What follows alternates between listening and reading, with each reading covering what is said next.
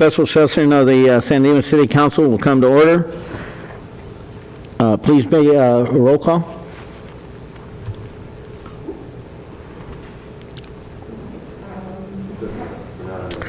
You know what? Let's hold off on the roll call. Let me read this other stuff first, and then we'll make. Pursuant to the July 17, 2021 order of the County of Los Angeles Department of Public Health, face masks must be worn by all persons, regardless of vaccination status, while in the council chambers.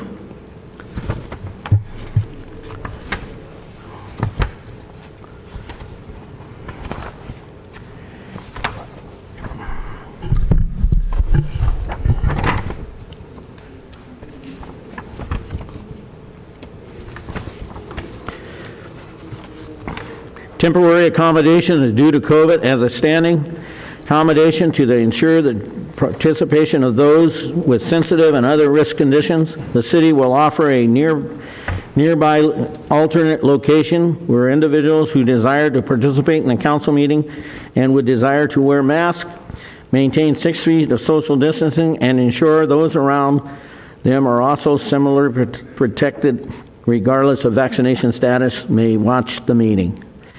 Such individuals will be allowed to remain in this area if they comply with these requirements. To participate in oral communications, such individuals will be called, can proceed to the public speaking podium and address the City Council, and are able to return to the fully masked and socially distanced location with minimal exposure to the unmasked individuals. Madam City Clerk, would you read the roll? Councilmember Bertone. Here. Councilmember Viana. Here. Mayor Pro Tem Weber. Here. Mayor Bedar. Here. Record will reflect that there are 4 council members in attendance. Do we have any public comment on closed session items?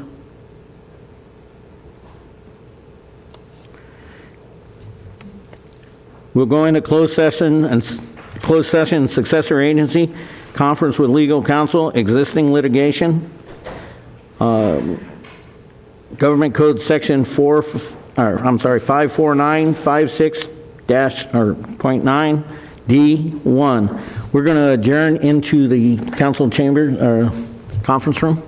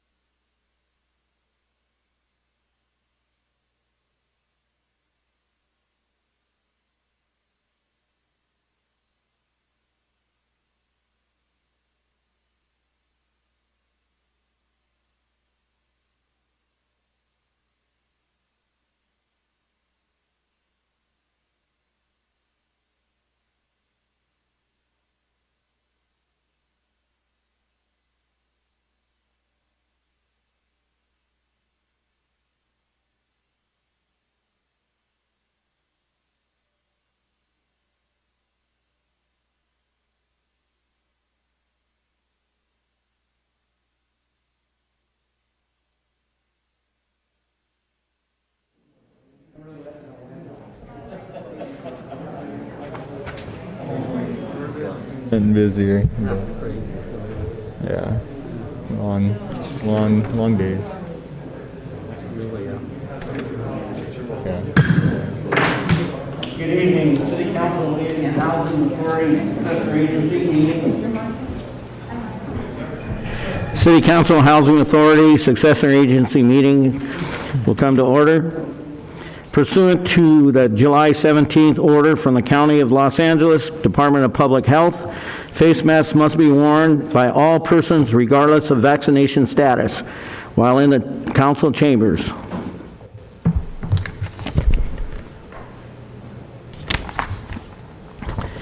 Temporary accommodations due to COVID. As a standing accommodation to ensure participation of those with sensitive and/or other risk conditions, the city will offer a nearby alternate location where individuals who desire to participate at the council meeting and would desire to wear masks, maintain 6 feet of social distancing, and ensure those around them are also similarly protected regardless of the vaccination status may watch the meeting.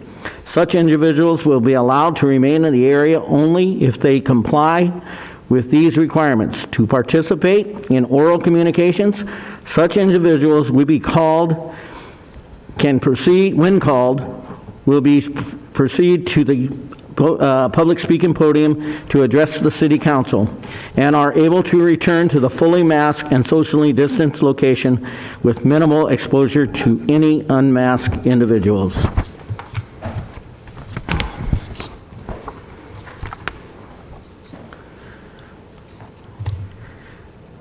Please rise.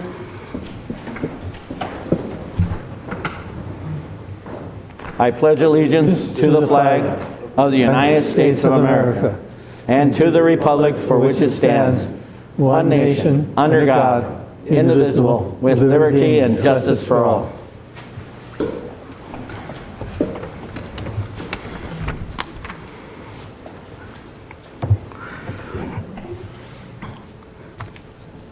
Oral communications. Members of the audience are invited to address the City Council on any item on this agenda or not on this agenda.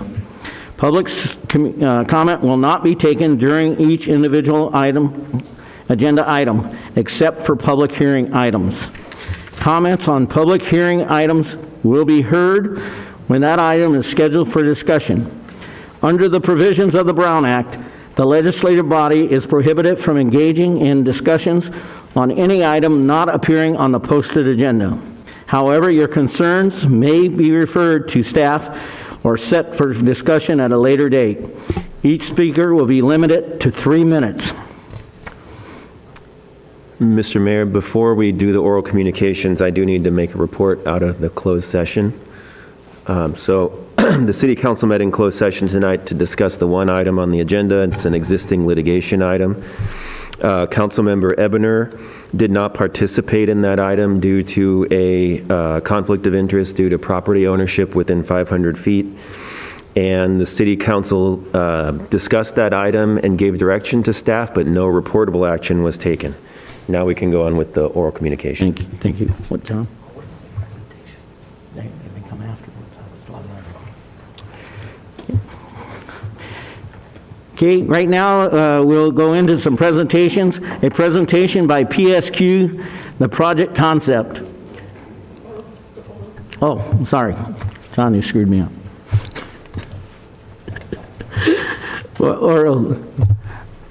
City Clerk, do we have any written comments? There are no speaker cards turned in at this moment, Mayor. Unless there are members in the audience now who would like to speak, then you can step up to the podium and state your name for the... Are we doing presentations first and then comments? No, they're going to come right after these comments.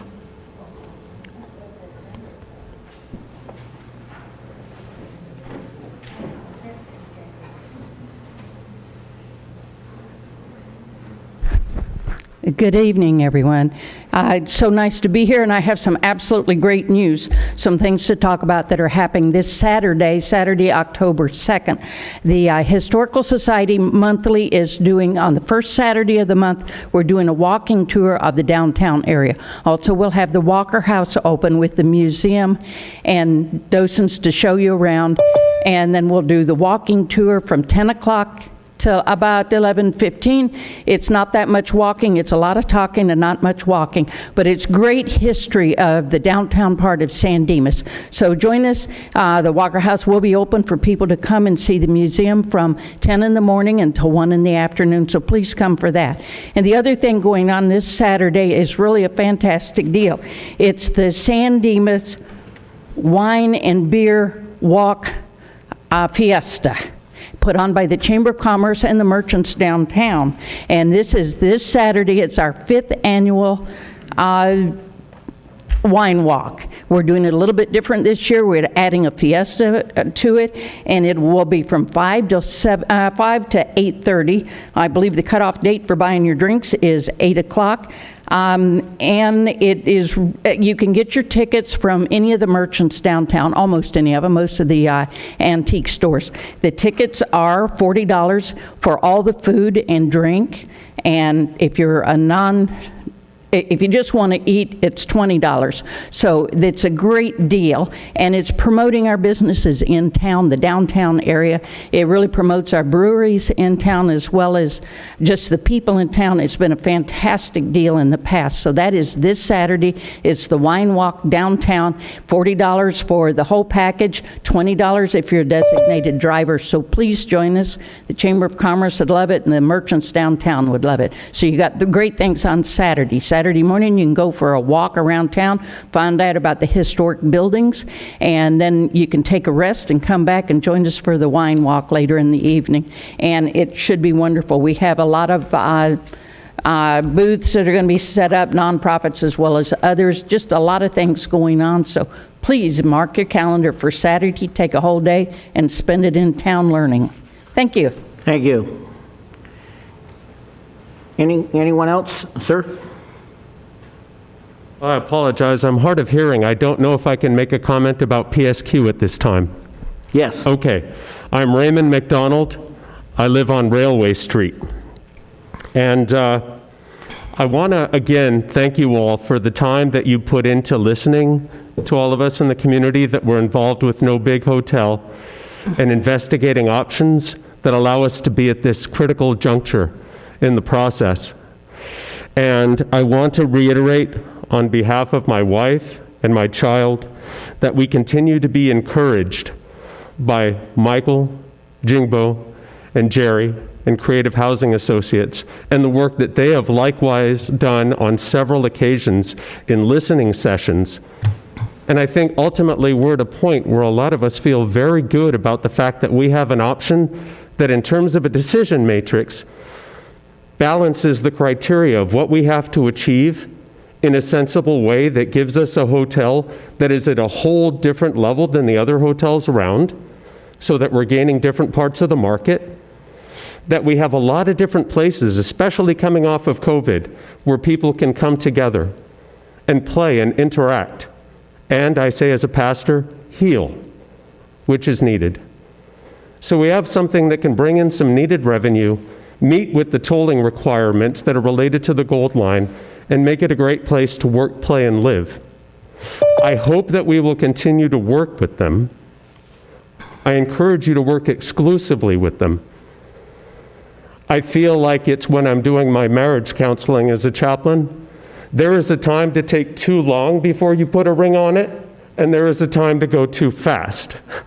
So I hope that we can move along in this courtship, because quite honestly, it does, the ambiguity creates a little bit of uncertainty, a little bit of stress.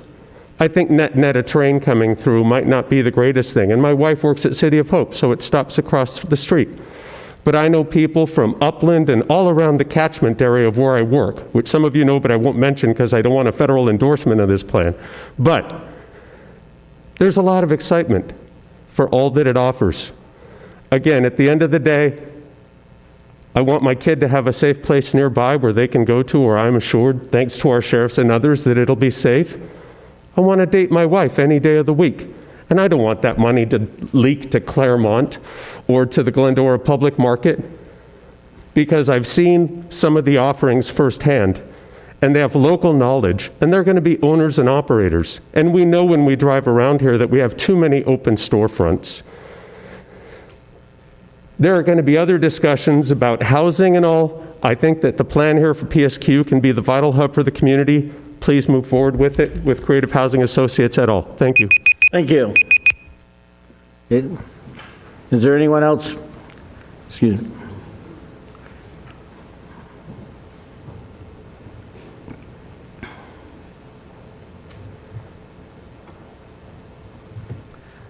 Hello, I'm Phil, and I live on 4th Street, and I'll echo Raymond's sentiments about the Pioneer Square project and hoping that you guys continue with it. As you know, I've been coming to the council meeting since before this was even an option, asking for ways to make our city better since I was a young kid. And so when this one came to as an option, it really excited me. And sort of like Raymond said, I think it's a great compromise between all of the stakeholders. I'm sure you're going to hear people who still don't want a hotel or still don't want housing, might think there's too much housing or the hotel's too big. But I think as a local resident who lives right by there, I see it as a great compromise. And the aspect that I'm most excited about is the retail and restaurant aspect and the communal gathering spaces that it looks like it contains. So I think also as we see the construction right there with the bridge, the city needs a very bold, exciting plan for that vacant lot to be able to connect our downtown. And if there's something that isn't as bold and as exciting and vibrant potentially as the Pioneer Square project, it really will create this divide between the north and south, east and west side of that bridge. And I think what's planned or is in this plan is very exciting because it sounds like the team understands and is actually excited about the Gold Line coming. They know that this can be a vibrant place that will connect the downtown, that can create vibrancy on both sides, bring people to live downtown who can shop in our old town and also what looks to be an amazing new town. So I'm just here to express my support for the project, and I hope you continue with it and can expedite it as fast as possible because we're excited about it. Thank you. Super, thank you. Emmett, can I ask a question? Sure. If there's someone here from the American Lung Association, they should speak now because you won't have the opportunity to speak when the issue comes up. Thank you. Mayor, we do have one speaker card that was turned in. Amanda Lee would like to speak. Sir, would you like to speak? I would. Amanda, you want to come up now? Just one moment, sir. Thank you.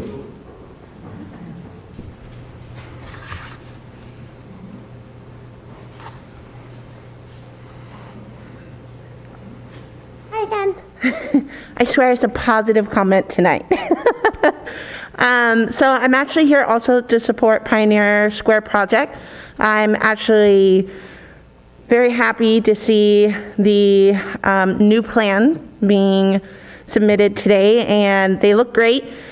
There were some changes made, but obviously this is literally the very tiptoe step into this project. So I have also been following from the beginning. I was part of the community that went and spoke with the developers, including with the owner of Warman's, who came out to speak with the community. So I'm super excited just to see a vibrant part being added into our city that could really not take away from what our city is and what most of us have moved here for, but to add to that. So that is what I really hope that this development will bring to our city, is to add to the vibrancy of our city, not take away from it. I'm also here to comment about the red caboose. So that actually is pretty exciting. I read an article earlier, and I believe I posted it in the Buzz as well, that I didn't realize was part of our history was the red trolley train that would go through. They were actually closer up by Route 66, but that's actually part of our history. We actually had a San Dimas station here for the first electric light rail that went through the San Gabriel Valley and all the way through to San Bernardino, I believe. And unfortunately, the station burned down, so it's not there anymore. But I feel like this red caboose kind of is like a tribute to that history that we have with this. So I do agree that it really does bring like this kind of wholesome feel to our town. It's, again, it's not like super modern. It's not going to take away. Again, adding these little tidbits, I think it's just fantastic. It's a great way to almost add like a art piece in a way to our city, and it's a way to get people to go to our museum, which is actually really fantastic. There's so much in there. It's a really great thing to add into our community there. So I also wanted to thank Sherry for hosting the meeting last night with the community from Railway Street in regards to some of the issues that have been experienced throughout there by the community. She and the rest of the staff and the sheriff, they all did a fantastic job. It was really helpful, and I think the community definitely appreciated it, and we look forward to hearing more about that. So have a great night. I look forward to the presentations tonight, and let's hope for good things for our city. All right, thank you. Thank you, ma'am. Sir? I won't take 3 minutes. Want to just give my support for this project. Talked to the developers, done the walks. Really excited. I think there's more people in San Dimas who are for this project who aren't here tonight. So keep that in mind when you do make a decision. Make a thoughtful decision. I implore all the council members respectfully to make a thoughtful decision based on this. I think this would be great for the community. I think it would add way more to our town than take away. Imagine having, I'm also very excited about the beer wine walk. Imagine having that at some point added to that experience for future generations as well. That's it. Thanks.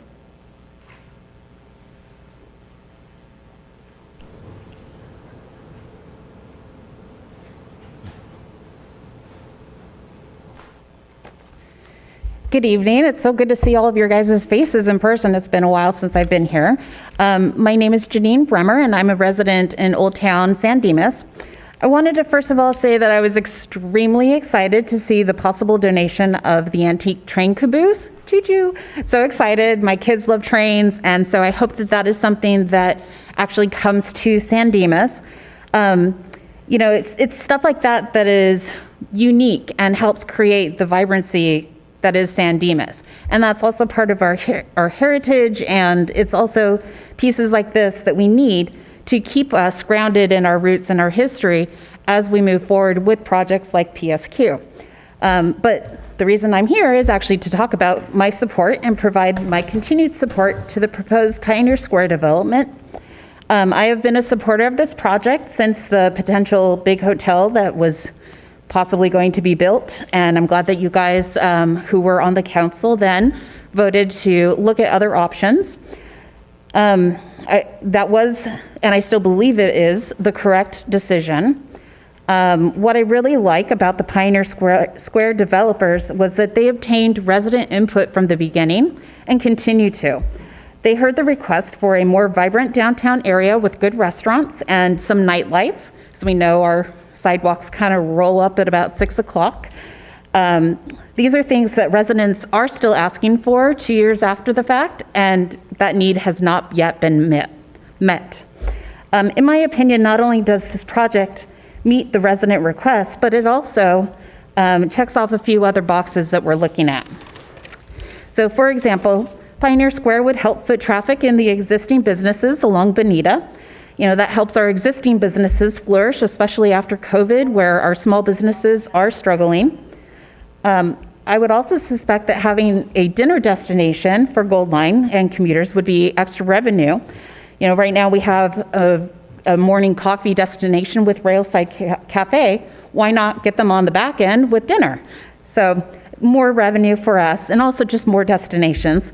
Having more people out and about just helps with safety. You know, there's more eyeballs out. If you see something, you can say something. So I also like the low density housing. I mean, I'm not a fan that we have to come up with the 1,200 units, but that is what it is. But that is a location where we could start whittling away at that number. So again, low density housing there, I hope. Bottom line is that we want to just spend our money here in San Dimas. We want to have friends come and meet us here instead of going to Laverne or Claremont. You know, I want to have a date night with my husband. That would be nice. I want my kids to be able to walk down the street and go to their first job when they're old enough to have a job. We want our small businesses to succeed. So with that, thank you very much for your time. Thank you. Anyone else like to speak? Sir?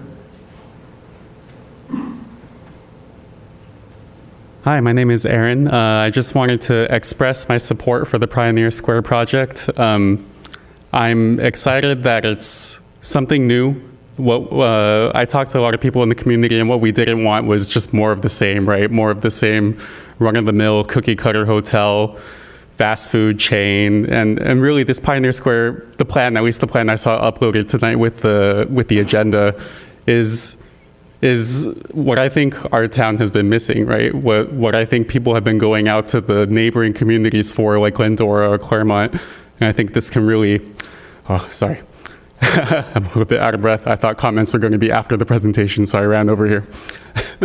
But I think it's really something new, something exciting, something that we can look forward to. As Raymond said earlier, I hope we can expedite it. I hope we can move forward with it soon. And I thank you guys for your time. Thank you. Anyone, ma'am?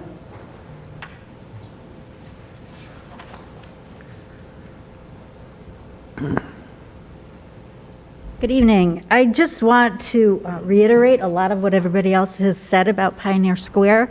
It really seems like a perfect project for our city, especially with the train coming in. It showcases the city as a higher class welcome to those on the train. And I like the idea of the restaurants in the hotel. And I think it's important to keep the fast food chains out of the city instead of inside the city. I also wanted to say that I really appreciate the fact that the developers really want to hear and value the comments that residents have, because I think it's absolutely important that the people of the city have input and make a difference.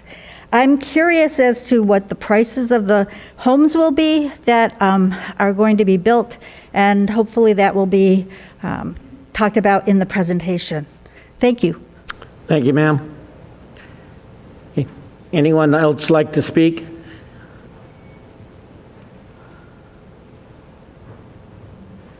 Seeing none, I guess so.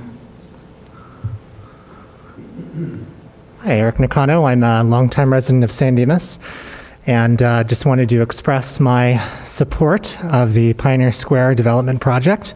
And I think being a resident, a lifelong resident of the city, it's long been something I've wanted to see, is just a very vibrant downtown with a lot of variety of shops complementing what we already have. And I think that this is one of the few opportunities the city has to enact this. I guess what I would say to the City Council is I recognize that any project like this can be risky, but you all ran on a platform to be bold and to transform the city in some way or another. And with boldness sometimes does come risk. I believe your legacies will be one that you can be proud of if this project were to move forward and succeeds. And even if this project does not succeed as you may envision, nobody will fault you for the courage that you may take and the votes you will take to try to make this place something that is the pride of all of the Inland Empire and San Gabriel Valleys. And so with that, I just wanted to encourage you to think big, to think bold, to be visionary, and to hopefully take on something that very few others in the city have been willing to do. And I hope you take my counsel to heart. Thank you very much for your time. Thank you. Anyone else like to speak?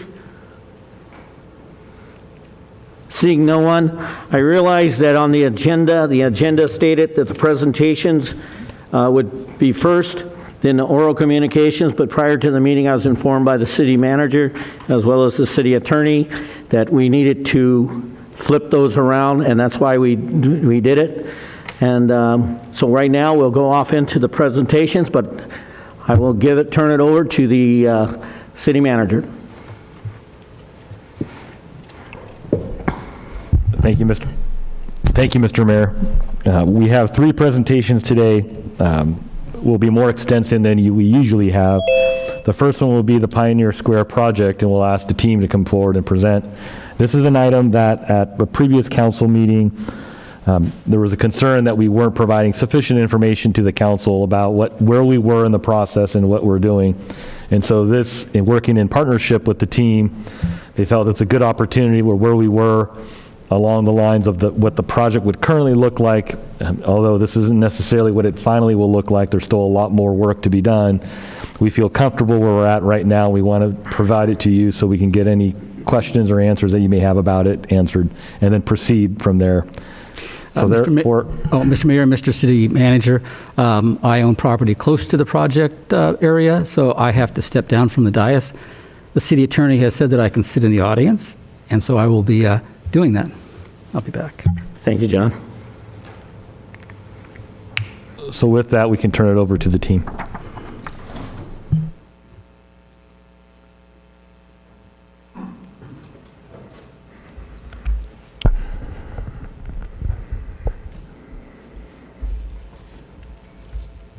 Good evening, Mr. Mayor, honorable council members.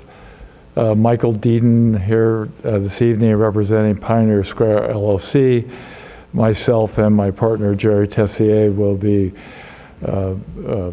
presenting to you tonight. Mr. Deaton, I realize we have we got to wear these masks, so I'm going to ask you to please speak up a little louder. Okay. If you could, sir. Thank you. Are we required to wear the mask when we're up here? I think the community would prefer it. Okay. Okay. Okay. But I will elevate here. I appreciate it. Thank you. All right. All right. Thank you very much.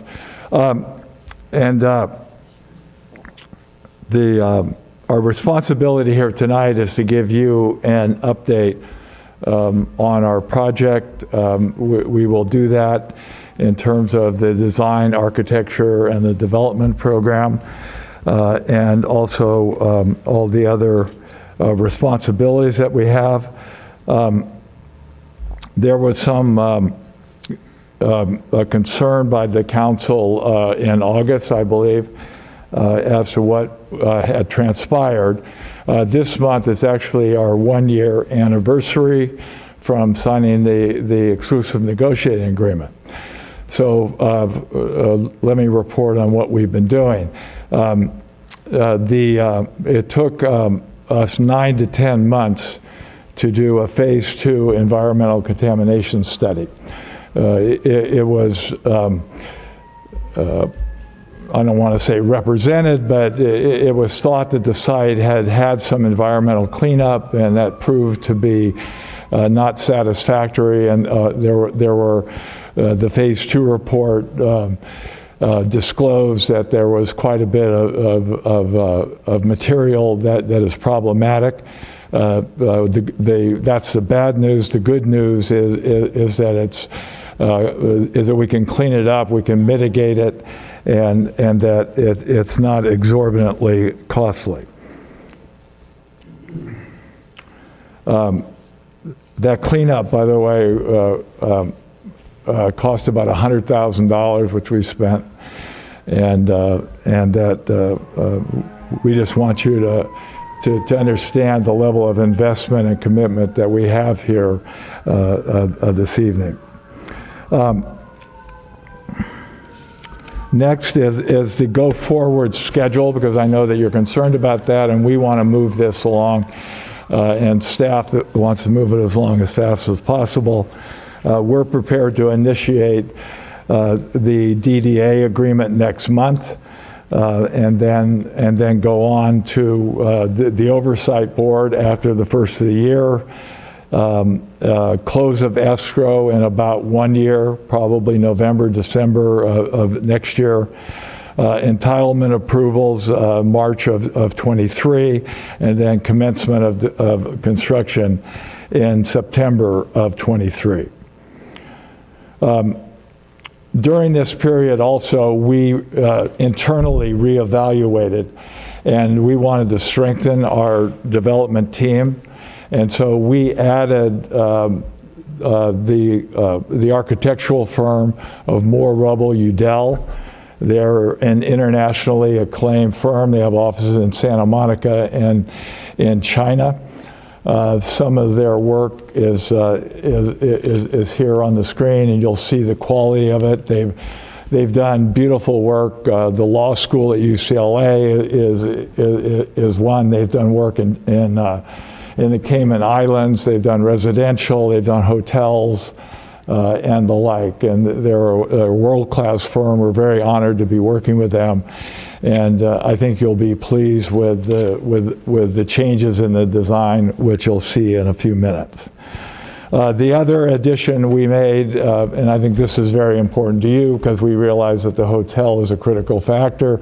We're bringing in Michael Zislis from the Zislis Group. They have the Shade Hotel brand. I worked with Michael on the Metlocks project in Manhattan Beach, where I was a partner. Michael took over the hospitality there and did a fantastic job. And Michael wanted to be here with us this evening, but he had a medical emergency, family medical emergency. However, he is available online, so I think that, Michael, are you there?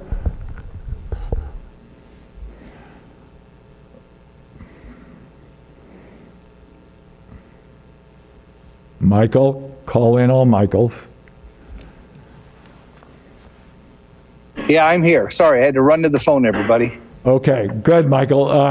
I just introduced you, and could you explain a little bit about your business history with hospitality and restaurants and the like?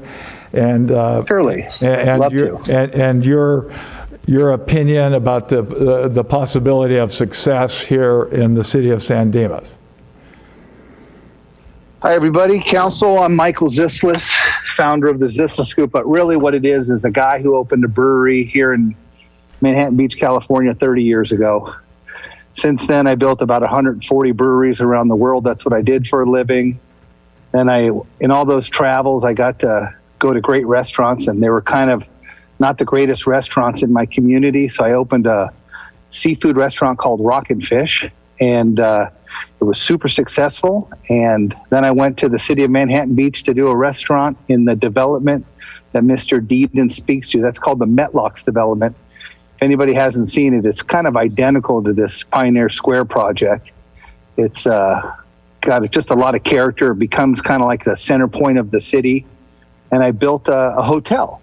So I built this brand called Shade Hotels, and I did that with Michael Deedon, and it's like a mixed, use private and public partnership. And that hotel's been open about 20 years now, and I think up until COVID, we ran a 97% occupancy with an ADR, average daily rate of about $375. So as far as taxes go, we've been paying the city of Manhattan Beach a lot of TOT taxes and property tax as well. The second hotel I built was in Redondo Beach, and I did that working with Larry Cosmont. I know Larry's working on this project. He was the city's rep in Redondo Beach, and we took a old Red Onion, I think the original Red Onion, and turned it into a 55-room shade hotel with an event center. And because events really have a lot to do with these boutique hotels. And I just say that because, you know, if you talk to travelers, you know, hipper travelers these days, they all want this boutique experience. And a boutique to me is a hotel anywhere from, I don't know, 50 to 100 rooms. I think the sweet spot is right around 75 rooms. I say that because your front desk can kind of remember who the guests are, who's on property at all the time, things like that. And, you know, weddings and events, you know, this becomes the place where everybody has their 50th birthday, their 60th birthday, their bar mitzvahs, their quinceañeras, and all those types of events. The hotel becomes the communal place. You know, even sometimes when council gets changed over, or new elections they have, their going away parties there. So it really becomes kind of the heart and soul of the city, which I hope this would do, is just like the other two have. And I hope that kind of explains it. You know, we don't really run with the flagged brand. If you don't know what that is, that's kind of like a Marriott or a Hilton. But you know, I've been in negotiations with some national brands because they want to bring on some boutique brands. They see how everybody's skewing to a boutique hotel, so even the national brands are trying to pick up some local small boutiques, and that's kind of what we do. And another couple of real quick facts.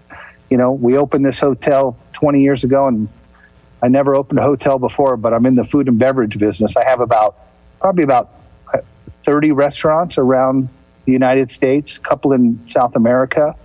But we won the Condé Nast Top 100 Hotels in the World. So I was very proud of that fact. And we keep winning awards to this day. So if you don't have a chance, the proof's in the pudding, you guys. If anybody in the community wants to come see a shade, just drive west. And really, you can touch it, feel it, and really understand what greatness it'll bring to your city. Okay, thank you, Michael. Do members... And I'm here to answer any questions. Questions? Any questions? I'm good. And Okay. Mr. Deaton? All right. Thank you, Michael, very much. And moving on here, the new architectural firm, we call them MRY, Moore Rubble Udell. They literally took what we had in our previous plan and completely redesigned it from the inside out. Although it looks superficially kind of the same, each residence has been planned. There's floor plans for every single home that is there. There's floor plans for every single hotel room, all the public spaces, all the retail space, all the office space, etc. And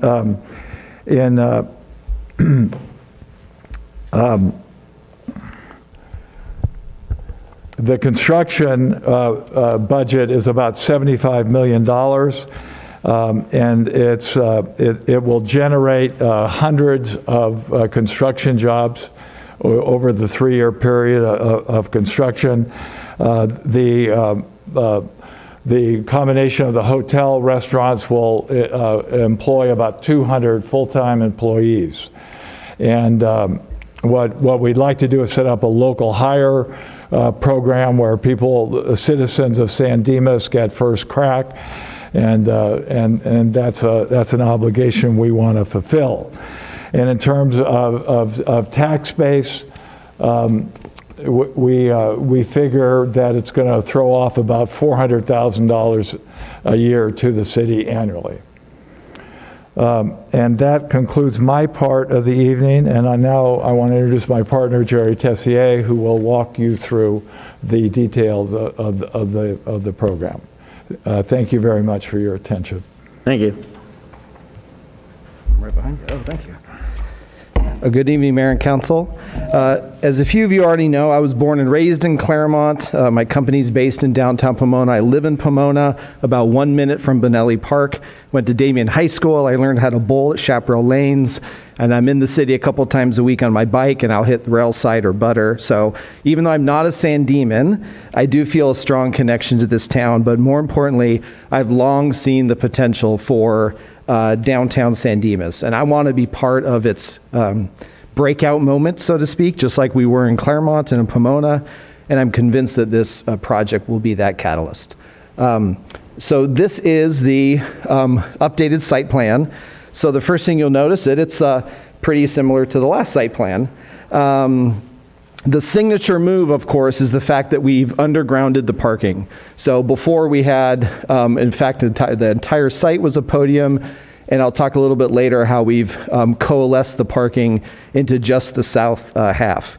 This allows us to have 50%, just like we did in the previous plan, more than 50% of the site is public and private open space, and there's no surface parking lots. The absolute best, urban planning exercise you can do is to try to get rid of the parking lots and try to hide your parking. The retail is still here in multiple buildings around Pioneer Square Plaza. The hotel, slightly different configuration, is still in the northwest corner, and the residential is still on the southern half. You still have separate entrances to parking, one off of Acacia in the park and one off of Cataract here. One maybe minor thing, but major thing to environmentalists, you may notice that the large oak tree is missing. It was proving very hard to plan around it. So we are proposing to relocate it. We've had expert arborist and company come out and give us a quote and an assessment of its health. So the first preference is to find some way of locating it, on site, which we can now possibly do because we're at grade, or as an alternative, and we've been in coordination with your Parks Department, is relocating it onto Pioneer Park. We can't move it like a mile away. Imagine a oak tree driving down Bonita. So let's dive into the hotel. So this is the northwest corner, a branded boutique hotel. We took out some ground floor offices and retail that were on the prior plan, so we have a much larger ground floor lobby that's actually designed to Marriott standards, and also more ground floor hotel rooms that face the pool. There's also, it's a much larger signature, resort style pool, outdoor restaurant and bar, and pool area. The hotel design is still true to its name. It has a Spanish Mediterranean style, but with a contemporary feel. These are some of the inspirational images, and you probably haven't been to Positano, but I think you've been to Casa 425 in downtown Claremont. Well-designed resort pools are highly desirable, and we greatly increase the size and the quality of the pool area, and have placed the hotel, restaurant, and bar outdoors, fronting those amenities. So here is the view from the corner of Bonita and Acacia, looking southeast. So the hotel now has the potential to be up to about 70 rooms. It could have a little bit less if you combined rooms into suites or other things.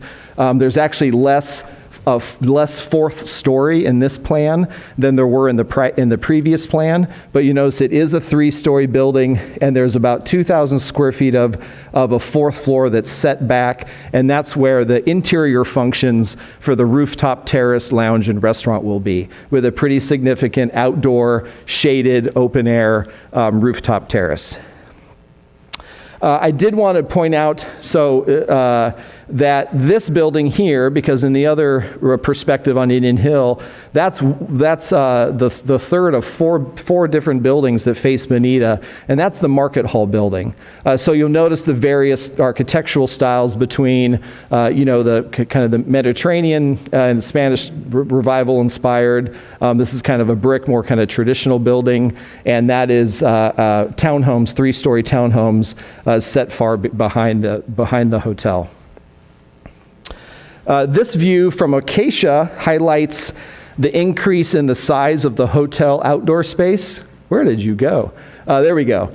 So this is the outdoor, pool deck and pool amenity of the hotel. This is a clubhouse, a 2-story clubhouse in the ground level. That's where the restaurant and bar functions would be. On the second floor would be a private clubhouse amenity for the residential. You can see just a little bit of the residential. You'll see that more later.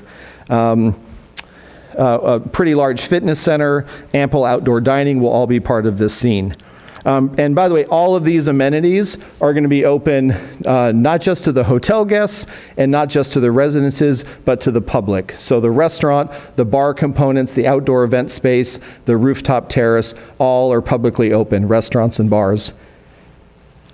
So now moving in, we see what is artist conceptions. We love having the architects do renderings, but then we love having our artist renderer, bring that to life. And so this is just more of a detail of that pool area. And here you can see kind of a small events lawn.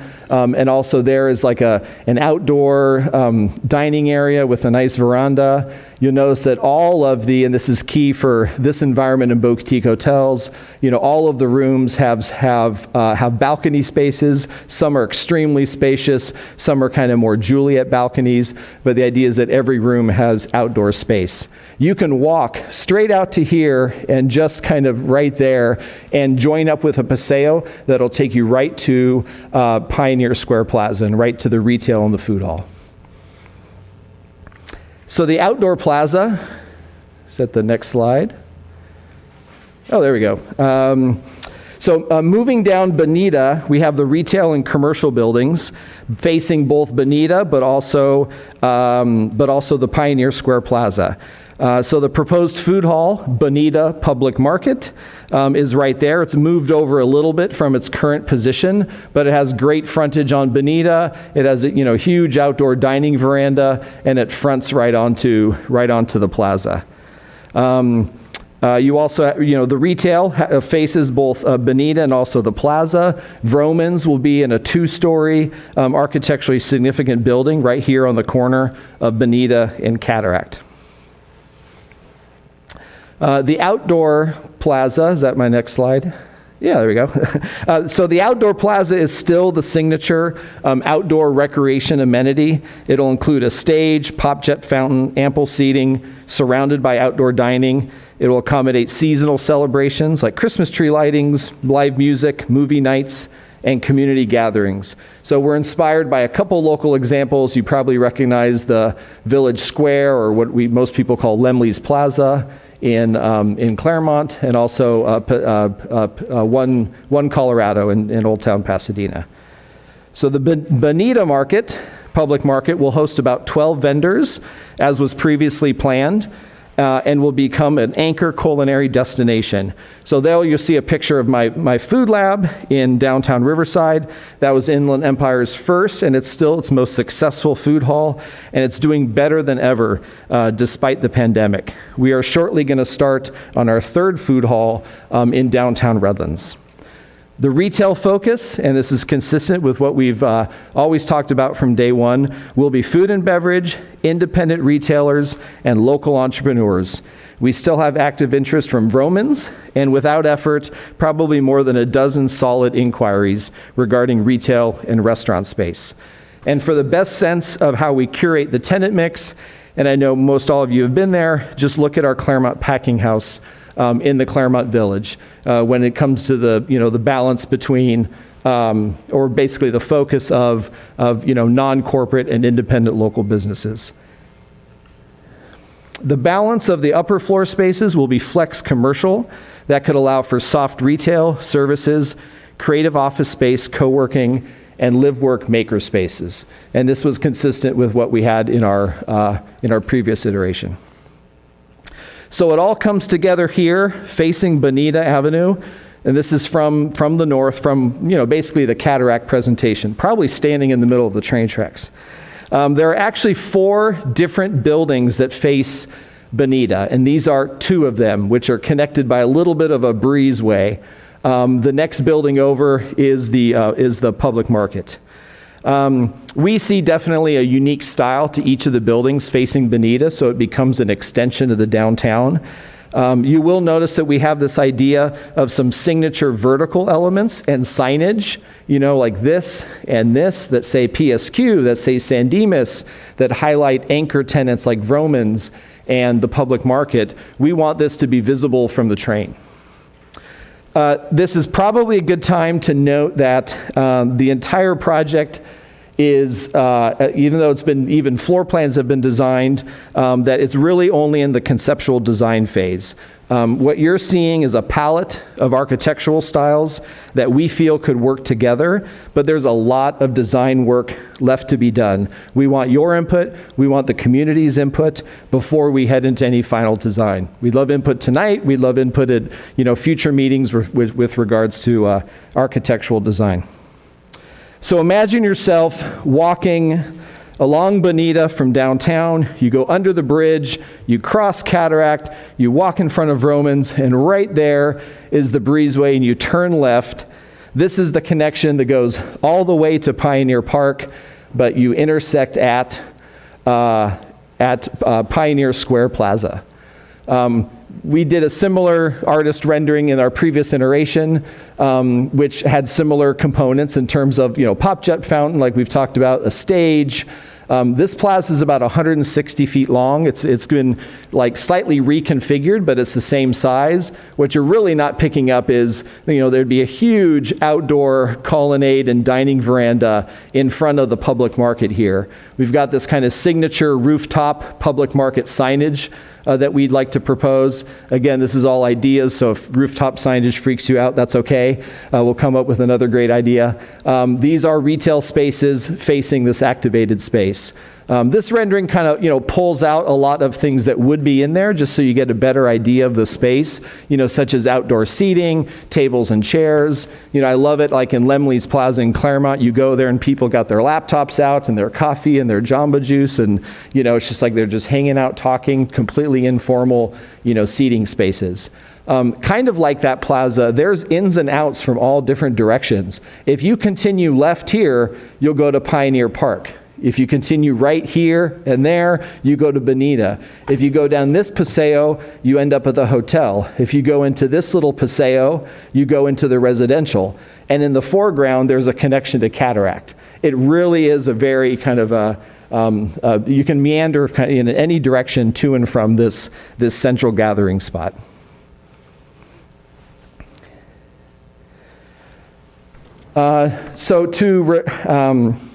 Go next slide. Back to the floor plan. So to respond to the big issue we've had in the last 18 months besides the pandemic is construction costs, just spiraling out of control. And, we're seeing some of those kind of reel in, but there's a lot of these increases are here to stay. So what we needed to do is address the overall site plan while still maintaining the quantity and quality, most importantly, of the hotel, the commercial, and the open space components. So what we did, we kept the residential to the southern half, but we increased the density of the residential from about 66 units to just around 100 units of for sale homes, which does necessitate some 4-story components in the middle of the site. We have 2 to 3-story townhomes here, and then a somewhat increasing density in the middle of the site. I wanted to ask Mike Deasy to come up. He's part of the brokerage team, the award-winning Deasy Penner Group, to briefly talk about the market demand issues and design quality for these residential homes. Oh, there you are. Thank you very much. Honorable council members and Mr. Mayor, my name is Mike Deasy. I am the principal and one of the owners of Deasy Penner and Partners, which is the largest independent brokerage company in the San Gabriel Valley. We have offices ranging from Santa Monica to Glendora and consists of approximately 300 agents in those offices.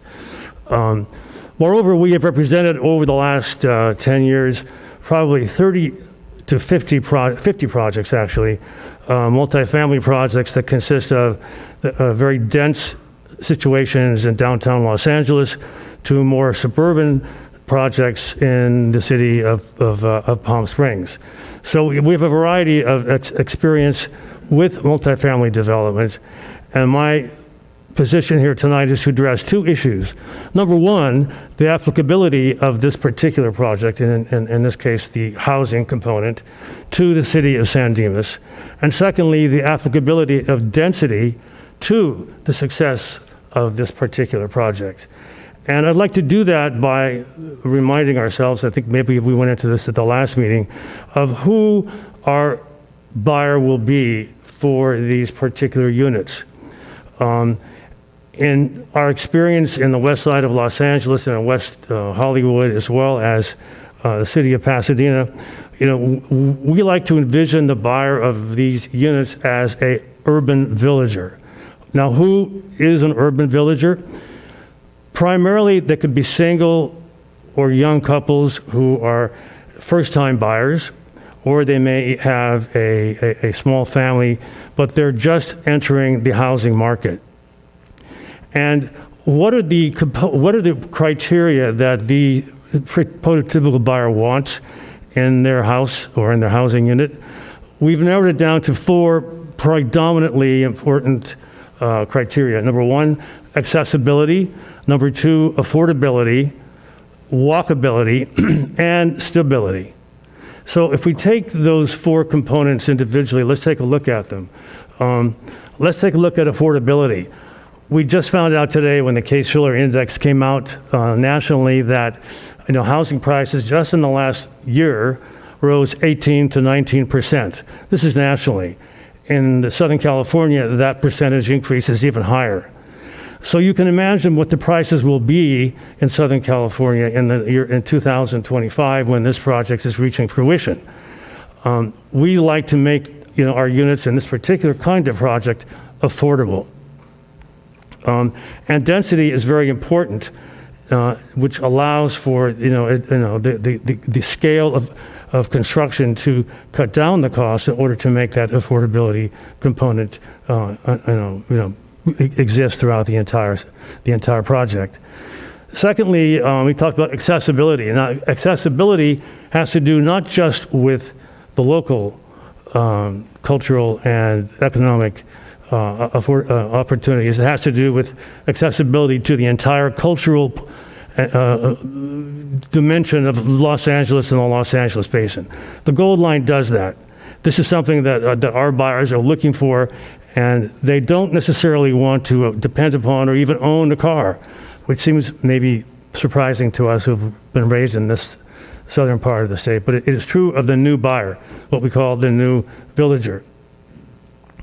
Secondly, or thirdly, walkability. Walkability stands, it's very self-explanatory, and I think, our presenters tonight, went into the dimensions of the walkability to the town center of San Dimas and all it has to offer. So walkability is a very, very important component here. Lastly is stability. And stability has to do, in this case, with the actual configuration of the units, being predominantly flats, but also 2 and 3 bedroom units and expressed as townhomes. This allows the first-time buyer, our urban villager, to come into the project, as an entry level, so to speak, but at the same time allows that buyer to move into the next tier, which would be one of the larger units, or if not, into the community as a whole. But it's very important to keep the openness and affordability to the first-time entrant buyer. And that's where both affordability, and density come to play. So that would conclude my very brief analysis of this. There's more to come, and I'm certainly open for questions. Thank you, Mike. So we've bookended, as I pointed out the site plan, we bookended the project with townhome-style units, which will be facing our neighbors on Cataract and Acacia, 2 to 3 stories. Those are kind of indicative of that type of product. All of the homes will have large private outdoor decks and patios. especially important at post-COVID, and will be designed in the great courtyard housing traditions of Pasadena and other desirable Southern California neighborhoods. It's also imperative that the scale and the quality of design is present that fits into the character of the city. So even as you transition from 3 to higher stories. The quality of the paseos, courtyards, and open spaces between the residential units is almost as important as the buildings themselves. And true to San Dimas, the site remains, as we've said before, 50% open space. So here we are, again, to the renderings looking north on Cataract with Pioneer Park Skate Park on your left. And this is showing the most traditional architecture on the site, some Spanish Revival townhomes that are 2 stories that transition back to a small third-story master bedroom. These have porches and stooped entries from the sidewalk. And then this transitions into 3 and then some 4-story components behind it, away from the street. This is kind of a contemporary craftsman architecture, which is kind of hard to see from this angle. One thing to point out here is that those terrace steps, so that's the connection between the plaza and the Pioneer Park.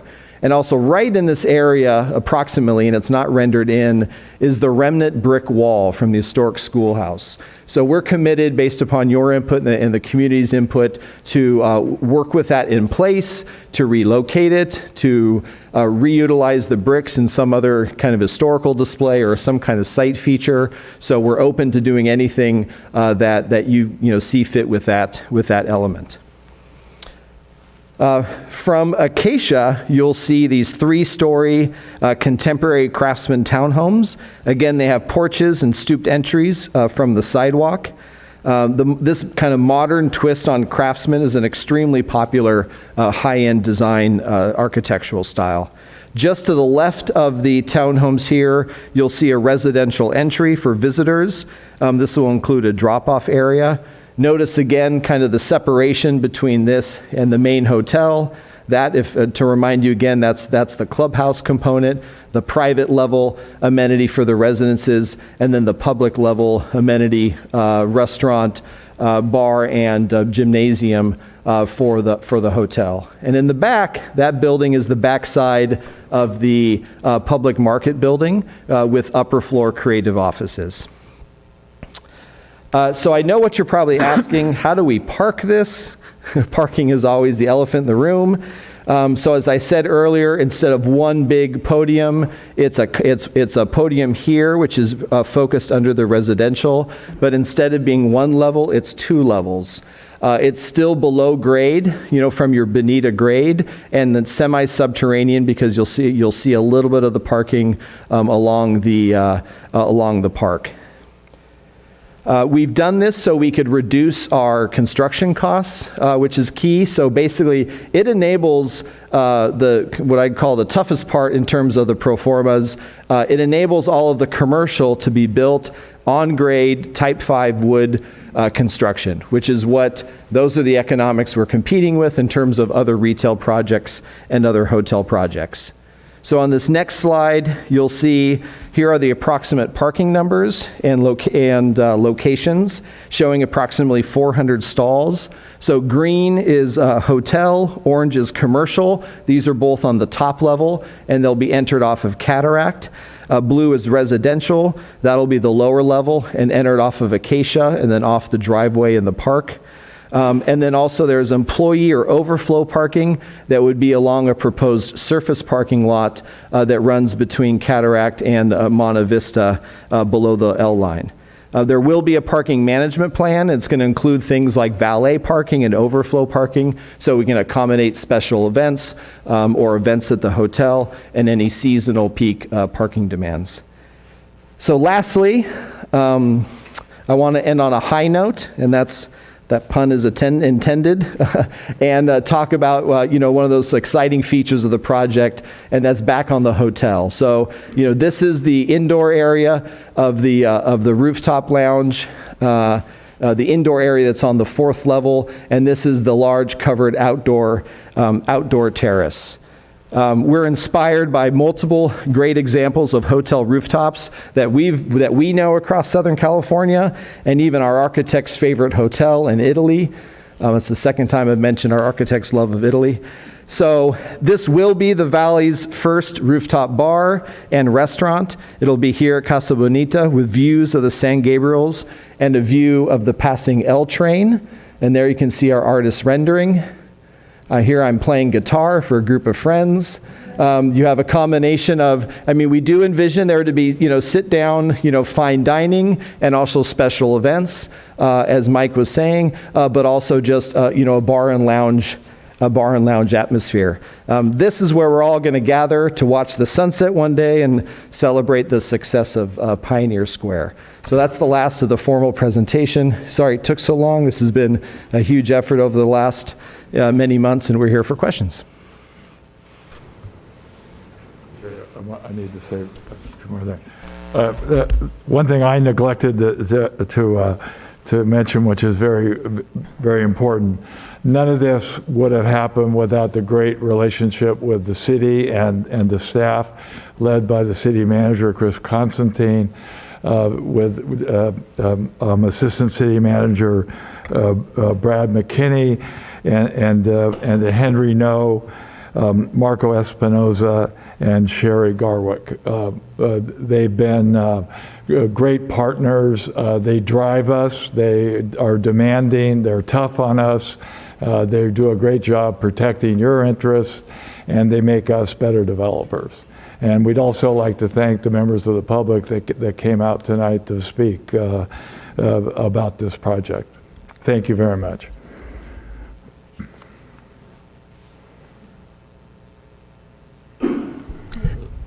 So with that, we'll turn it back to the council for any questions. What questions? Yes. I just had a couple of questions, and I think that you answered them, but I didn't quite hear or understand. When you started talking about the public areas, you started saying the community can do this and the community can do there, and it kind of bled into what I believe is the hotel. Okay, when you said this is a public area, they could go here and they could do that, and the rendering was showing the pool area. I can't imagine that the hotel is going to let anyone just walk in and go to the pool. Yeah, so the pool actually, and by code, has to have a fenced, a gated area around it. So that's just, sometimes it's hard to fit everything in on the renderings that you want to fit in. But yeah, so the pool will be gated, so you can't just walk in and jump in the pool one day. It will be a shared pool amenity with the residences.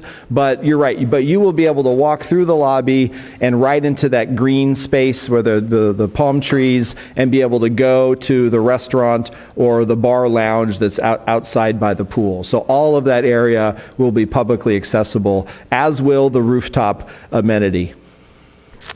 Super. And we realize it's very difficult to foresee the price range down 4 years from now, but I think you realize that that's huge. So when that all comes, so we're talking 100 residential units. And how many rooms were in the hotel again? So this design has a capacity for 70 rooms. That's not with any suites or combined rooms, so the final number could be a little bit different. So we're committed to do at least 60. I think in the last iteration we had 63 or something. But once we select the final brand or flag and get really deep into hotel design, we'll come up with what the final actual room count is. And in terms of the residential, currently planned, we have a range from studios all the way to three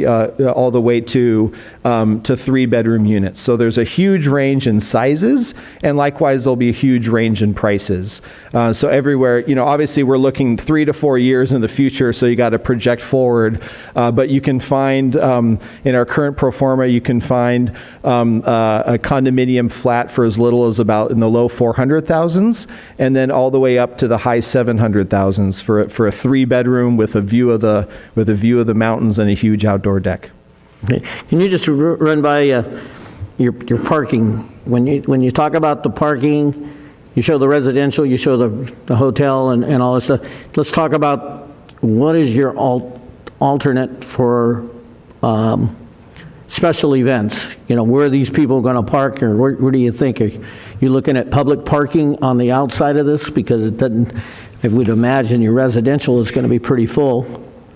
Yeah, I mean, usually the best approach for special events would be valet parking, and you actually, if you incorporate that into, let's say you have a wedding event or on this terrace right here, is you actually build in a free valet parking that's paid for by the host. And so there's two ways. You can on-site valet parking where you start stacking cars, actually in the parking deck, or you can go off-site and balance it out with obviously a use that doesn't have parking at night. So, valets in LA, they go 4 or 5 blocks, but easily within, 2 blocks or so, we could find, parking at the bowling alley or parking at an industrial property or parking at the transit center or public parking. We don't want to infringe on any parking for the downtown. And as that maybe evening traffic grows, but we think there's enough parking resources in the area where valet parking can handle that peak demand. Okay, and the last thing I'd like to say is that I want to thank Mr. Deaton and his team and you as his partner for continuing with this project. It's been a long time coming. We've actually, we've had a pandemic, but I can tell you that from what I can see and I'm hearing tonight, the promises that were made a year ago seem to be right on target. It was as little as something like a rooftop bar. That was important when people started talking about it because it was a place to go socialize. When the bookstore, who knows if the bookstore is going to be there, but I'm quite sure that if this project continues, there'll be something in that building that'll be appropriate for the community. But you're absolutely right, and I believe you're on target for what the community was asking for. And I want to thank you and your group, and thank the community for staying true to the projects and to their beliefs. Okay, and any other questions, comments? Thank you so much. I'll just add that, and when I got elected, that the council, we were on target. That was going to be a Fairfield Marriott property. The city council voted to engage in an exclusive negotiation agreement with that property. I was the only dissenting vote on that, advocating that we needed to look for other opportunities such as this. I appreciate council, well now Mayor Badar, who took some time to look at that, and the rest of the council, including Councilmember Bertone at the time, who took a step back, looked at what could be and said, hey, what the heck, we've waited over 13 years, let's see what's a few more months. And we engaged Cosmont, and subsequently you guys kind of came out of the woodwork with some advocacy from community members who also brought you to the table. So I think that you've done a really good job in listening to the community, a lot of different segments of the community, I will say. And I think this continues to be on point with what people in the community all over want. So stay the course, keep doing what you guys are doing, and I appreciate this. I think it was me that said you guys needed to come in here and provide an update because Cosmont was extending another request, and bottom line is I appreciate all the effort you've done working with staff, with Cosmont, to get us to where we're at today in this presentation, so thank you. If I may say, COVID's been strange. Normally at this stage in the process, we would have been doing this more often and interacting more and having one-on-one meetings and showing you progress and all that kind of stuff. So, it's been a challenging time to do things like this, and it's been challenging to maintain the course, frankly, from a financing standpoint and construction cost standpoint. All these other, it's been I won't cry about being a real estate developer, but this is almost as challenging as the 2008-2009 crisis. But I feel great about this project. I really do, and we're doing some very interesting things in other downtowns, like in Claremont, like in Redlands, and this is the closest one to my house. I mean, I actually biked here to one of my meetings with one of the Phase 2 consultants, drillers. Like, I'm excited about this, and so is my kids. So, thank you for your support. Well, the only thing I think you could do somewhat better is convince Michael Deaton to move up here. But I don't think that he's going to do that, but, you're tasked with that.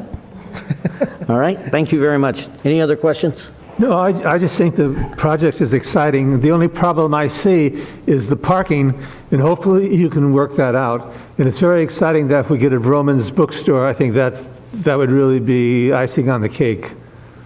Vroman's has actually weathered the COVID very well. They had an outpouring of support. So, we think they're still just as viable as they were, 18 months ago. But, they're not, nothing's done until we're, got a construction loan and we're put a shovel in the ground and they sign a lease. But we're still hopeful. Thank you. Thank you. Well, thank you. I just want to thank the community members that came out tonight and spoke in favor of this project. We'll see how it continues down the line, and we'll move on to the next. Thank you very much. We're going to have a presentation. Chris, you look like you were going to say something. We're going to have a presentation on the Excella permit system. This is an item that I've heard from the council about wanting to get a little more information about its capabilities and how it works and processes our permit transactions and other activity through the city. And so with that, I'll turn it over to our community development team, and they can walk you through this presentation.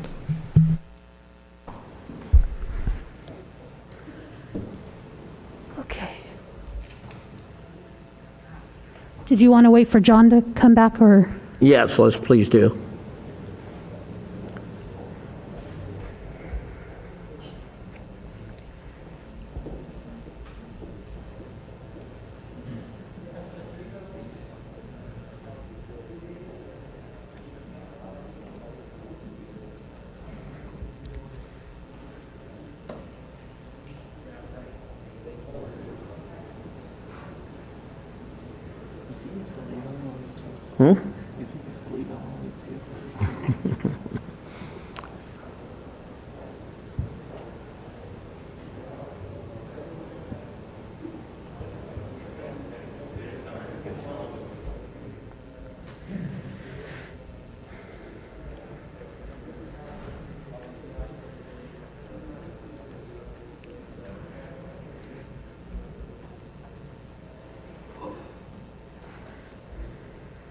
It appears we have quite a few sheriff's deputies here. Could all of you go find John Ebner? See if he can bring him in? Put on APB.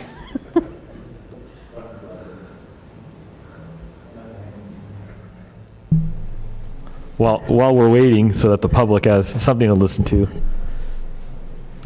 John, Perfect time. we're getting ready to send the sheriffs out to look for you. Okay, go ahead, Chris. Okay. Good evening, Mayor, City Council, staff in the audience. My name is Kimberly Nustis, and I'm the Administrative Analyst for the Community Development Department. I'm here tonight with Eric Beilstein, the Building Manager, and we'll be doing a presentation for you on our permitting program called Excella Automation. City Council had recently requested an update on our permitting software and a summary of the performance and a contrast with our newest program, which a lot of people know as Dimas, otherwise known as GoGov. Just to give you a little bit of background, the first digital permitting system that the department used was Permits Plus. That was made by a company called Sierra, which eventually changed their name to Excella. That started in 1995. We were just started with building and safety in 1995, but in 2005, the Public Works Department decided to start issuing permits using this system. And in 2007, the Code Enforcement Department decided to start using this to track their code cases. Unfortunately, we received word that Permits Plus was no longer going to be supported by the parent company Excella, and it was also outdated by Microsoft, as it was written in a code that no longer was going to be supported. So we decided to go ahead and take a look at other options for permitting software. We talked to neighboring cities. We had presentations from a couple other programs. And what we decided was a lot of the neighboring cities were also using Excella automation. So we decided to go ahead and upgrade Permits Plus to Excella automation, sticking with that parent company Excella. So starting at the very end of May, first part of June of 2017, the building department, public works, and code compliance all transferred over. And then in addition, the planning department got online for project management, and then we're issuing business licenses and overnight parking permits as well. Some of the new features that Excella Automation offers, it is a cloud-based system, so it can work from any device that has an internet connection. They keep a redundant, secure off-site backup of our program. Before we had to keep that when we had Permits Plus. The fees for the use of Excella is based on the number of users, so it's a license fee. And so we only have a certain number of users that use this program. We expanded this to include more city departments and city features into this one common database that everyone could access. It is customizable to meet our unique needs for the city of San Dimas. So if we want to create new forms or add some fields, it is completely customizable for whatever our need is. The program is actually integrated with our GIS system for property ownership information, and it automatically verifies that for us. We don't have to leave the program to check in the GIS system and then go back into the program.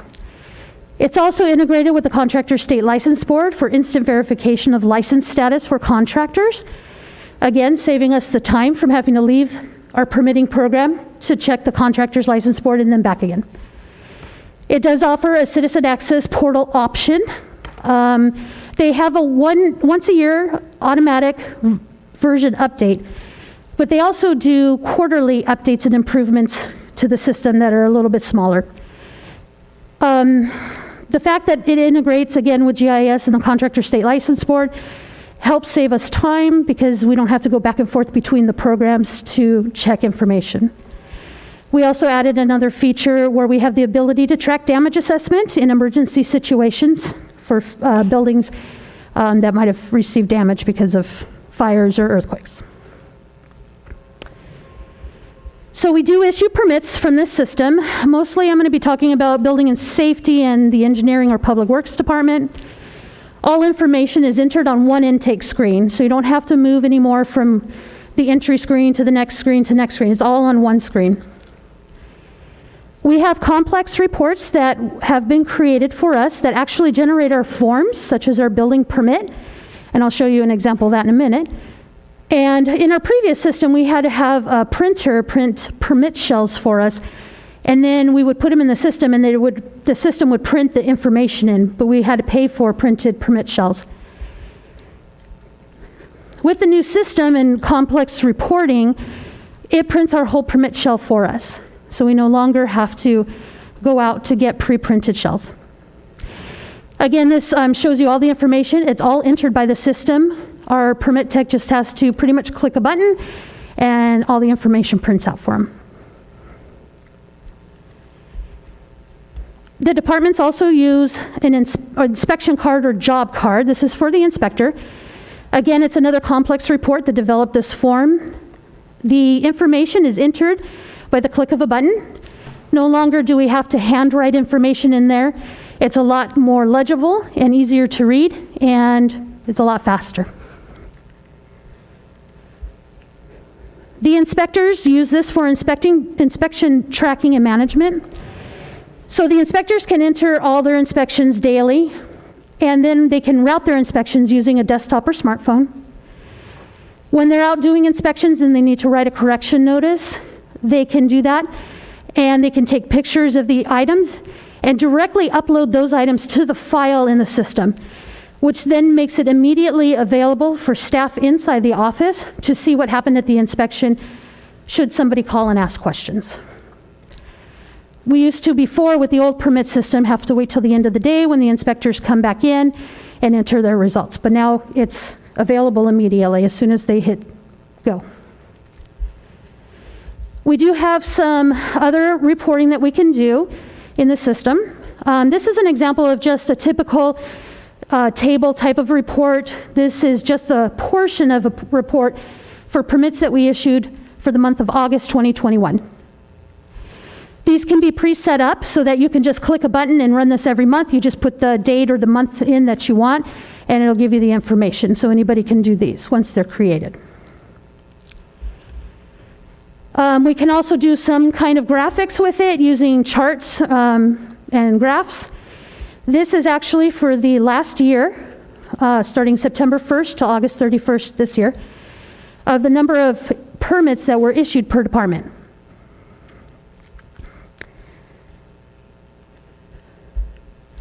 You can do a bar graph if you'd like as well.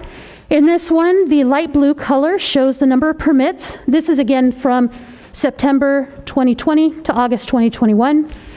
The light blue color indicates permits that we issue over the counter. The orangish reddish color indicates the number of permits that we took in for plan check and issued.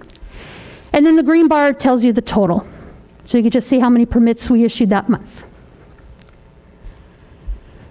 So I know some of the questions that you guys had when we were implementing or talking about GoGov is, well, we have Acela, why can't we use it, for that kind of information?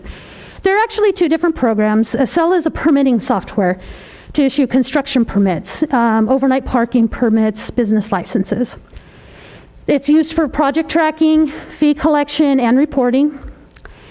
It integrates the collection of permit fees in our accounting system, so it does work with our accounting system, Cassell. So when we charge fees in Acela, it can be taken in and also reported in our financial system. It has an inspection management and project management feature. Primarily, this is only used by internal staff. And only some employees have access to this based on their position and department that they work in. Dimas or GoGov is actually a request management software that's designed for citizens to use to report concerns that they see in the city. It's a great communication tool for residents to contact staff without having to pick up a phone if they don't want to, because they can send it in from their smartphone and we communicate with them directly via email as to the status of their request, and if it's been finished or when it's going to be scheduled to be worked on. Both staff and the public can report concerns. So as the council or any of the staff here, if you see a lifted sidewalk, you can report that using Dimas. And then every city employee here has the ability to view, track, and update any reported concern. So if somebody in Parks and Recreation receives a phone call that they had a request they submitted for a particular uplifted sidewalk, the person in Parks and Recreation doesn't have to transfer them over to Public Works. They can look in this system and give an update as to the status of that project. So with that being said, that's the end of my presentation, and we can answer any questions. And I have Eric here, who is instrumental in implementing the Acela software, and we're both here to answer any questions you may have. Questions? Well, yeah, would you enter this information on any phone whatsoever? Or? So in Acela, you do have to use an internet device like a computer, but the inspectors can use a smartphone for inspections. Okay. But you can use any desktop unit or laptop that has an internet feature. Are there parts of the system that council would have access to, maybe for, like you showed the graph about the permits, and just if we're curious about that kind of thing? And are they like, a dashboard of some kind, or are they reports, or what are they? That is available, but because it's a seat license, that would have a cost. It's probably much easier if a report was generated, if you wanted information that we could report back to you on a digital copy of something, as opposed to signing in because of that cost. If you use it every once in a while, it would have a cost. That's why we've kind of limited it down to the people who actually need and use the system, but we can report out anything Okay. Mr. Councilmember Emden really speak to that.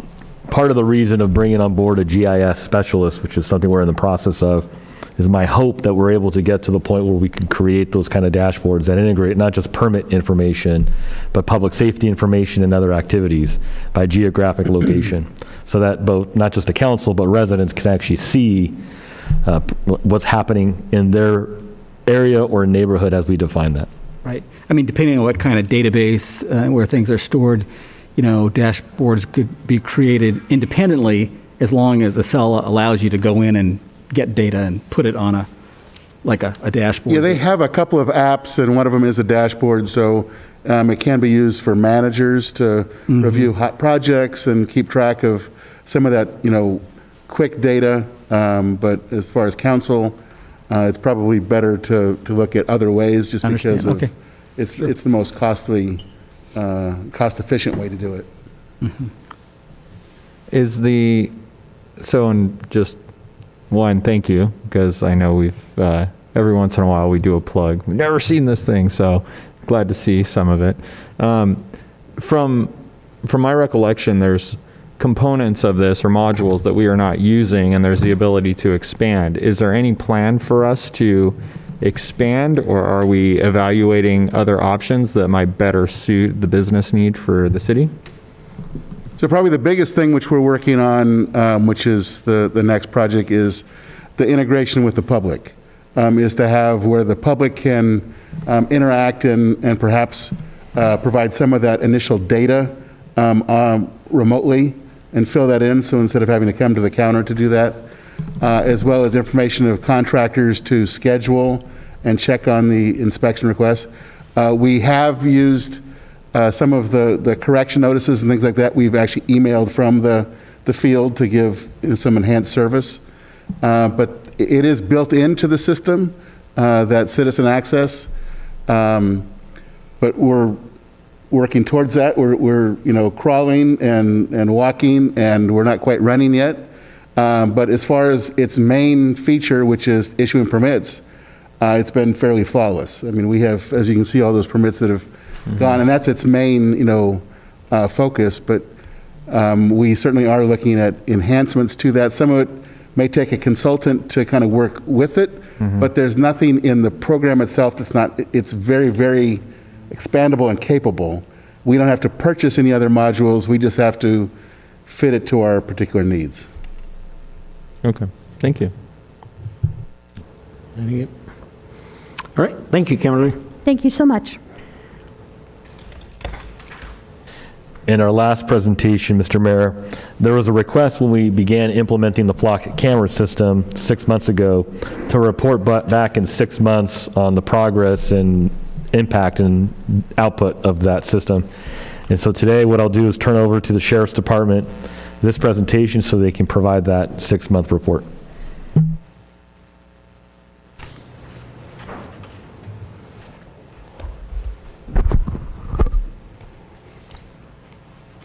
All right. Good evening, Mayor, Council, and staff and audience. My name is Walid Ashrafnia, Captain of San Dimas Sheriff Station. Thank you for having us here today. I'm here to provide you with an update on our 10 flock cameras. After my presentation, San Dimas Station Detective Bill Cernat and Deputy Mario Gasso will speak on how detectives and traffic investigators utilize this flock camera system to enhance public safety in the city of San Dimas. We also have Hector Solomon, flock safety here. In case you guys have any technical questions, he'll be able to answer those questions. First slide, please.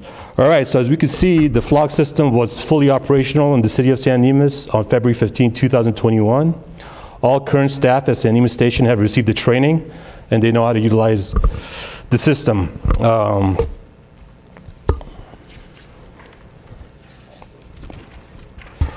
Since the inception of the camera system, the San Dimas cameras, the 10 cameras have captured over 12.5 million license plates. It has identified 3,255 stolen or lost license plates. It has identified 6 vehicles that are wanted for felonies in the city of San Dimas.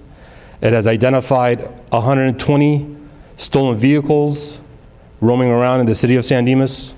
As a result, we have recovered 13 vehicles utilizing flock systems, and we have arrested 13 suspects wanted for stolen vehicles, who were in possession of stolen vehicles.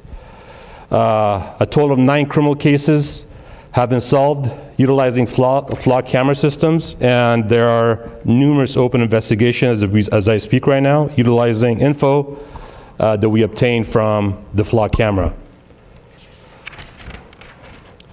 Approximately 3 months ago, flock safety system alerted field units of a child sexual assault suspect's vehicle in the city of San Dimas.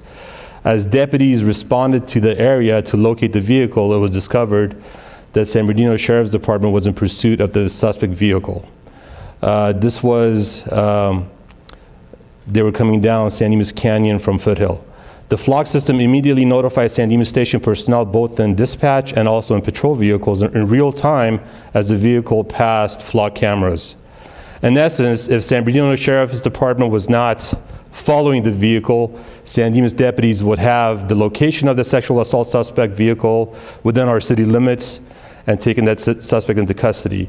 So as you can see, the power behind the system, where if a vehicle that's wanted for any crime or any suspect in a vehicle that's wanted for a crime comes into our city, just by them merely going by a flock system will alert our deputies, and we could look for the vehicle to prevent them from committing another crime in the city of San Dimas. Currently,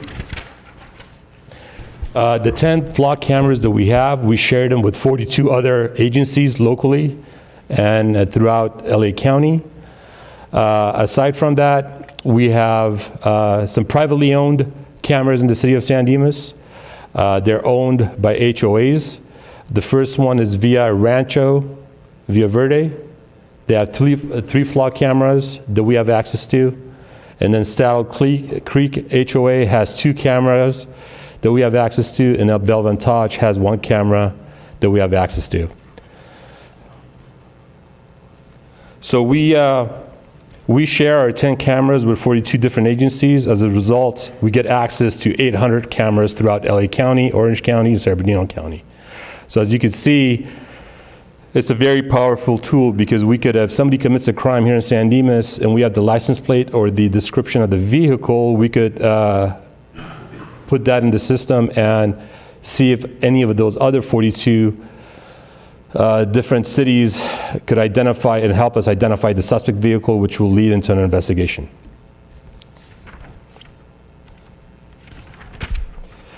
So, as I stated earlier, 12.5 million license plates have been captured by the flock system in San Dimas. 73,000 plates have been captured by the privately owned cameras in San Dimas. In the past 30 days, we have captured 1.5 million cameras in the city of San Dimas. And if we utilize all of our partners who we share with, 106 million license plates have been captured, which helps us in solving crimes. As you see by this map here, all those badges that you see on the map there, those are all cities around here that have flock cameras. And if interested, I could tell you how many cameras each of those cities have. After Detective Bill Sternat and Deputy Gasso speak, I will come back to answer any further questions.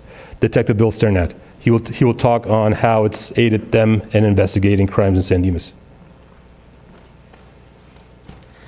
Good evening. Some of you know me, but I'll identify myself. My name is Detective Bill Sternat. I've been with the LA County Sheriff's Department approximately 26 years. During that time, I've been a training officer for approximately 13 years. I've been a detective for 5 years, and I've been assigned to San Dimas Sheriff Station for 1 year. My goal today is to discuss some of the tools that have been used by Flock, providing detectives a larger tool to investigate crimes that have already occurred, which is what mostly detectives do and we're assigned to do.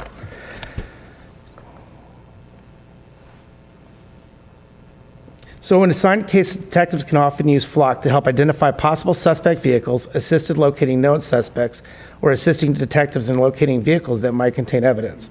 Flock has been used to help identify suspect vehicles of crimes. On March 4th, 2021, a vehicle burglary was committed in the city of San Dimas. A report was generated and a vehicle description was given in the report, including two decals in the lower right corner of a rear window of a vehicle. A review of flock footage later caught the suspect's vehicle driving away from the scene a few blocks away.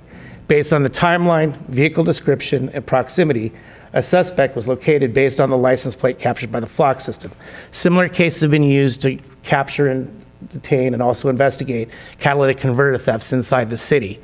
Usually what happens is someone reports a crime, we get a vague description sometimes of a vehicle which kind of isn't useful to a detective in a city with 5 million cars. I mean, in a county with 5 million potential cars. It'll limit it down because someone describes a description and it drives by a flock camera in close proximity to the time, it at least gives us something to track down to follow up on later. Okay, another instance is flocks have been used to help identify suspect vehicles of crimes. On March 4th, 2021, on 5/20/21, I was assigned to investigate a commercial serial burglary that was involving a crew that was going around to local stores and hitting stores for thousands of dollars. In that report, 3 males entered a local business and stole approximately $1,000 from one of our major chain stores in the city of San Dimas. A store manager was able to videotape the vehicle's license plate and identify the suspect. So we already had the vehicle identified and actually clear pictures of the suspect. Problem is people believe that clear pictures of suspects, automatically we can solve it. Honestly, we can't unless somebody points at that picture and says, hey, that's Bob, and I know where Bob lives. So in this case, we were able to identify the suspect, but we weren't able to locate him. He was a crew that liked to stay at hotels, didn't go back to their houses. We were aware of where their houses were. We did some surveillance on their houses. We weren't able to locate them. But utilizing the flock system, I noticed that the vehicle drove eastbound down Foothill after the burglary. I was also able, because I have access to all the other cities that use this system, I developed what we call a pattern of life for them. I was actually able to determine that they were constantly going around in this one area and returning later at night, which is close to a hotel in one of the cities to the east that is a kind of a seedy reputation. So I was able to call that police department. I had some friends in there and call them and tell them that this is the vehicle I'm looking for, this is where I think they're at, and they're wanted for burglary. There were also 3 other cities working burglaries with these guys that were trying to surveil them but could never find them. Within an hour, I got a call from the city I called, saying, hey, come get your suspects, we have them detained. So it solved the crime within an hour after I determined, hey, this is where they're kind of hanging out at, preventing them from committing more burglaries. It also helps with investigating crimes when we're looking for vehicles to determine some other crimes happened that we didn't even plan on it. So on 6/2/2021, an armed robbery occurred in a gas station in the city of San Dimas. San Dimas detectives immediately accessed the flock system and were able to locate the suspect vehicle and license plate fleeing the scene. During the investigation, it was determined the vehicle was an unreported stolen, which means that the vehicle was used in a crime. We followed it back to the house that it belonged to, and the owner had nothing to do with the crime and realized that their car was probably stolen 2 days earlier. So instead of the vehicle just being entered and discovered later, because with a vague description, we were able to put the car in as a felony vehicle that was armed, which to any police officer is much more important to know you're dealing with that rather than just a routine stolen. So what happened later is that we didn't get the suspect, but we were able to locate the vehicle when it was abandoned. Once it was abandoned, since it's in as a felony vehicle, they call us back. We're able to process that vehicle for DNA, fingerprints, stuff that we wouldn't have had it been just routinely reported as a stolen, because routine stolens are usually just returned to their owners to save the county money from processing, stuff like that. So it was really a good investigative tool. We're now waiting for DNA hits back from the vehicle, and we'll probably have the suspect identified as soon as we get those back. The flock system has been an invaluable tool to the Detective Bureau. It allows us to monitor our suspects, attempt to locate them.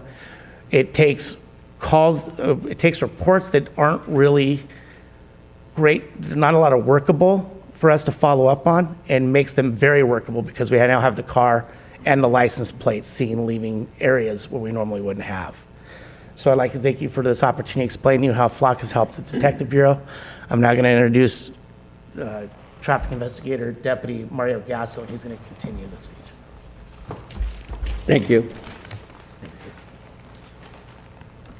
Good evening. My name is Deputy Mario Galso. I'm currently assigned to San Dimas Sheriff Station, and my primary purpose is traffic collision investigations. I've been with the San Dimas Sheriff Station for about 5 years now. I'm going to give you two examples of some highly successful criminal investigation matters that I was personally involved with, and both of them occurred in September. In August. The first one, I received a call of a vehicle versus pedestrian traffic collision that occurred at the intersection of Villa Verde and Puente, where an elderly gentleman was crossing the street on his morning walk, and he was allegedly struck by a vehicle who continued west on Villa Verde, did not stop to check on the pedestrian, and did not call for help, and did not stop to identify himself. When I arrived, I was contacted by a witness who was able to give me a very vague description of the vehicle involved. No license plate, just the vehicle description. And with the search features and functions that are embedded inside the flock system, I was able to look up and zero in on a time frame where the vehicle could have been in the area, and the very vague, limited descriptions of the vehicle, the possible make and color and body damage, and in fact the witness stated that the vehicle was dragging an object underneath that was stuck at the bottom of the vehicle. Upon investigation, I was able to come up with a few pictures where I was able to get a positive ID from the witness. He ID'd the vehicle, which had a license plate attached to it. With the assistance of responding units, we conducted what's called a rollback, where we went to the address of the registered owner of that vehicle, which the address came back to Pomona. Upon further investigations, we were able to identify a possible driver for the vehicle, and based on additional information and investigation, we were able to determine that driver is a known narcotics user and transient that hangs out in the city of San Dimas. He's been positively identified as the driver, and there's currently a want in the system in question for a felony hit and run. Fortunately, the elder gentleman did not suffer any life-threatening injuries, and he was transported to the hospital where he's recovering. The second incident was a flock hit on a stolen vehicle that was traveling westbound on Arrow Highway at the intersection of Village Court. We have one camera there that placed the vehicle traveling westbound. With the assistance of responding units, we were able to locate that vehicle on Arrow Highway and Maimon in the parking lot of the IHOP. I observed the vehicle and I waited for additional units to respond. And while I was waiting, I saw that two suspects had exited the vehicle, a female driver and a male Hispanic passenger. They walked into one of the stores. When they came outside, we detained them at gunpoint. A search of the vehicle revealed the following: a stolen firearm that was reported stolen out of Utah, I think the previous year. There was some heroin. There was some suspected fentanyl, which the amount was very, very significant. And we also detained the passenger, who was a parolee at large with a no bail warrant for assault with a deadly weapon. There was an alert that was sent out countywide to all law enforcement agencies. West Covina PD responded to our location, actually to the station, where that one camera, it come to find out, solved a crime that had occurred in West Covina the night before. And the crime was the female driver is a known prostitute in the area who lured the victim to a hotel where he was robbed at gunpoint by the passenger and a third suspect with that stolen firearm out of Utah. The alleged victim was lured there for prostitution activity, narcotics, possibly heroin. The heroin we found in the car.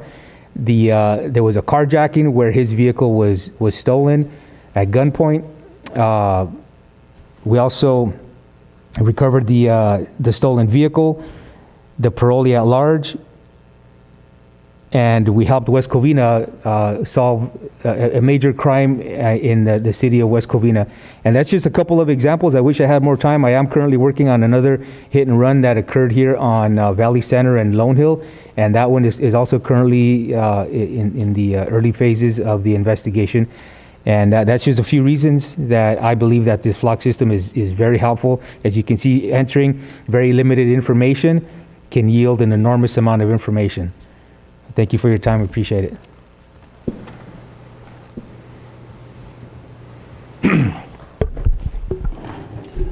And we talked about some of the neighboring cities and some of the local areas around here, the cities having cameras. Azusa PD has 21, Temple Sheriff Station has 19, Walnut has 29, Industry has 40, Crescenta Valley has 39, Covina PD has 20, Glendora has 30, Pomona has 10, West Covina has 30, Arcadia has 20, Upland 8, El Monte 8. So now we're partnered with all these cities around us, right? So we give them access to our cameras, they give us access to their cameras. So you can see how, criminals, as most of you guys know, they basically have a route. They come in through one city, they victimize numerous folks, and they'll go to the next city and the next city. So what it does is that it helps us partner up with our local jurisdictions to work together in solving some crimes. It's a very valuable tool. So in closing, after utilizing the flock system for the last 7 months, it's our opinion, the Sheriff's Department, that the system is a great tool to enhance public safety. And at this time, if you guys have any questions, we'll go and answer that. I have a couple things. One is thank you, Detective Sternad, Deputy Gasso, for attending. I just happen to personally know Detective Sternad has turned out some outstanding trainees in the Sheriff's Department, and I'm very grateful for your career and service. Deputy Gasso, am I correct that you're the one in May who encountered a tirade by a citizen and I think gave you a very difficult time during a traffic stop that garnered national media attention? Yes, sir. You're putting it very mildly, though. She was very upset. She's very rude. I'm sure you all saw the edited version. I do have the unedited version if you'd like to see it.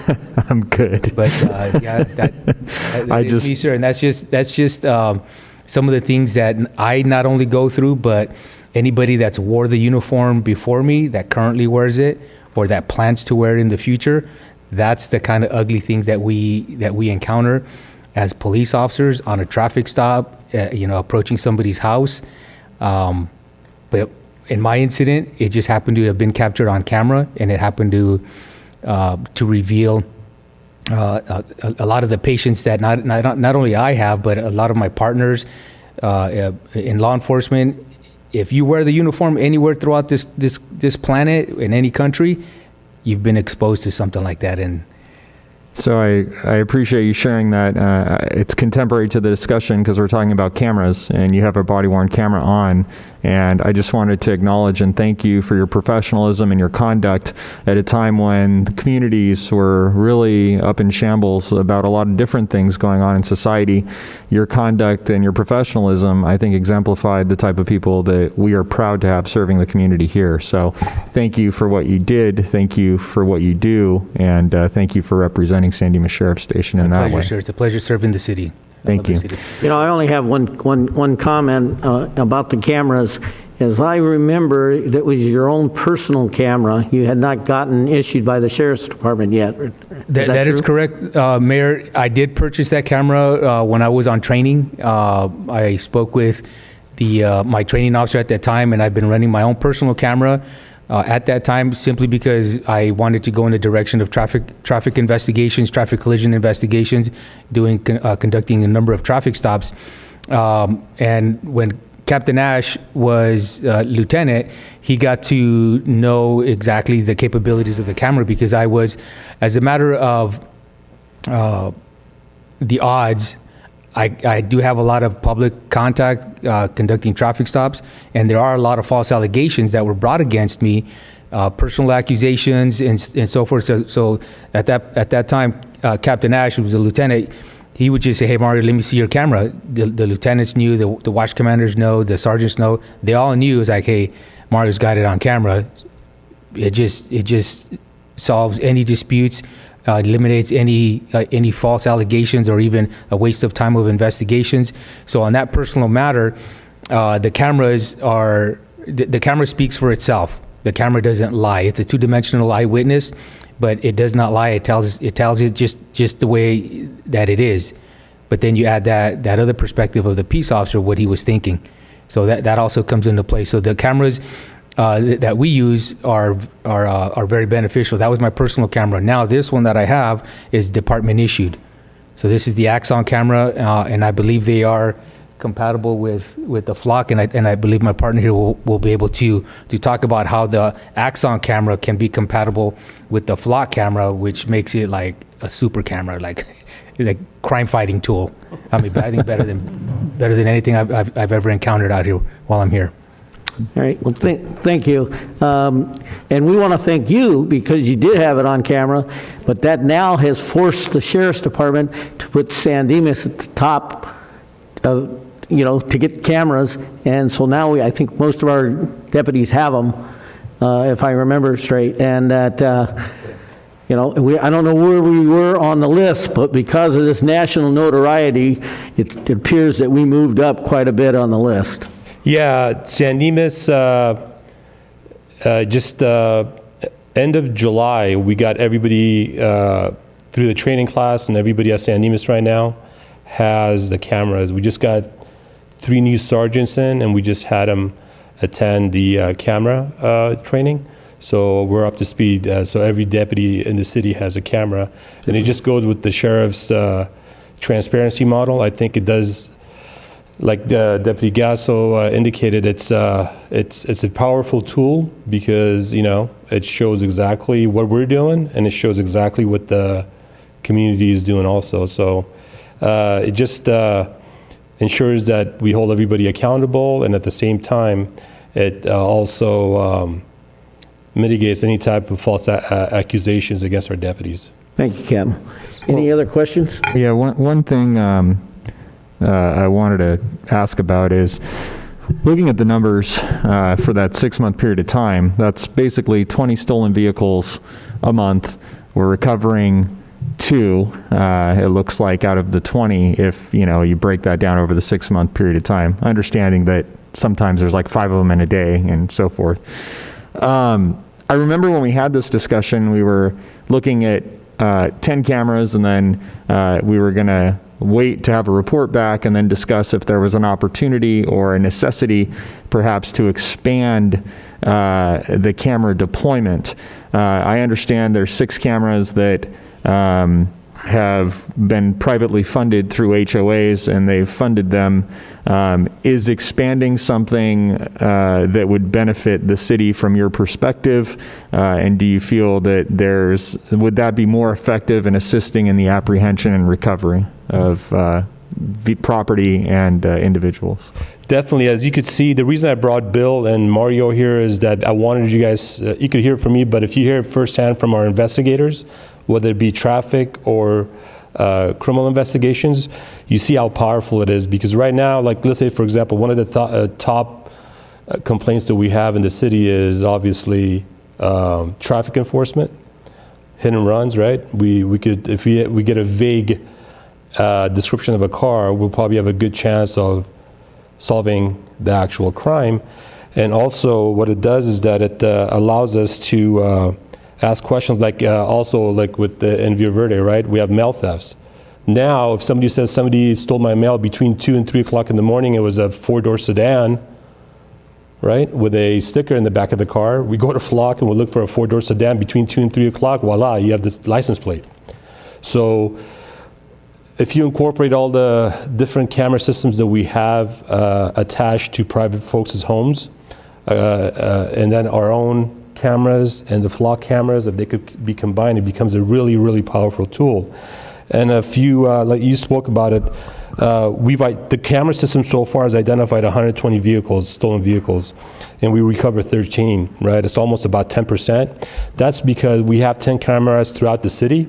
By the time it notifies us that there's a, let's say for example, at Bonita and Arrow, there's a hit out of a stolen vehicle. By the time the units converge on it, that car probably has gone off track from Bonita, if it's going eastbound on Bonita. Now, if we add more cameras, so then if it passes one camera, then it gets picked up on a different camera, then we could see which way they're traveling. So, like you said, council member, if we get more cameras in the city, it definitely will help the crime fighting efforts, and we could definitely increase our recovery rates and take more suspects into custody. I appreciate that. I think, my experience with this in a very practical sense, that I think some deputies, I don't want to say they camp, but they hang out near a camera and wait for it to hit in some areas to recover that vehicle. But I think with our deployment, I'm encouraged to know that it sounds like our deputies are actually responding to their calls for service and not kissing those calls off to try and catch a rolling stolen or what have you by hanging out near a camera. So to your point, I don't know if any other member of the council is interested, but I would be interested in looking at a proposal at what number would be a reasonable growth number of cameras, perhaps for us to consider in the upcoming fiscal exercise. That'd be a great idea. Thank you. Is anyone else interested in that? Yeah, I'm interested in that. All right. I think the only thing that I would offer up is these are fantastic tools. License plate readers solve just immeasurable amounts of crime every year.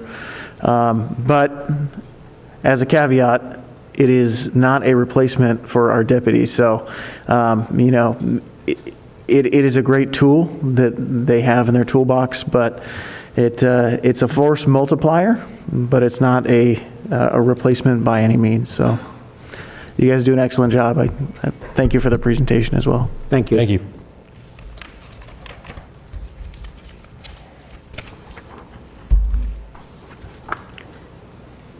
Okay, we'll move forward to the consent calendar. All items on the consent calendar are considered to be routine and will be enacted by one motion unless a member of the City Council requests separate discussion. Councilman Vienna has recused himself from item number 3. I'll move approval of the consent calendar. Second. All in favor? Aye. And that's with the exception of one abstention on item number 3. Yes, noting my abstention and recusal item number 3. Super. Okay, we'll move to other business. A discussion at the direction of accepting a donation of a vintage Santa Fe Railroad caboose. Sherry Garwick. Mayor, I just wanted to note for the record that vote on the consent calendar item, item number 3 was 401 with Councilmember Vienna abstaining. I'm sorry. The vote on item number 3 on the consent calendar was a 4 yes, 0 no, and 1 abstain with Councilmember Vienna abstaining. Right. Just so it's clear on the record. Good evening, Mr. Mayor, members of the City Council. Sherry, could you speak up, please? Good evening, Mr. Mayor, members of the City Council. For presentation tonight was Brandon Slater. He's our assistant engineer.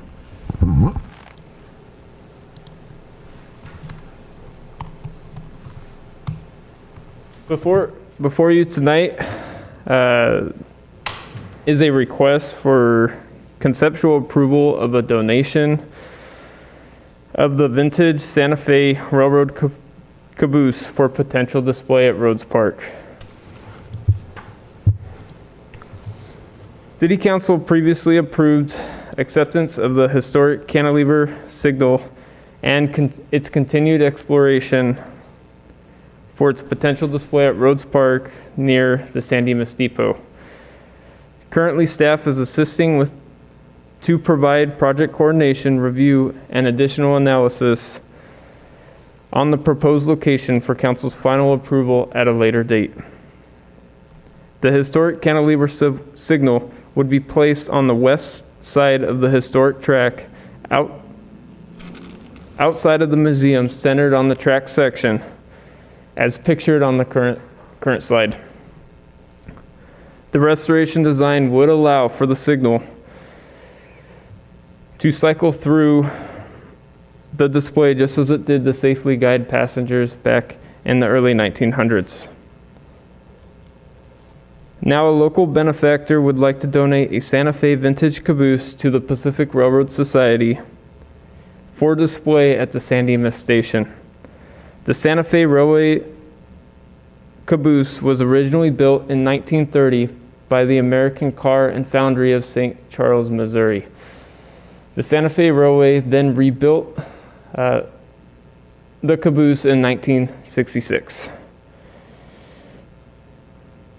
For those listening who are like me and who may not know what a caboose's function is, a caboose was a manned railroad car positioned at the end of a freight train to provide shelter, living quarters, as well as a lookout for crew who are responsible for braking, as well as watching for load shifting or damage to the train.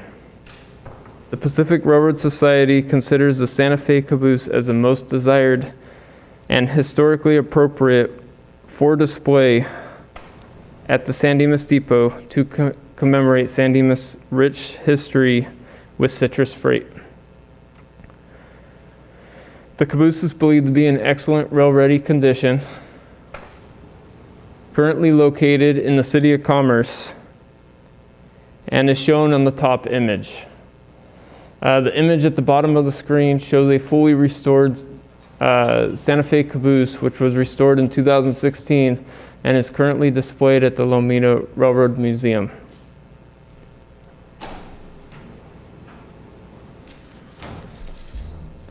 The Pacific Railroad Society, Santa Fe Railroad Society, Historical Society, and project manager Paul La Sierra have expressed their support to preserve and include the caboose as part of the cantilever signal display at the San Dimas Railroad Museum. If approved by council, the vintage Santa Fe caboose would be displayed under the cantilever signal on top of the existing historic track. The original San Dimas station sign would be recreated and displayed next to the track to provide a complete and unique display of San Dimas' vast railroad history. When linked together, this project would attract a much broader audience as well as a larger donation base. The caboose would be completely restored on the exterior prior to installation at Rhodes Park, which would include new paint, an anti-graffiti clear coat, as well as inspection and replacement of any damaged exterior parts. At this time, there is no intention to create an interior exhibit,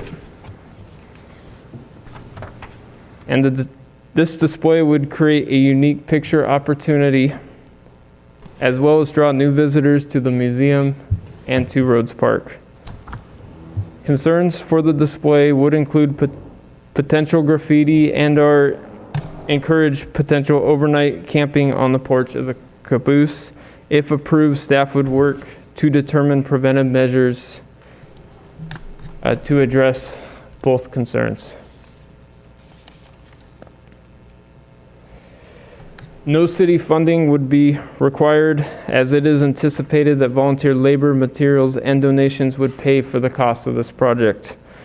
The estimated total cost is approximately $140,000, which includes all expenses related to the restoration, transportation, and installation of the caboose, station sign, and cantilever signal, including 15% contingency.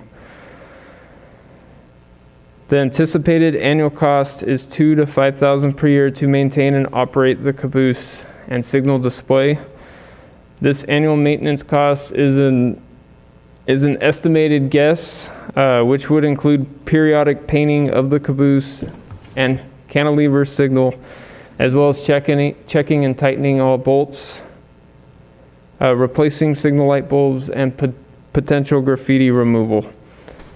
The intent would be for the Pacific Railroad Society to maintain the display, but the city may incur some of the future maintenance costs. If approved by council at a later date, the city would take ownership of the caboose after negotiating a maintenance agreement with the Pacific Railroad Society. If conceptually approved by council, staff would continue to evaluate the placement of the caboose for potential display under the historic cantilever signal on top of the historic track. Staff would provide project coordination, review submitted construction plans, as well as provide additional analysis on the proposed location for council's final approval at a later date. The caboose would be added to the fundraising effort, which is anticipated to increase the donation potential for the entire project. In addition, or if the addition of the historic caboose is not approved, staff would continue to explore the original option as previously approved by council. This concludes my presentation. I would be happy to answer any questions at this time. Questions? I have a question. The cost is going to be $140,000, but it's all going to be donated.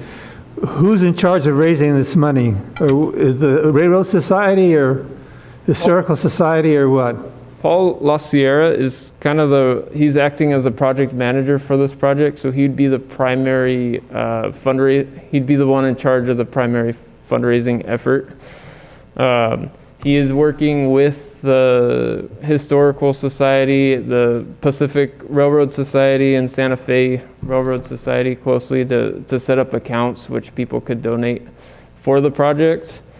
And then he's also pursuing funding through various engineering and historical and railroad publications in that approach as well. Okay, thank you. It's a great project. The $140,000 price tag, he's also reaching out to local, for example, the electrical work that's required for installing the switch to make the signal functional. He's reaching out to local electrical contractors for donations of, let's say, equipment or potentially they would install the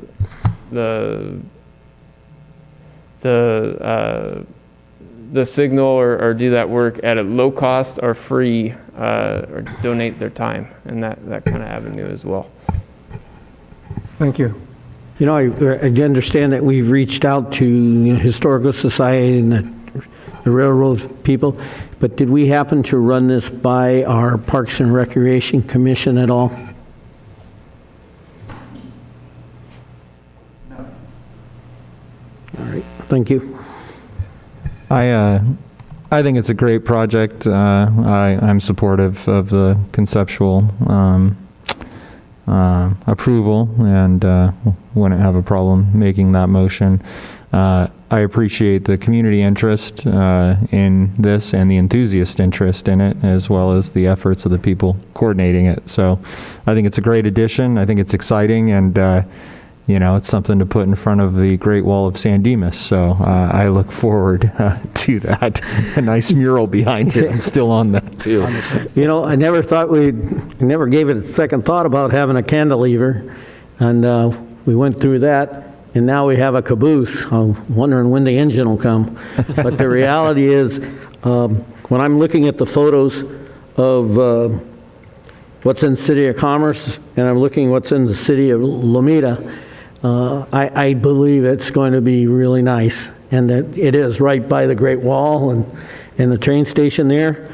I think our community is going to appreciate it. It'll be right around the corner from the new Pioneer Square. So I think that I'm appreciative to people reaching out to us, but I would support that. Yeah. Well, I too support it. One of the comments you made was as a photo op, and this kind of a thing is, well, it'll be cool for San Dimas residents, just go and kids and everybody else just look at it. And but for visitors, it's just one of those things. Not every city has the kind of thing that is developing here. We had a track, then we had this cantilever, now we have the train.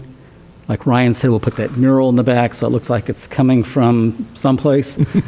And but yeah, we're on the right track, so to speak. I certainly feel a lot better that that the funding for this it seems like it should be taken care of. I know when I was looking at this proposal to begin with, I was a little apprehensive because vintage railroad cars can end up dilapidated pretty quick, so I didn't want it to end up being an eyesore in the city. And it looks like, first of all, it's made out of metal, which is a huge head start instead of made out of wood. And the funding is taken care of, and it sounds like it'll be nice and shiny and brand new for us when it gets moved here. So I'm also in support of it. Do you need a motion, or does that work for you?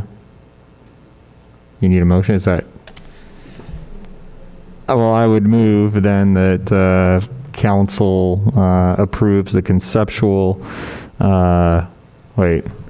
Second. Yeah, just move forward. How about that? With vintage sign, the caboose, and the whole 9 yards. Train's leaving the station, buddy. That works for us, and I want to toot the horn of staff and say thank you for putting this together. All right.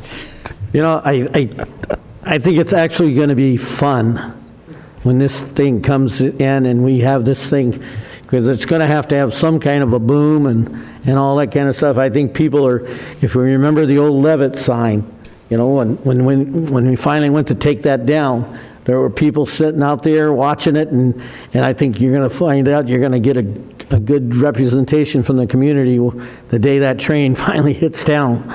And I'm not as good as these guys about talking about tracks and stuff. You better break out your conductor hat, Mayor. We definitely don't want it to get, stuck dead in its tracks. So. Thank you for presenting this, and thank all those organizations who are supporting and backing it. Thank you. Thank you. Mr. Mayor, can you put, I don't believe we had the actual vote. We had the motion in the second. All right, all in favor? Aye. Aye. All opposed? Motion passes 5-0.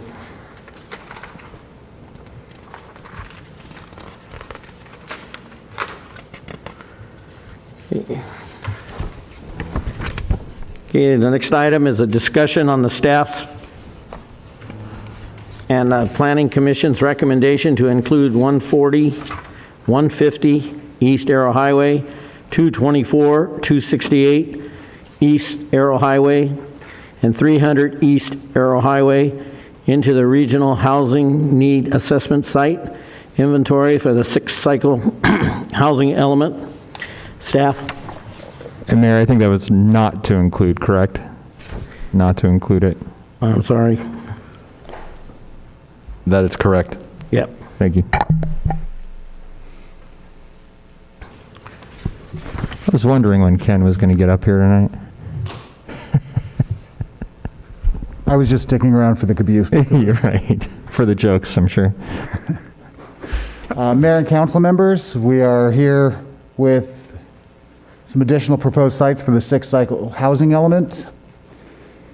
During the regular city council meeting last week, or 2 weeks ago, September 14th, 2021, Councilmember Ebner requested that staff analyze 3 additional sites for possible inclusion in the housing element. The request was seconded by Councilmember Bertone.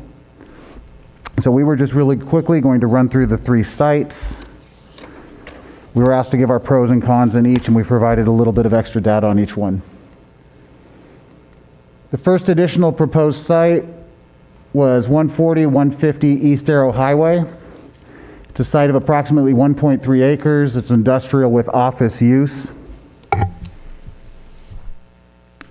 This site, because of the size, would be at the lower end of the multifamily spectrum, probably zoned at 25 to 35 units per acre. Even though the site is 1.3 acres, the usable space would be about 1.1 for any of the sites we've been considering for the housing element. We basically take somewhere between 70 and 80% of the site based on the shape. Because this one is a square, we can use the higher end and go 80%, which would give us 33 units. However, the actual units built on this site would most likely be far lower because of the small size. There would have to be parking and amenities placed on site. The only way to get the density of 33 units would probably be to go highly vertical, like 5-6 stories. which would most likely make this site not pencil out for developers. For walking distance, it's about a quarter mile from the Gold Line station. It's about a third of a mile from the downtown station at 2,200 square feet. And again, those are walking distance, not as the crow flies, so that is what somebody would actually walk leaving those sites. So looking at this site, I mean, the pros for it, the parcel is within walking distance to Gold Line and downtown.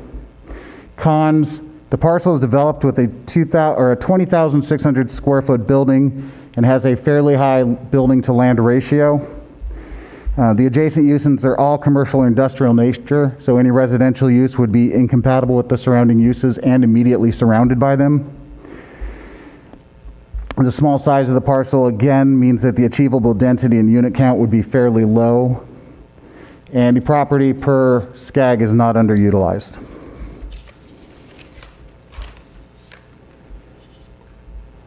The next site, and we were looking at these as one site, this is 224, 268 East Arrow Highway. It's approximately 3.5 acres in total size between the two lots. It's pretty even between the two. And the uses are light industrial with some office. Usable acreage on this site is 2.8 acres, making for about 84 units. Walking distance to the Gold Line is about a third of a mile, 2,200 feet, and walking distance to downtown is about 3/5 of a mile at 3,450 feet. Pros for this parcel, it is within walking distance of the Gold Line. The site is decently sized and rectangular, making for a parcel that could be developed at a higher level of density.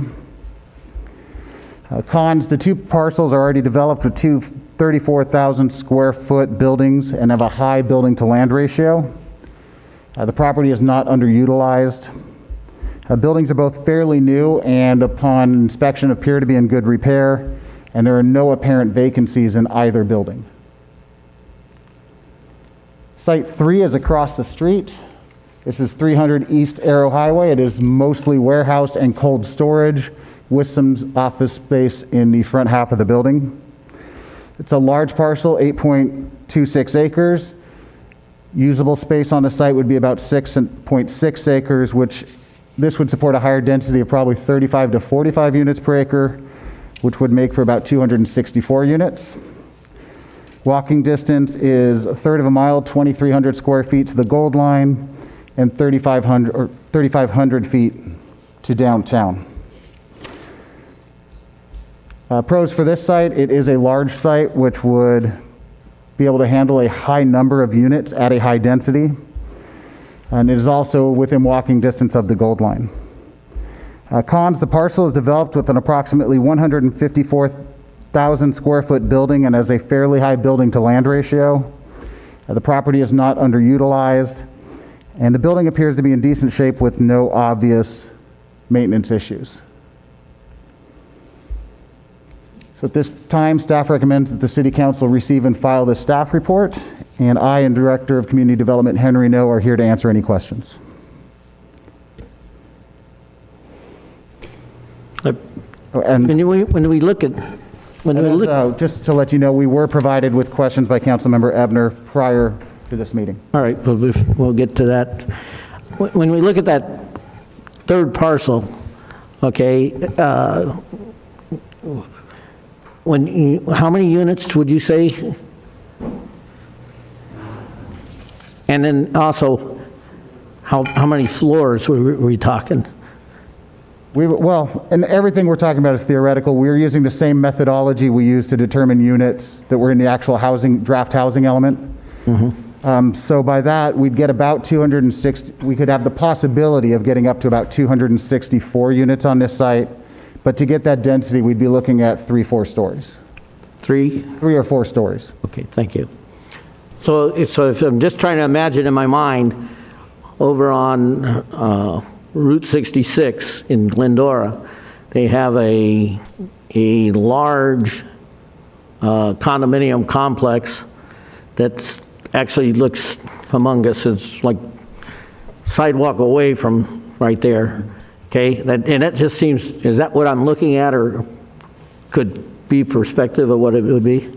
Not necessarily. I mean, and we're looking at doing 3 and 4 stories with some of the other sites we proposed as well. There are ways to articulate the building facades, like you saw with PSQ earlier. What that is actually, in actuality, a 4-story building in parts, but you don't notice it from the street because of the way it's designed, the way it's set back, the way the facades are articulated. So I know the building in Glendora you're talking about. We are not looking at doing buildings like that.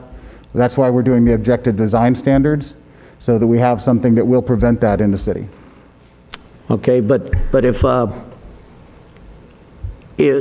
say the owners of that building wanted to, at any time, somebody could go there and offer and want to buy it and develop it, okay, where do we, and they wanted to put 260 units there, 2 or 3 or 3 or 4 stories, they could do that at any time. Correct. There's nothing stopping any property owner in San Dimas from coming to planning staff and applying for a zone change or some type of concession that would allow them to put residential on any property in San Dimas. Okay, so where I guess what I want to know is if, based on that, if someone came and wanted, I'm just using that property because it seems to be the largest, if they came and wanted to do that, say 4 years from now, would that number of units still be, could we still use that for our arena numbers? We can. Any development, any residential development built in San Dimas over the 8 years of the housing element will count towards our arena. All right, thank you. You know, we approved 15 areas, I believe. Aren't these closer to the Gold Line station than some of the ones that we've approved? Yes, they are, but part of what we were trying to do with some of our sites is fulfill the objectives in the general plan. Mm-hmm. There are 2 objectives in the general plan that directly call for more buildings in the downtown area. So we were looking at is goal statement L6, and this is in the general plan, not the housing element. That calls for the city to revitalize and improve downtown as a community focus. Within that, there are 2 policies. 6.1.2 seeks to encourage office and mixed uses, to increase the daytime population of downtown, to support the retail and service establishments such as restaurants and other businesses in downtown. And there's also policy 6.1.3, which seeks to encourage nighttime activities such as restaurant and entertainment in downtown. So while this one, yes, may be closer to the Gold Line station, it doesn't fulfill those sections and those policies that are already in the general plan, which was approved by council years ago. Thank you. I guess I have one question for you, and that's when we put together the initial, I guess, housing subcommittee and engaged with our contractor that we hired, the firm that worked with us on this. Was there any particular area that we were focusing on, or do we focus initially as we were looking at our arena process? Were we looking citywide and then focused in on different areas, or what was the methodology, I guess? So our original methodology was we basically did a survey of the entire city. We weren't looking at any general area. We were first focusing on finding vacant lots in the city, which, as you know, there aren't many. But we did a citywide broad search at first. And then once we did that, found properties that we thought may be suitable, then we started narrowing it down, looking for ways to enact other portions of the general plan, putting units in areas where we thought it could improve both the community and the area where we were placing them. So it was very much a pyramid, where we started out very large and narrowed ourselves to get to those 15. Okay, thanks. You mentioned that I gave some questions to you, so you probably have the answers. So I hate to pop one on you, but just pop a question on you. But you were mentioning the number of units, like a goal of the general plan is to increase the number of units in the downtown area to help the downtown revitalization, help it be more vibrant and everything else. Do you have any idea how many housing units are in the town core? And you can define that any way you want. Any wild guess, or at least how many blocks there are in the downtown that have like mostly single family, some duplex units on it? I couldn't make an accurate. Yeah, I didn't prepare that either, but I figure there's probably about 24 units around per block. If you just take a block and a block and a block, 20, let's say 25 for an easy calculation. And if somebody could calculate how many blocks there are, I mean, I'm not sure how many blocks there are north and south of Bonita. It might be in the order of another 30 or something like that, or let's say it's 40 to make it real easy. So that's 1,000 units. Let's just say there's about 1,000 houses in the town core. And your proposal, staff's proposal, and what's been adopted as a draft to see what HCD says, is 1,600 more units. So is it staff's contention that fulfilling that goal you were talking about requires 2.5 times as many units as we have now in the town core area in order to revitalize it? And while you're answering that, I'm wondering, what is the vision of staff for Bonita to be like with 2.5 times the amount of units that we have right now in the town core? Well, to begin with, I mean, it wouldn't be 2.5 times because we are assuming a good deal of those units will be developed through ADUs and single-family lots, which can still be developed. So, I mean, the number we were going for was about 900. And we have residents come to us all the time asking for, why aren't we getting better restaurants in the downtown core? Why does this die at night? And a big portion of that is there's not the density to support the restaurants down there. Okay, so we see part of this is fulfilling that by increasing the density and providing the amenities, which, like we saw with PSQ, once they get that density, they're more likely to move in as far as restaurants and retail space. So, okay, I understand that. And then I understand what you're saying. So you're aiming for 900. On the chart that was in last meeting's agenda packet, if you add up all the units, there's 1,632, not counting the ag property, the USDA property. So 1,632 units, the capacity of all of the 14 sites, so 14 not counting USDA. I'm trying to understand what staff's approach is going to be if you're looking for 900 units and yet you're sending HCD 1,600 units. Capacity. Well, part of that's the number we had to get to provide the very low and low income housing. If you look, we are well over on moderate. We are not well over on the very low and low. That is only over by about 100 units. And that's with using our buffer site, so we're getting close on those. So we provided what we needed to do through those 15 sites to get to that very low and low income level.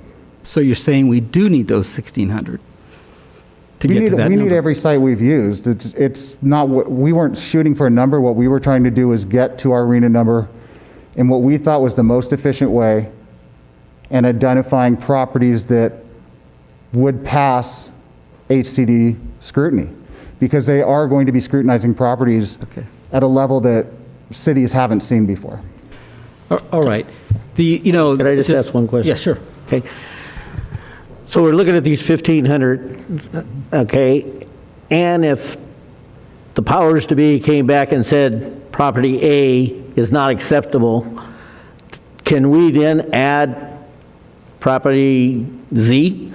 We could, but at this point, we don't think we would need to immediately. Right, I understand that. I just want to make sure that we have an option at the end. What we do if we put in 15 spaces and say they came back and said 5 of those spaces aren't going to work. So we theoretically could look at other properties and add that to make that right. That's what I want to know. Thank you. And that's what cities are doing. I mean, because HCD may come back and say, these 3 sites, like you were saying, will not work, and we need to find so many more units. With the buffer site, we are trying to avoid that. That's one of the reasons that was included. But we've done what we think is our due diligence and picked the 15 sites that HCD will support. Okay, and one additional question that came up, and I'm probably stealing John's thunder, so I'm sorry. Appreciate it. Okay, did we do any outreach to the owners of all 15 of those properties to see if there was any interest at all in selling it? I know that SP 23, at one time or another, okay, all 3 of those properties came forward to the city, over the last 15, 20 years and said, we're interested, we're kind of thinking about, what do you think? Okay, now I understand a couple of them are saying, no, we're not interested in selling. One is saying, well, if there's an overlay zone.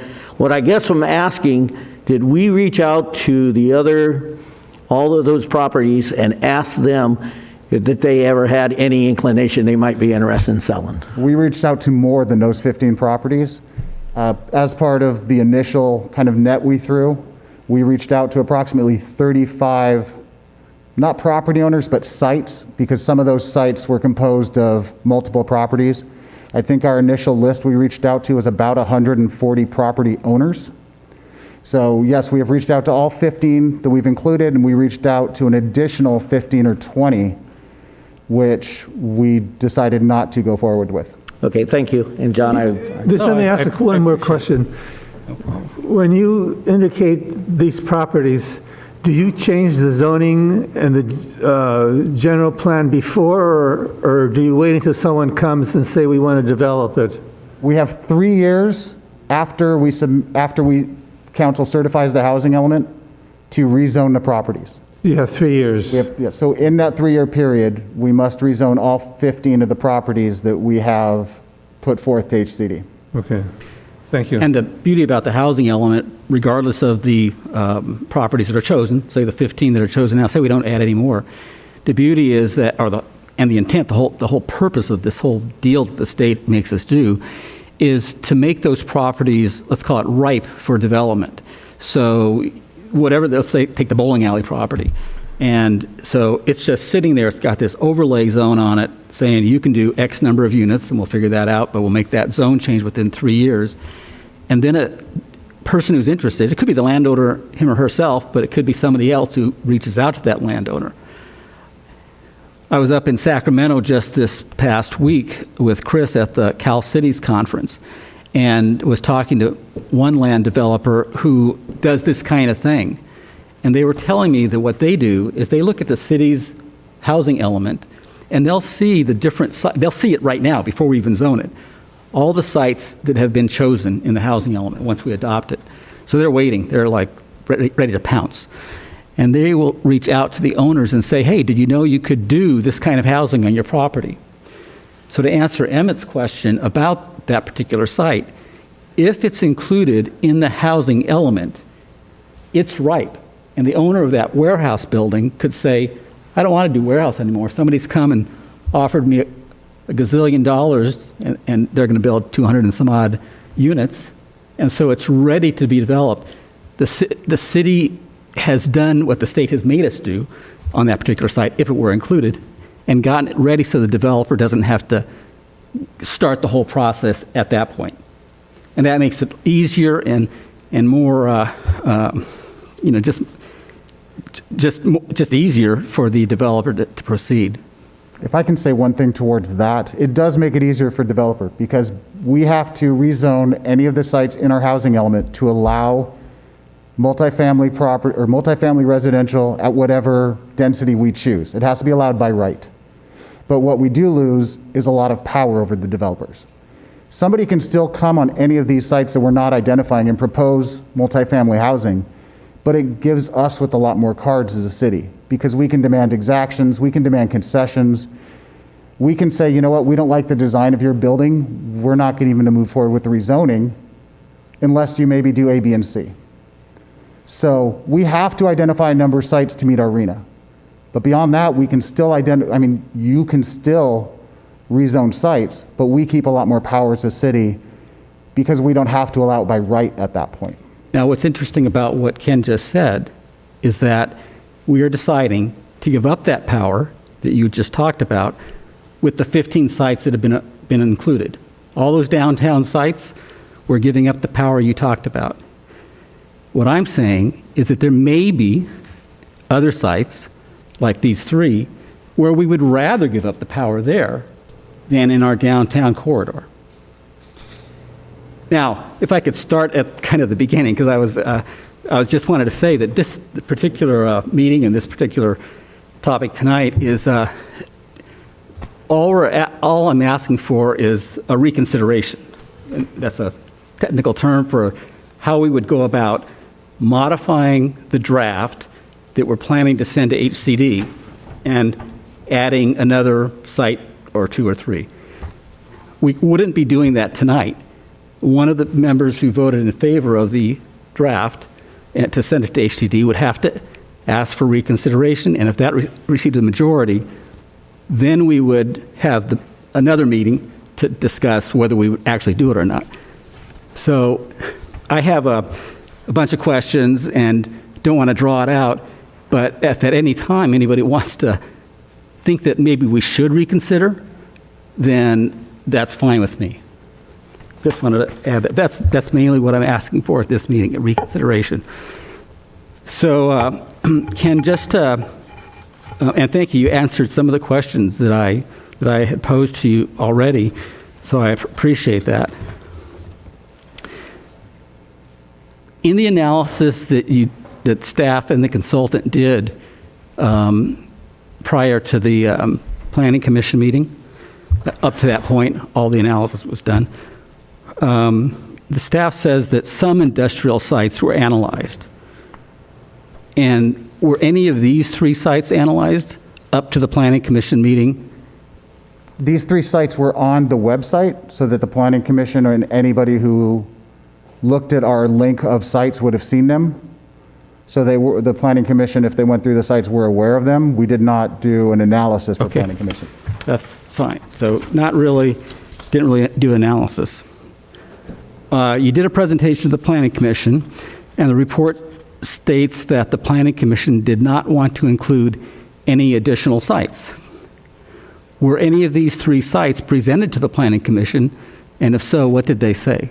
As I said previously, all the sites that we looked at, plus the extra sites we were recommended by council, Planning Commission had the ability to see all of those. We only presented the 16 sites at that time, and then asked them if there were any other sites they would like us to consider, and nobody brought forth. So these sites were not discussed. Councilmember Ebner, I need to clarify. The council's action was very specific to take 16 sites to the Planning Commission for their consideration. The council did not direct, and in fact was explicit to not provide other sites for their consideration. So I want to make clear that the city manager made the unilateral decision to direct staff to place the list on the website of any site that may have been brought up and to reference that in the staff report. So the way you're portraying it makes it sound like staff failed to analyze the other sites, and I want to make very clear, the staff did not fail to analyze anything for the Planning Commission at that meeting. It was council that directed staff, take the 16 and only the 16 and ask Planning Commission to opine on that. So I just want to make sure, because I don't want the public to think that staff did not do the analysis the council desired. Point well taken, Chris. I wanted to make the point, I guess, in the form of a question, that the Planning Commission, per council's direction, I guess, you want to say, I mean, they were available to look at the sites on the website, but the Planning Commission did not discuss these sites. Not that they were supposed to, but, I mean, they could have actually talked about some other site, and they did, You are correct. They had the opportunity to take any of those sites that were listed on the website. Right. They chose to take one of those sites, which I don't believe was one of the three that were discussed tonight, to talk about that, and they decided not to add that site or consider it for inclusion. Three other questions. Whether the sites are underutilized. I noticed there's in the last meeting's agenda, where each of the, I think there's all 16 sites, including Via Verde, but so say the 15 sites, it has a sheet on each one of them, and it has on the sheet the assessed improvement to land ratio. And I think you were using that as a way of saying whether the site was underutilized or not. Not exactly. Those are two separate Okay, then maybe explain that because I didn't understand it. Building to land ratio is exactly what it sounds like. They look at the value of the buildings on a property and compare it to the value of the land to get a ratio. Underutilized is more, and this is, a lot of this we got through direct conversations with HCD because we were calling them on a fairly regular basis for a while trying to get clarification. Underutilized is the actual utilization of a site. So for instance, on the ones across the street, there's a storage facility. HCD has informed us that for the most part, storage facilities will always be considered an underutilized use of land because of the way land is being used. Did you say storage facilities are generally? Like self-storage facilities, sorry. Self-storage, okay, not like warehouses. No, not warehouses, but self-storage facilities because they don't add employment, they don't add much value to the surrounding properties. Those are almost always considered an underutilized type of land. For Pudding Stone Center, a large portion of that is considered underutilized because it is parking at ratios that HCD doesn't believe are necessary.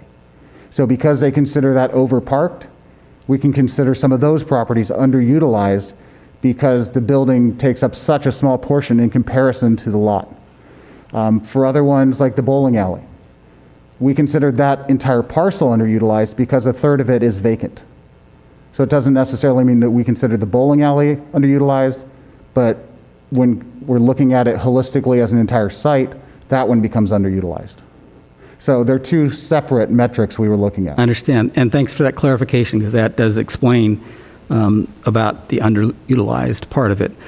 Compatibility with surrounding uses, the staff report states that residential uses on any of these properties would not, the 3 additional properties, would not be compatible with surrounding uses. And I was just thinking about that. I mean, Site 5, it's called Site 5, but the one on Arrow Highway that's right across the street from 2 of these and kitty corner from the one that's on the screen right now. I mean, the same could be said for that, right? And we did say the same for that. That it's not really compatible with surrounding uses? Correct. I mean, just because we're saying that we did the exact same analysis for the 3 sites that you gave us as we did for every other site we were considering. So just because we're saying that something isn't compatible with comparable land uses or surrounding land uses, that doesn't mean we didn't make that same finding for other properties. It was just also happened to apply to these. I see. And so you're saying on balance with all the things you considered, these 3 were not appropriate, and I get that. So that's a judgment call. I would just say that right across the street is incompatible, and it doesn't necessarily have to be a different use or zoning, but I would say that general pump property, if you put higher density housing on there, if you're going to 3 stories there, looming over the residences on 2nd Street, that's a different kind of incompatibility, but it's certainly incompatible. Well, that's why we weren't considering the same density on those properties that we were in other places, that the northern 2 were only at 12 to 16 units, which wouldn't require 3-story buildings in that area.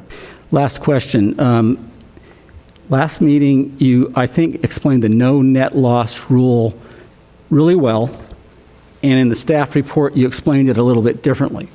Now, I don't know if council wants to have a copy of that from the HCD manual that was in our packet last time, because I've got highlighted what the, and I have some for staff as well. And I'm sorry it's late because it's just did this today. Just found this. I think there's enough there. I don't know if, Chris, do you have this from last meeting or do you want this for staff and Ken and everybody? I don't know if there's enough copies. There's going to be more than enough up here. Dennis might have at least one extra. So in the staff report, I have it ready. So the no net loss rule is if you have identified some number of sites with some number of capacity that you could use for RENA numbers and you're going to put in your housing element. Okay, you got some number. And let's just make up some easy numbers so that it's just easy math. So let's say you've identified sites and there's 1,500 units that are, the capacity is 1,500 units and all the affordability and all that kind of stuff works in those 1,500 units. And your RENA number for everything is 1,000. you are 500, there's a buffer of 500. That's really not that far off. Staff is with the USDA property, they're almost at 50% of a buffer. So they're really, making sure we've got plenty. So in this example, if you take a site out of that mix, and let's say that site right there is part of that. I'm just using the round numbers, not the actual numbers. Let's say that's part of it. And all of a sudden you take 200 out. I think the report implied that you had to find 200 units someplace else, when in fact, you don't have to, because you take 200 away from the 1,500, you got 1,300 left. The requirement was 1,000. And let's say all the affordable stuff is okay. I mean, there's lots of nuances there, but so you still have enough sites in your housing element that have been identified because their capacity is 1,300. You don't have to find additional pieces of property.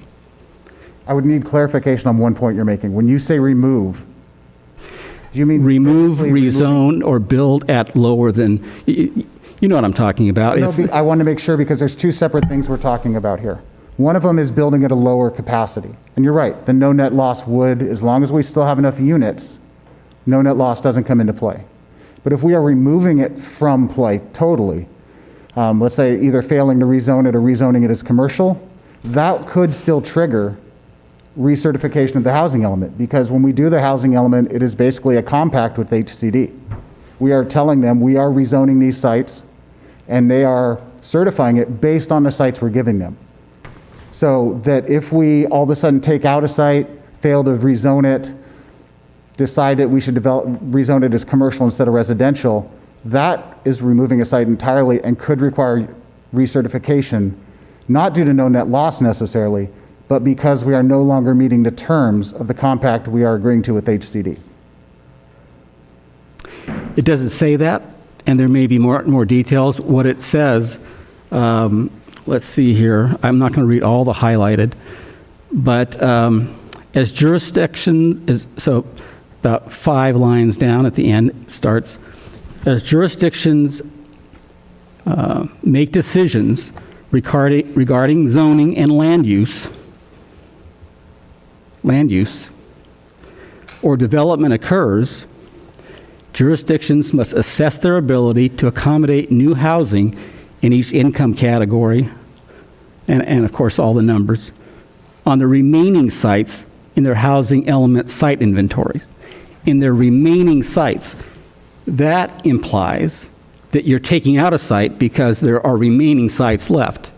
Otherwise, why would they use that terminology? And that's correct, but that is only in reference to the no net loss policy. That's what I'm talking about. But we are unsure how that would affect us with the housing element as a whole. HCD is certifying this because we are giving them a certain number of sites at a certain density, and they are either agreeing with our numbers and saying, yes, we believe you can do that, or they're not. So I'm not disagreeing that the no net loss law does read that way.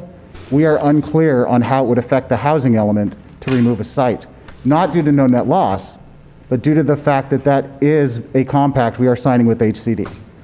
So I'm not disputing your reading of the no net loss. We think there may be other things in play that could affect that if we just remove sites. Let me clarify. Let me, because I think I know what Councilmember Ebner is trying to get to. If we make a change to how, and this may be a question for Jeff that would have to be researched.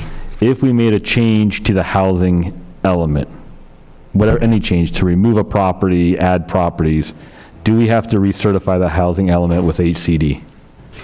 And that's, you don't know, City Manager. That's something that we don't know. That's one of the questions that we had with such short time to research this. We were trying to reach out to our consultant just to verify that, but one of our concerns is if we do over and beyond what our requirement is, it is how Ken stated, losing local control, but in addition, if the state mandates us to build the residential on residentially zoned properties as they have been in most recent years, then obviously we don't have that control. When we do our annual housing progress report to HCD, they will be looking at it. And one of the questions that staff, myself and Ken were having is, we're unsure at this point in time if we were to completely eliminate a site from the housing element, how that would affect HCD when they review our annual progress report. They may come back and say, you remove this site. I don't know if they would require us to Yeah, and I'm not place saying those to sites. remove any site. I'm saying exactly what they talk about. What the zoning isn't enough on a particular site. The zoning isn't enough to achieve affordability. It's enough to achieve some houses or some units, so you get that credit right there from RENA. Or there's some development, say it's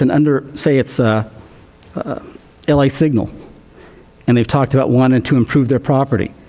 What we've talked about is having an overlay zone, so they can still do that, even though they've got this housing overlay on it. So if LA Signal goes and starts developing stuff and starts making it more, more like it is, more of an industrial site, and then that makes it harder to develop housing, still have the overlay. But HCD is saying, I believe, that if you let them do that, you just have to make sure that there's enough houses in the element, enough housing units in the element to satisfy all those numbers. And what I'm saying is that we've got plenty, and I'm suggesting we add more. And so I'm not saying we would take anything out of the, I don't know if, maybe this is a misunderstanding. I'm not saying change anything that you guys did before. I'm saying add 1, 2, or 3 additional sites to give us more of a buffer. And my last point, I'm just going to make my last point, and then we're going to wrap this up because I didn't want to talk this long about it, is the traffic. So, and just a couple simple, or not simple, but just 2 numbers so that it's not too overwhelming. The 2017 traffic study shows the busiest area. This is all east of the 57 freeway. So the busiest part of Arrow Highway is between Cataract and San Dimas Avenue.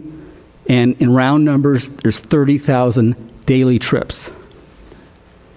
The busiest stretch of Bonita is from Cataract to San Dimas Avenue, it's right downtown, and there's 17,500. So let's just take those 2 numbers, 30,000, 17,500. Let's take the very conservative number of 900 units, even though we're telling HCD we're going to zone it for 1,600, but let's go ahead and say 900. At anything that's 3 stories and above, and 2 stories is a higher number, you're going to estimate, Sherry said, the ITE manual says, 5.44 trips per unit. Can't do that calculation that quickly in my head, but that's going to be around 4,500 new trips, okay? So what you're talking about is in that stretch, and actually I do have 2 slides I want to show, so maybe Kimberly, if you could just put the 2 slides up, and I can just tell you when to go to one or the other. There's only 2 of them. Thanks. Go to the next slide. Okay, that's basically, that's a good one right there. And so there's all those sites. You're going to generate these 4,500 trips, whatever it is.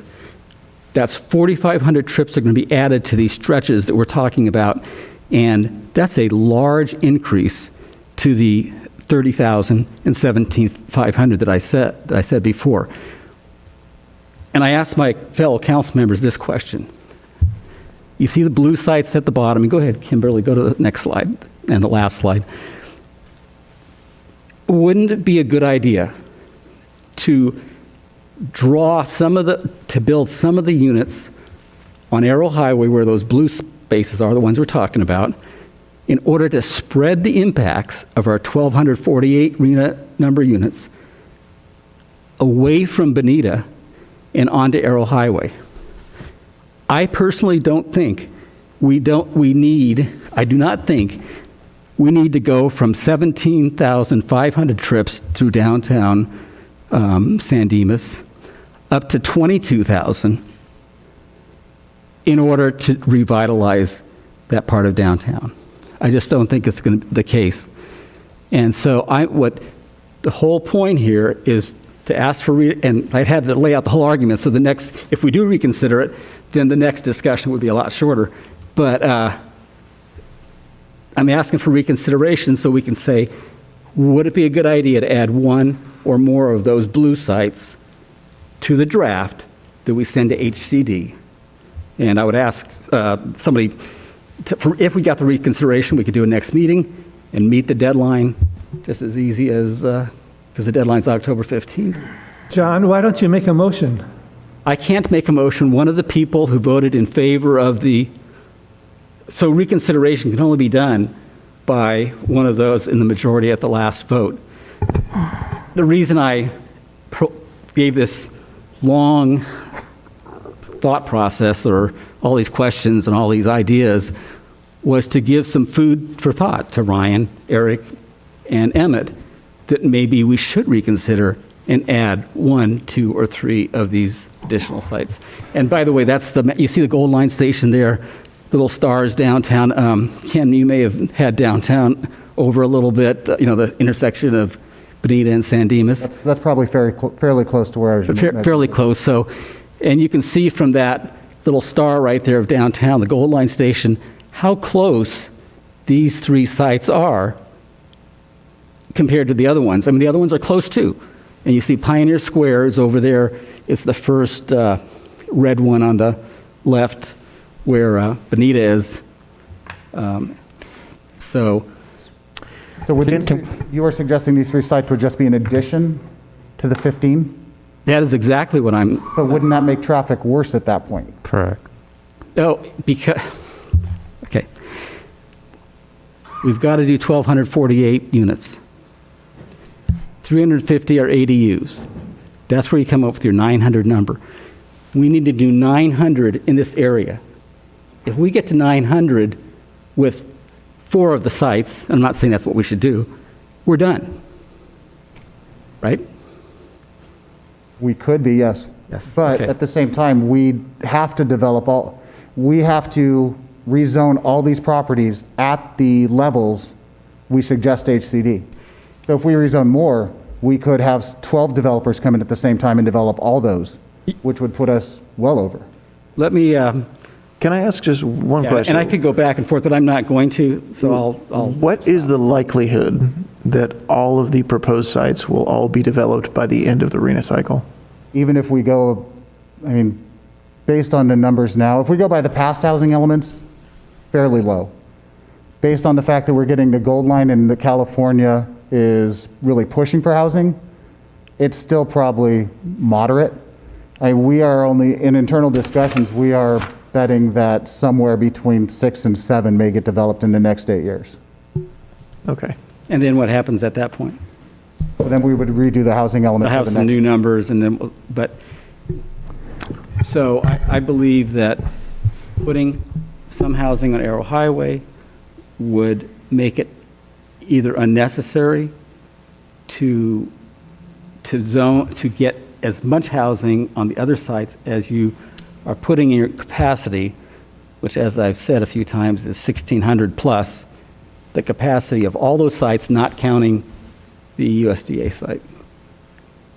Well, I will say, out of respect for my colleague, I was happy to hear you out. I'm not willing to reconsider. I think staff and the Planning Commission and the consultant, there was a sizable investment in time and community engagement as it relates to all of this.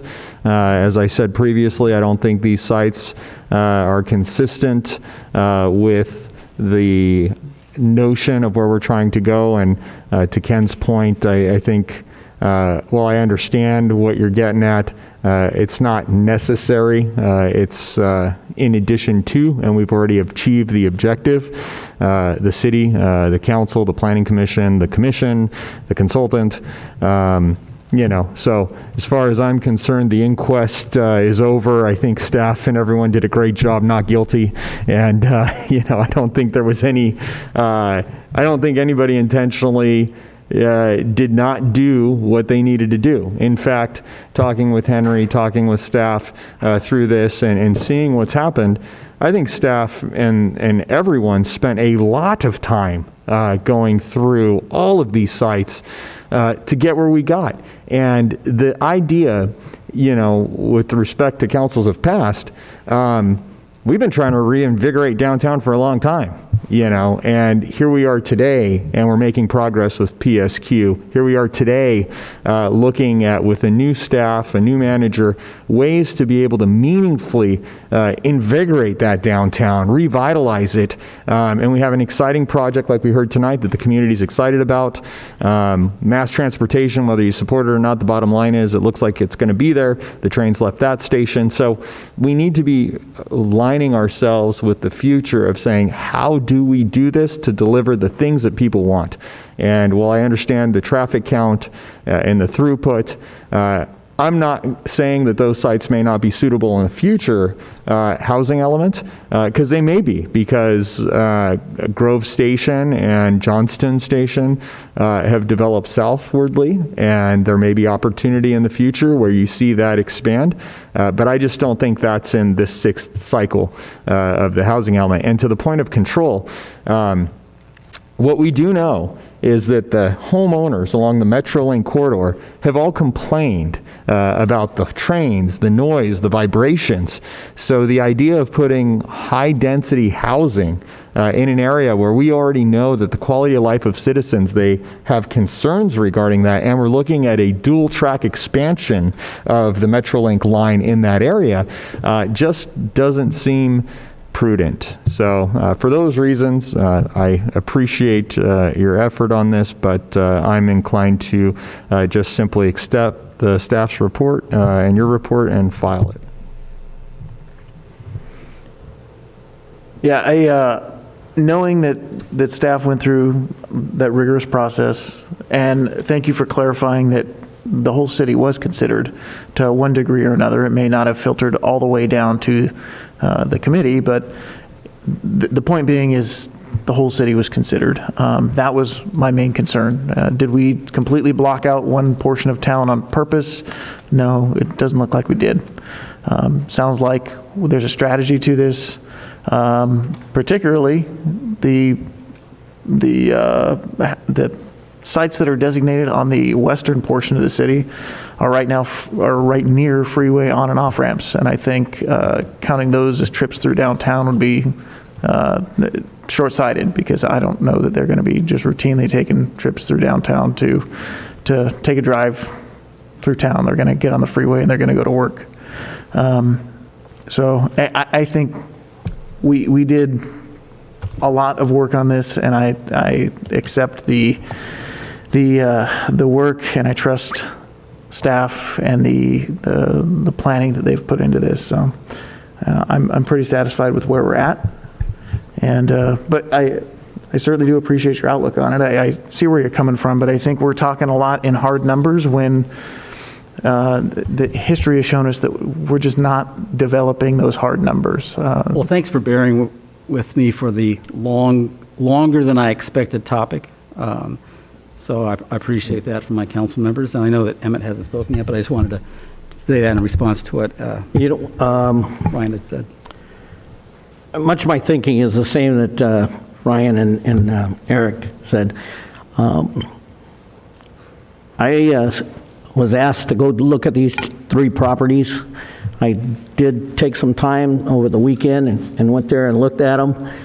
And the first thing I was thinking about is, how high are these buildings going to be along the corridor? Because in my mind was thinking of the Glendora, the roadway there, where this big old building, and I could just see that coming. And as we're going through eastbound or westbound, here we have buildings on either side, condos. The other side of those three properties bother me because they've got to have to cross the roadway, okay, to get to the train. And that's Arrow Highway, is a pretty busy street. And I realize John has numbers, but that's a concern of mine. But I also, I think I want to have a little bit of respect for the process. The process, not a little bit, I want to have a lot of respect for the process. The process was, we asked the planning commission, or we asked the planning department to put together, a study. We hired a consultant, we put together something that I never heard we ever had, and that was a housing subcommittee that met and went through all of these discussions. Then it went to the Planning Commission. Then it's been several times here. And at the end of the day, we may not, as Eric said, we may not build all of these because I've only sat through one housing development element deal, but we didn't build anything that we had to be accountable for. In fact, we were using properties that we knew we would never use, the school district being one of them. I'm not real fond of the fact that I believe we're going to be building all of these units, but I even more restful in the fact that if somebody wants to build on one of those units or one of those properties, they can build. The owner can say, hey, yeah, I want it. He can come to the city. I want 1,000 units, and if that's what works out, he can have it. So it's not like they're not being considered. I don't think it's necessary to include them in the housing element, so I'm not inclined to reconsider, but I will tell you, I'm going to say it real clear. It's a very hard decision because I give it a lot of thought, especially since in the last 2 weeks. But John makes some real good arguments, and I totally respect his passion on this thing. But I just, this is just I'm just not willing to reconsider. And quite honestly, this isn't the final vote. So anything could happen, between now and the final vote. Well, again, thank you for listening and taking all the arguments into consideration. And I accept the decision now, and there'll be more to come at another time, I'm sure. But it'll come right after we recess for 5 minutes.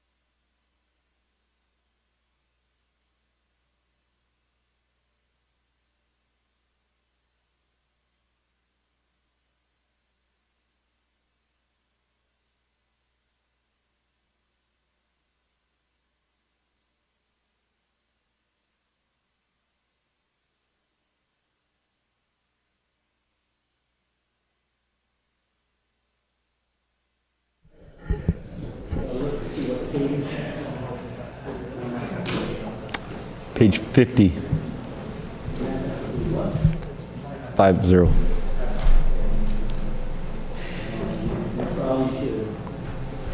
Looking from page 50.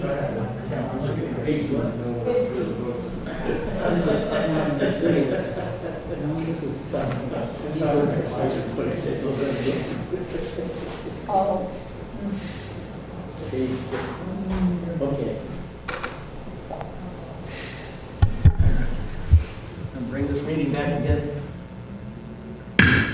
We'll reconvene the city council meeting. Going to item 3, discussion of banning the sale of flavored tobaccos. City manager. Thank you, Honorable Mayor. In July, the City Council directed city staff to agendize a discussion of Laverne's item banning flavored tobacco.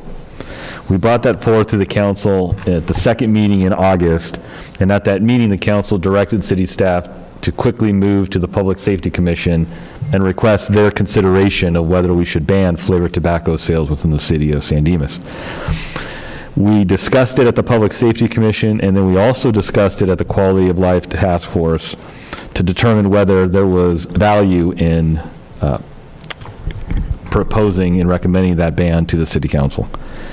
Interestingly, there was a pretty significant split and indecision in wanting to actually ban flavored tobacco. On the one side, there were, on both task force and commission, there was a strong feeling that there is a public health risk to children, that tobacco does not have this type of tobacco has any redeeming value to want to keep that and use that as a countervailing force against the negatives against it.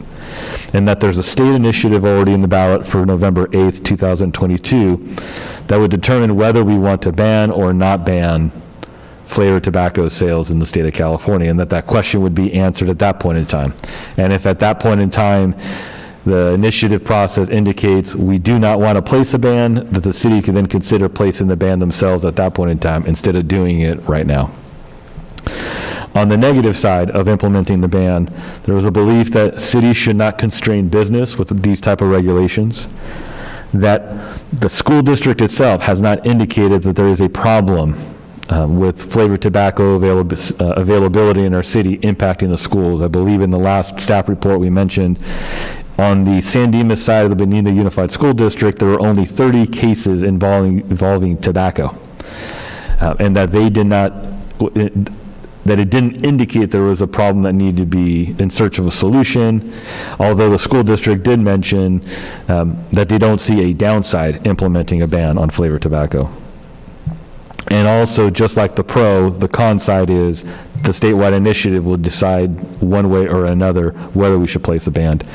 So based on all that discussion, my recommendation to the council at this point in time, unless the city council sees otherwise, is to take no action on implementing a ban of flavored tobacco. We can implement the ban. We can implement a ban similar to what Laverne had implemented. But based on all the information collected to date, there doesn't necessarily seem to be a problem that we need to address through a ban. And so therefore, I will turn it back to the council to deliberate on the policy direction they want to recommend to staff. Yeah, I only have one question. I know that we consulted with the school district, but did we consult with the sheriffs? We did, and in both cases, very limited instances involving tobacco. Well, that doesn't make any sense whatsoever. No one ever said that kids are smoking tobacco or cigarettes at school, but they do smoke at home or someplace else when they socialize. So if it's not a problem in the school, it has nothing to do with flavored tobacco. It has something to do with just smoking whatsoever. I think that's kind of going out in the wrong direction. Listen, we have here a letter from the American Cancer Society saying we should regulate it. I'm assuming everyone got the Keck School of Medicine from the University of Southern California email today. Did you receive that? All of council received copies on the dais of that letter. Well, and then we also have something from the Lung Association.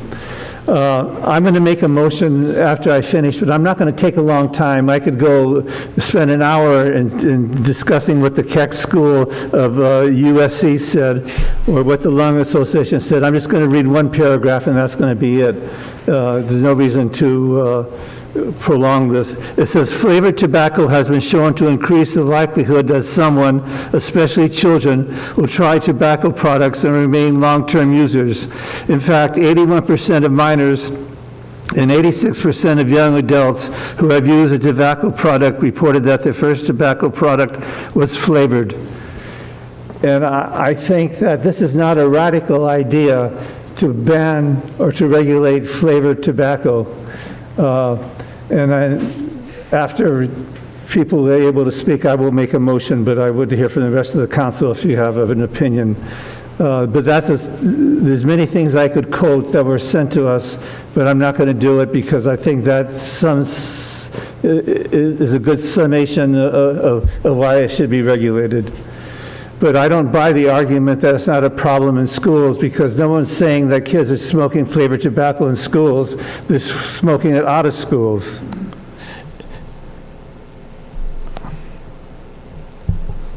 I would just say that I'll admit to something that I probably wouldn't normally admit to in public, but I've been known to be a pipe aficionado and collector, and I don't walk around with a pipe in my mouth all day long, but looking at this, it's just extremely broad.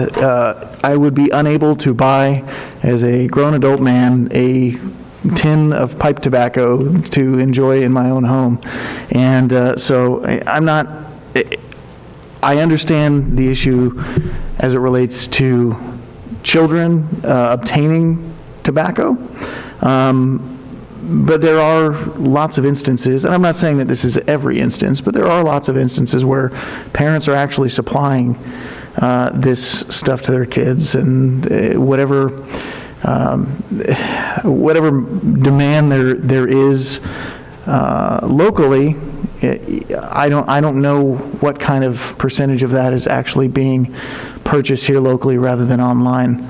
But I would, so while I would say that I'm not in favor of it just being a blanket ban of all flavored tobacco, because I think it, think of the old man walking down the street that's been smoking menthol cigarettes or whatever for his whole life, understanding that it's bad for them, but it's their right to do so. And I just think it's way too broad as it sits. However, I would absolutely, and I am absolutely in favor of advocating for more enforcement as it relates to operations within the city to ensure that retailers that are local here in our city are complying with state laws and regulations as it relates to sale of tobacco to minors. So if that involves us putting some money forward, or maybe using some what's the LASD money that we give for special COPS grant money? Yes. Using some of that money to fund some sort of extra enforcement to make sure that we're staying on top of our retailers and keeping them honest, I would absolutely be in favor of that. Yeah, I'm going to echo Eric's comments, and I had to really think about this, and I did attend the Public Safety Commission meeting, heard the discussion on that, and I talked to some residents, and kind of a complex topic and controversial at times. There's people on both sides of the coin on this issue, and the arguments range from they're all over the map, to be honest. So my personal thoughts are, generally speaking, we absolutely should discourage minors from engaging in utilizing flavored tobacco or just generally tobacco. And I would have no problem if the mayor wanted to do a proclamation, a Red Ribbon Week. I've always said we should acknowledge that here at council. I'm not sure why we don't, but we should. And I would absolutely support pursuing grants and working with the Los Angeles County Public Health Department's Tobacco Control and Prevention Program and seeing what resources they may lend and how we may be able to further enforcement. But that being said, if I'm not mistaken, there's over 5 or 6 shops that vend flavored tobacco in the community, and I've not heard it to be a critical issue, and with it going to the voters, before too long, I'm happy to wait and see what the voters decide. So I'm going to respect people's choice. In this particular instance, support Eric and his pipe and his tobacco pipe, I guess, and that's where I'm going to be at that. I think one of the problems, and it's a hard one to wrestle with because smoking is by adults is not, or buying tobacco products by adults is not illegal, and there's some restrictions on where you can smoke, but on the other hand, these flavors, and I've never tried it, so maybe I've never smoked, so maybe I should. Maybe it would taste good and lead me into a lifetime of smoking. I don't know, but that's what it does, though. It's the flavors are palatable. It's probably a good word, palatable to smoke for kids, and it's bad for them. Let's put it pure and simple. At that time, and then if it leads into, as some of the studies seem to suggest, it leads into a lifetime of smoking or smoking for a long time and then having a real hard time quitting. So that's my thought on it. That it's a tough issue, but I can really see the point of the flavored tobacco leading kids where they shouldn't be going. I'll offer one, and I dare even offer this, but a resident in the community has an adopted son. She's Caucasian, and her son is African American, adult. And this topic was an interesting perspective, was the issue of equity and access, and that we would be essentially causing him inconvenience to be able to have to go to another community to purchase. And I think this kind of goes back to like the convenience store discussion at a 7-Eleven or Arco, whatever that discussion was, where we talked about, is it reasonable for people to expect to have access in the community, and who are we impacting by these decisions? I think everybody's intent here is not to support minors using flavored tobacco. But as Eric pointed out, this is a very broad brush approach, and I just think that we're infringing on people's freedom of choice. And I mean, I like soda. I mean, are we going to ban soda because it leads to diabetes and, leads to other complications, and I may become a diabetic? I mean, we have to take some personal responsibility and choice and some common sense, I think, with the power that we have. I'll remind you that we already infringe on smoking of marijuana in the city of San Dimas, where we do not allow it to be sold in the city. So this isn't something new. I too attended the public safety meeting, and it was quite an interesting conversation. It was split, and I'm not sure what the numbers were, but it was obvious that there was some concern. I did not attend the quality of life, quality of life stuff here in San Dimas. I think that's a commission, or a commission.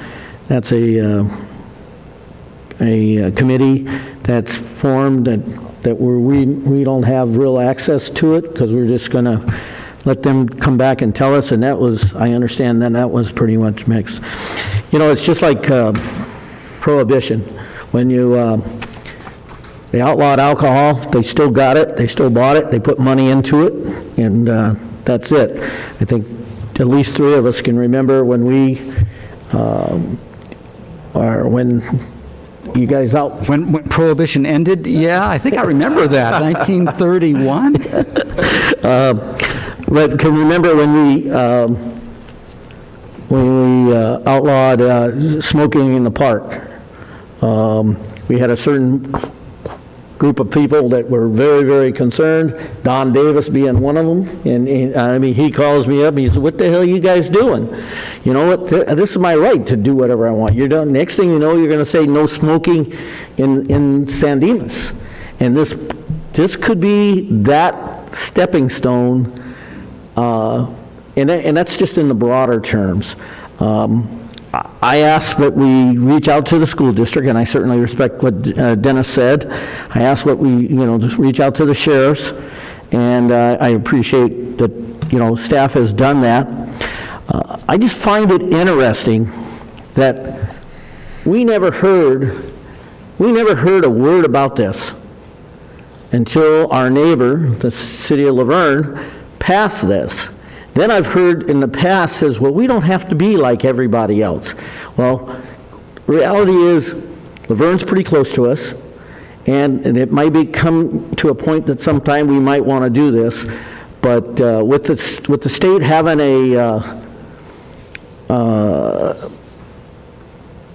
going to be on the ballot in 2022, I just think this is, as Eric said right in the beginning, this is much, much too broad, because there are adults out there that are involved in this, and so I'd entertain a motion one way or the other. Well, I make a motion that we regulate flavored tobaccos.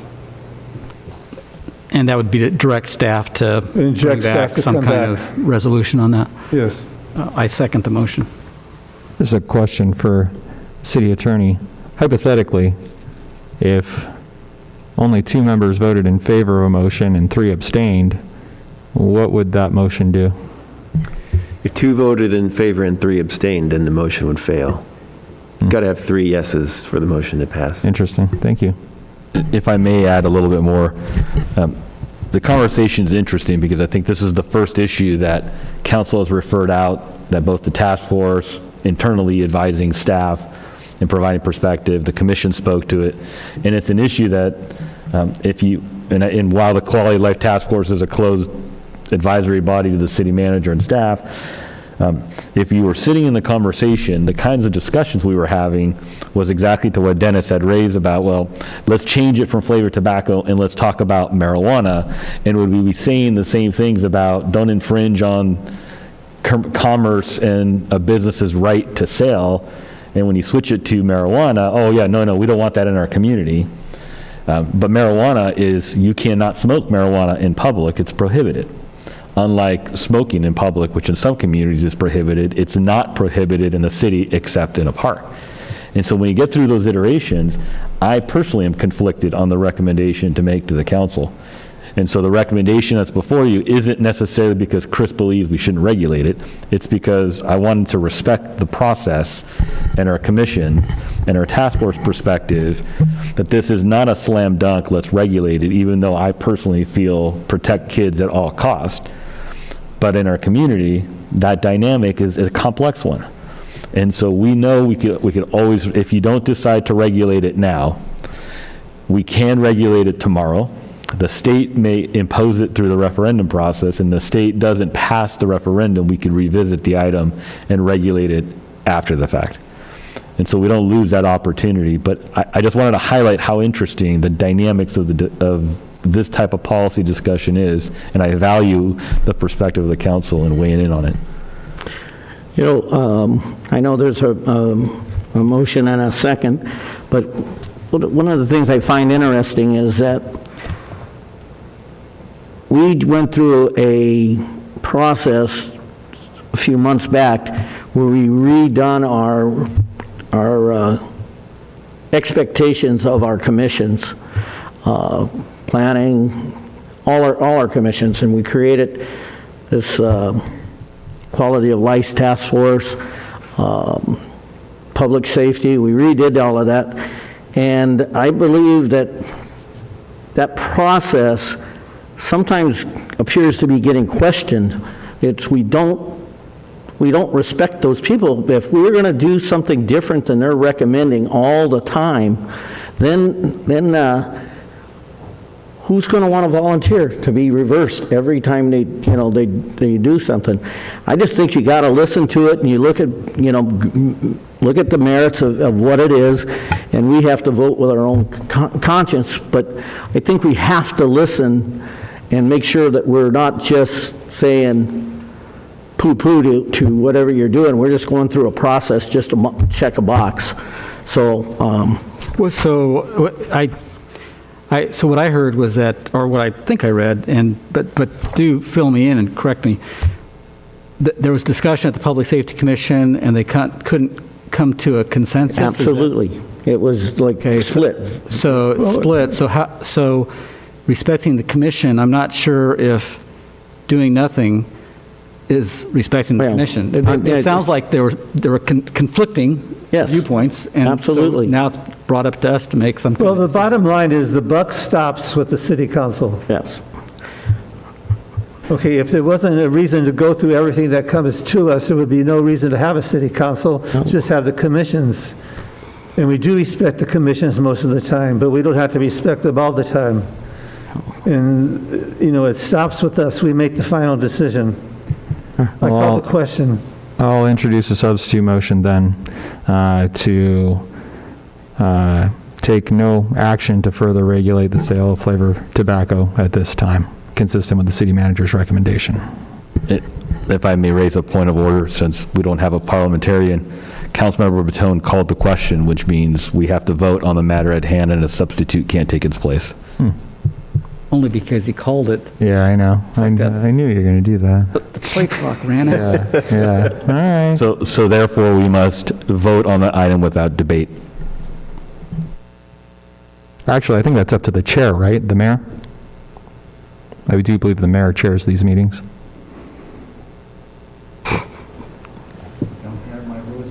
I do believe he is the chair and parliamentarian.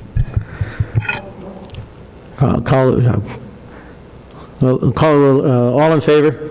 Aye. I'm going to abstain from this vote. I'm going to vote no. No. Mr. Mayor, I'll move that the City Council takes no action on this item to further regulate tobacco at this time, consistent with the City Manager's recommendations and those consistent with the Public Safety Commission Quality Life Task Force. Now that I voted no on that, can I second that, your motion? Sure can. All right, I'll second that. All right, all in favor? Aye. Aye. All opposed? No. And motion carries 3-2. I think that's fine. It was good to have a discussion within. I respect the wishes of the council. But as far as the no smoking in the park, which makes a lot of sense because secondhand smoke is extremely dangerous unless you don't believe what the Lung Association tells us or what the Cancer Association says. So there's good reason to have no smoking in public places where you're going to be where you don't have a choice whether you want to smoke. You have your choice of whether you want to smoke a cigarette or not. But when you're inhaling secondhand smoke, you don't have that choice. So there's good reasons for rules like no smoking in public places like parks. Yeah, I agree, and I don't think you hear very much about that from people anymore at all. They've expected it, they grew into it, and it was a good decision at that time and a better decision now. Related to this whole discussion, I'm kind of curious. Frequently there's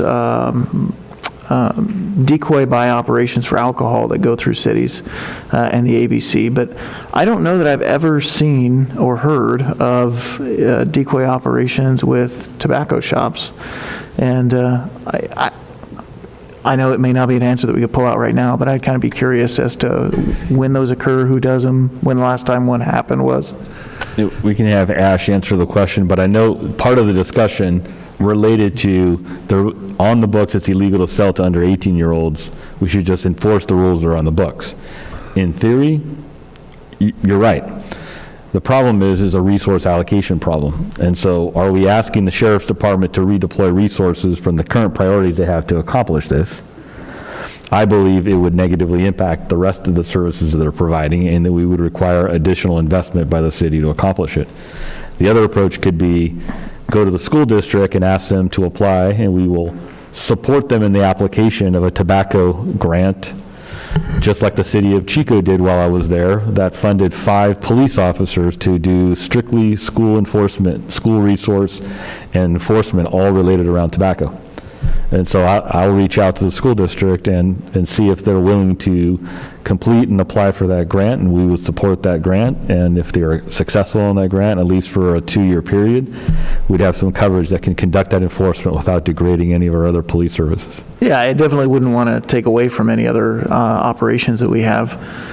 Certainly, answering calls for services is the priority for our Sheriff's Department. But, with ABC enforcement, I know ABC will give grants to public safety agencies to specifically pay for the decoy operations. And it, at least when I was doing them, it was jumping at the opportunity to go drive around all night and try to get your decoy to buy the most 6-packs of beer. So I guess my curiosity is not necessarily implementing something right this second, but curiosity, because I really don't know who the regulatory agency would be if they do grants like that, or if there ever really has been any decoy operations for There's specifically a tobacco grant that applies to this. Okay. I will say that Dennis reminded me when he made the comment about the city and its marijuana prohibition, the San Dimas Buzz, where you can catch all your local news. There was a thread not too long ago where it seems to be common knowledge that people are using marijuana delivery services to have that delivered to their homes here in the city. So I'm not saying that we should focus enforcement on that, because I actually do think that the city's ordinance prohibits delivery services in the city, if I recall correctly what was passed in that ordinance. But there are things that are occurring that I would also think would become resource intensive to be able to do enforcement, and I think there's probably other priorities in the city. But nevertheless, it does go to the question and the point of how do we do enforcement on some of these issues that, seem smaller, but may not be smaller in the broader scheme of things, right? So. I think it's fairly simple on the enforcement side of it. We'll just take our youngest looking councilman and put him out there as a decoy. With a pipe. That would be Councilmember Bertone. Yes. Councilmember Bertone had a recent birthday. Happy birthday. Oh, thank you. Okay. Mayor, I wanted to share to Councilmember Vienna's remark about supporting Red Ribbon Week. We do that every year with, I think it's the Southland Young Marines, makes a request to the city to support them in that celebration. So we do something, and I believe it's probably coming up in October. Perfect. Thank you. Super. All right. We're going to move on to another lively discussion. The San Dimas Housing Authority. Consideration of partnership proposal with Pomona Valley Habitat for Humanity to develop a property at 123 North Monte Vista Avenue. Staff? Thank you, Mr. Mayor. This was an item that we presented as an alternative to the city expending significant funds to complete a planned project of building a single-family affordable housing at this location. Council had a good, solid discussion and provided direction about how much cost it would be to the general fund to use it for some other purpose, and what other kinds of purpose you could use it. So I'll turn it over to Ann to present the results of her review. Hi. Good evening, Mayor, council members, members of the public. I'm Ann Garcia, Senior Administrative Analyst in the Community Development Department. Today, we continue the discussion on the proposal for partnership with the Pomona Valley Habitat for Humanity. On August 24th, 2021, Council wanted an opportunity to look at the site and directed staff to evaluate and bring back some additional information on the property located at 123 North Monte Vista. So to give a little history, the property was purchased by the redevelopment agency in September 17, 2001. The purchase price of the property was $158,000 using Housing Authority funds.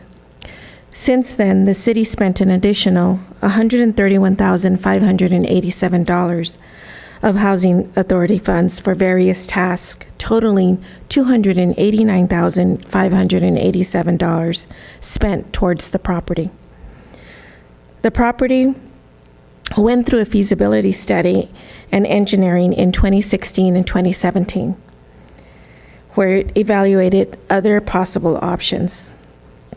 The potential alternatives that were explored at that time were to take no action, to build a new single-family residence, to demolish the structure on the lot and leave it undeveloped.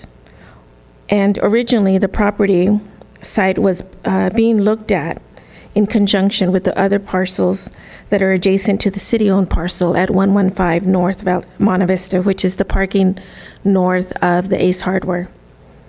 Staff was exploring acquisition of those two parcels to the south of the 123 North Monte Vista, so the city would own the block and explore alternative land uses for that block, which may have included the multifamily development or additional parking. That didn't go through. We didn't have funding, and the lots were on sale. In 2017, staff was directed to explore options with a new single-family residence to be constructed on the site. So staff provided 3 design options, and one was chosen as the preferred design. So plans were approved in 2020 for that design. Creating another parking lot was also explored, and engineering calculated approximately 8 spaces, but it would also eliminate 3 to 4 on-street parking spaces. So converting the use of this lot into parking would start encroaching into 2 homes. The 2 homes at 117 and 119 North Monte Vista would be sandwiched in with parking lots on each end. Recently, the idea to create a pocket park at this location was also suggested. Something to consider is that the property has 3 parks in the general vicinity: Rhodes Park, Pioneer Park, and Civic Center Park, all within walking distance of the neighborhood. If the authority chooses to use the lot for any other purpose aside from housing, the funds would need to be paid back to the Housing Authority using the general fund. Partnering with the Habitat for Humanity will help us meet our need for affordable housing, and this partnership would assist us in meeting that need without the financial impact to our budget, which means that the city would not need to provide additional funding towards the development, because Habitat would seek its own funding to develop the property. They are also willing to use the approved plans that were approved by the city in 2020. In addition, the city will be able to develop a criterion to qualify families for the residence. Criterion like veterans, they need to be veterans, or San Dimas residents to qualify to be a resident at that home. So staff is recommending approval on the partnership with Pomona Valley Habitat for Humanity, or to provide direction on moving forward with other options. So I'm happy to answer any questions you may have. Questions? No, I think the report is very self-explanatory. It's very good.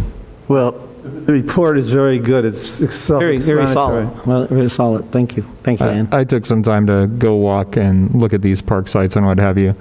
I'm still passionate about a pocket park, but I think after looking at the accessibility of those parks, and some consideration to what we're doing, even in discussions this evening, I could support, hopefully, a veteran getting into this, so I could be supportive of the project. Yeah, so I was going to mention that the reason that this got continued is that this was one of those properties that was heavily discussed before I was on the council, and I wanted to kind of go do my own snooping around and take a look at the property, because at first glance, and I think I said this last meeting, first glance I looked at this and I was like, oh, of course, Habitat for Humanity is a great organization, and that'd be great. It's a way for us to save some money. But hearing that there may be some other proposed uses for that property, I wanted to go take a look at it myself, and I know that wasn't necessarily the most popular thing, but I certainly appreciate the rest of the council indulging me in that and letting me go take a look. But when I went and took a look at it, I still feel that it would be appropriate to engage in this partnership with Habitat for Humanity. Is that a motion? It certainly will be. And I would absolutely be in favor of a community garden at another site in the city that we can select. So I'll go ahead and make a motion that we approve the partnership with the Pomona Valley Habitat for Humanity to develop the property at 123 North Monte Vista. Second. Any further discussion? All in favor? Aye. Opposed? Motion carries 5-0. Thank you. And hopefully we can get a veteran or a San Dimas resident into We'll make it. sure that's part of the criterion. Please. Yeah. All right.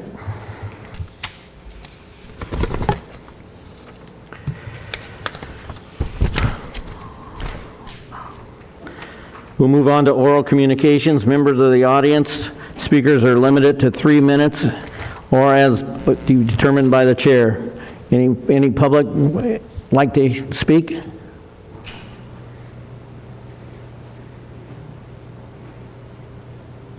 Hi again. Sorry, I have chicken scratch, so bear with me. First of all, thank you to Councilmember Ebener for your presentation of the additional housing element locations. I also wanted to thank staff for your hard work and extensive research on this important topic. I'm a fan of equity. I'm a fan of spreading the wealth. So for me, I think that in this topic, we should be spreading the equity amongst the entire city, not just within the downtown corridor. Councilmember Ebener had brought up a great point. Why do we as a city want to give up control over the downtown corridor?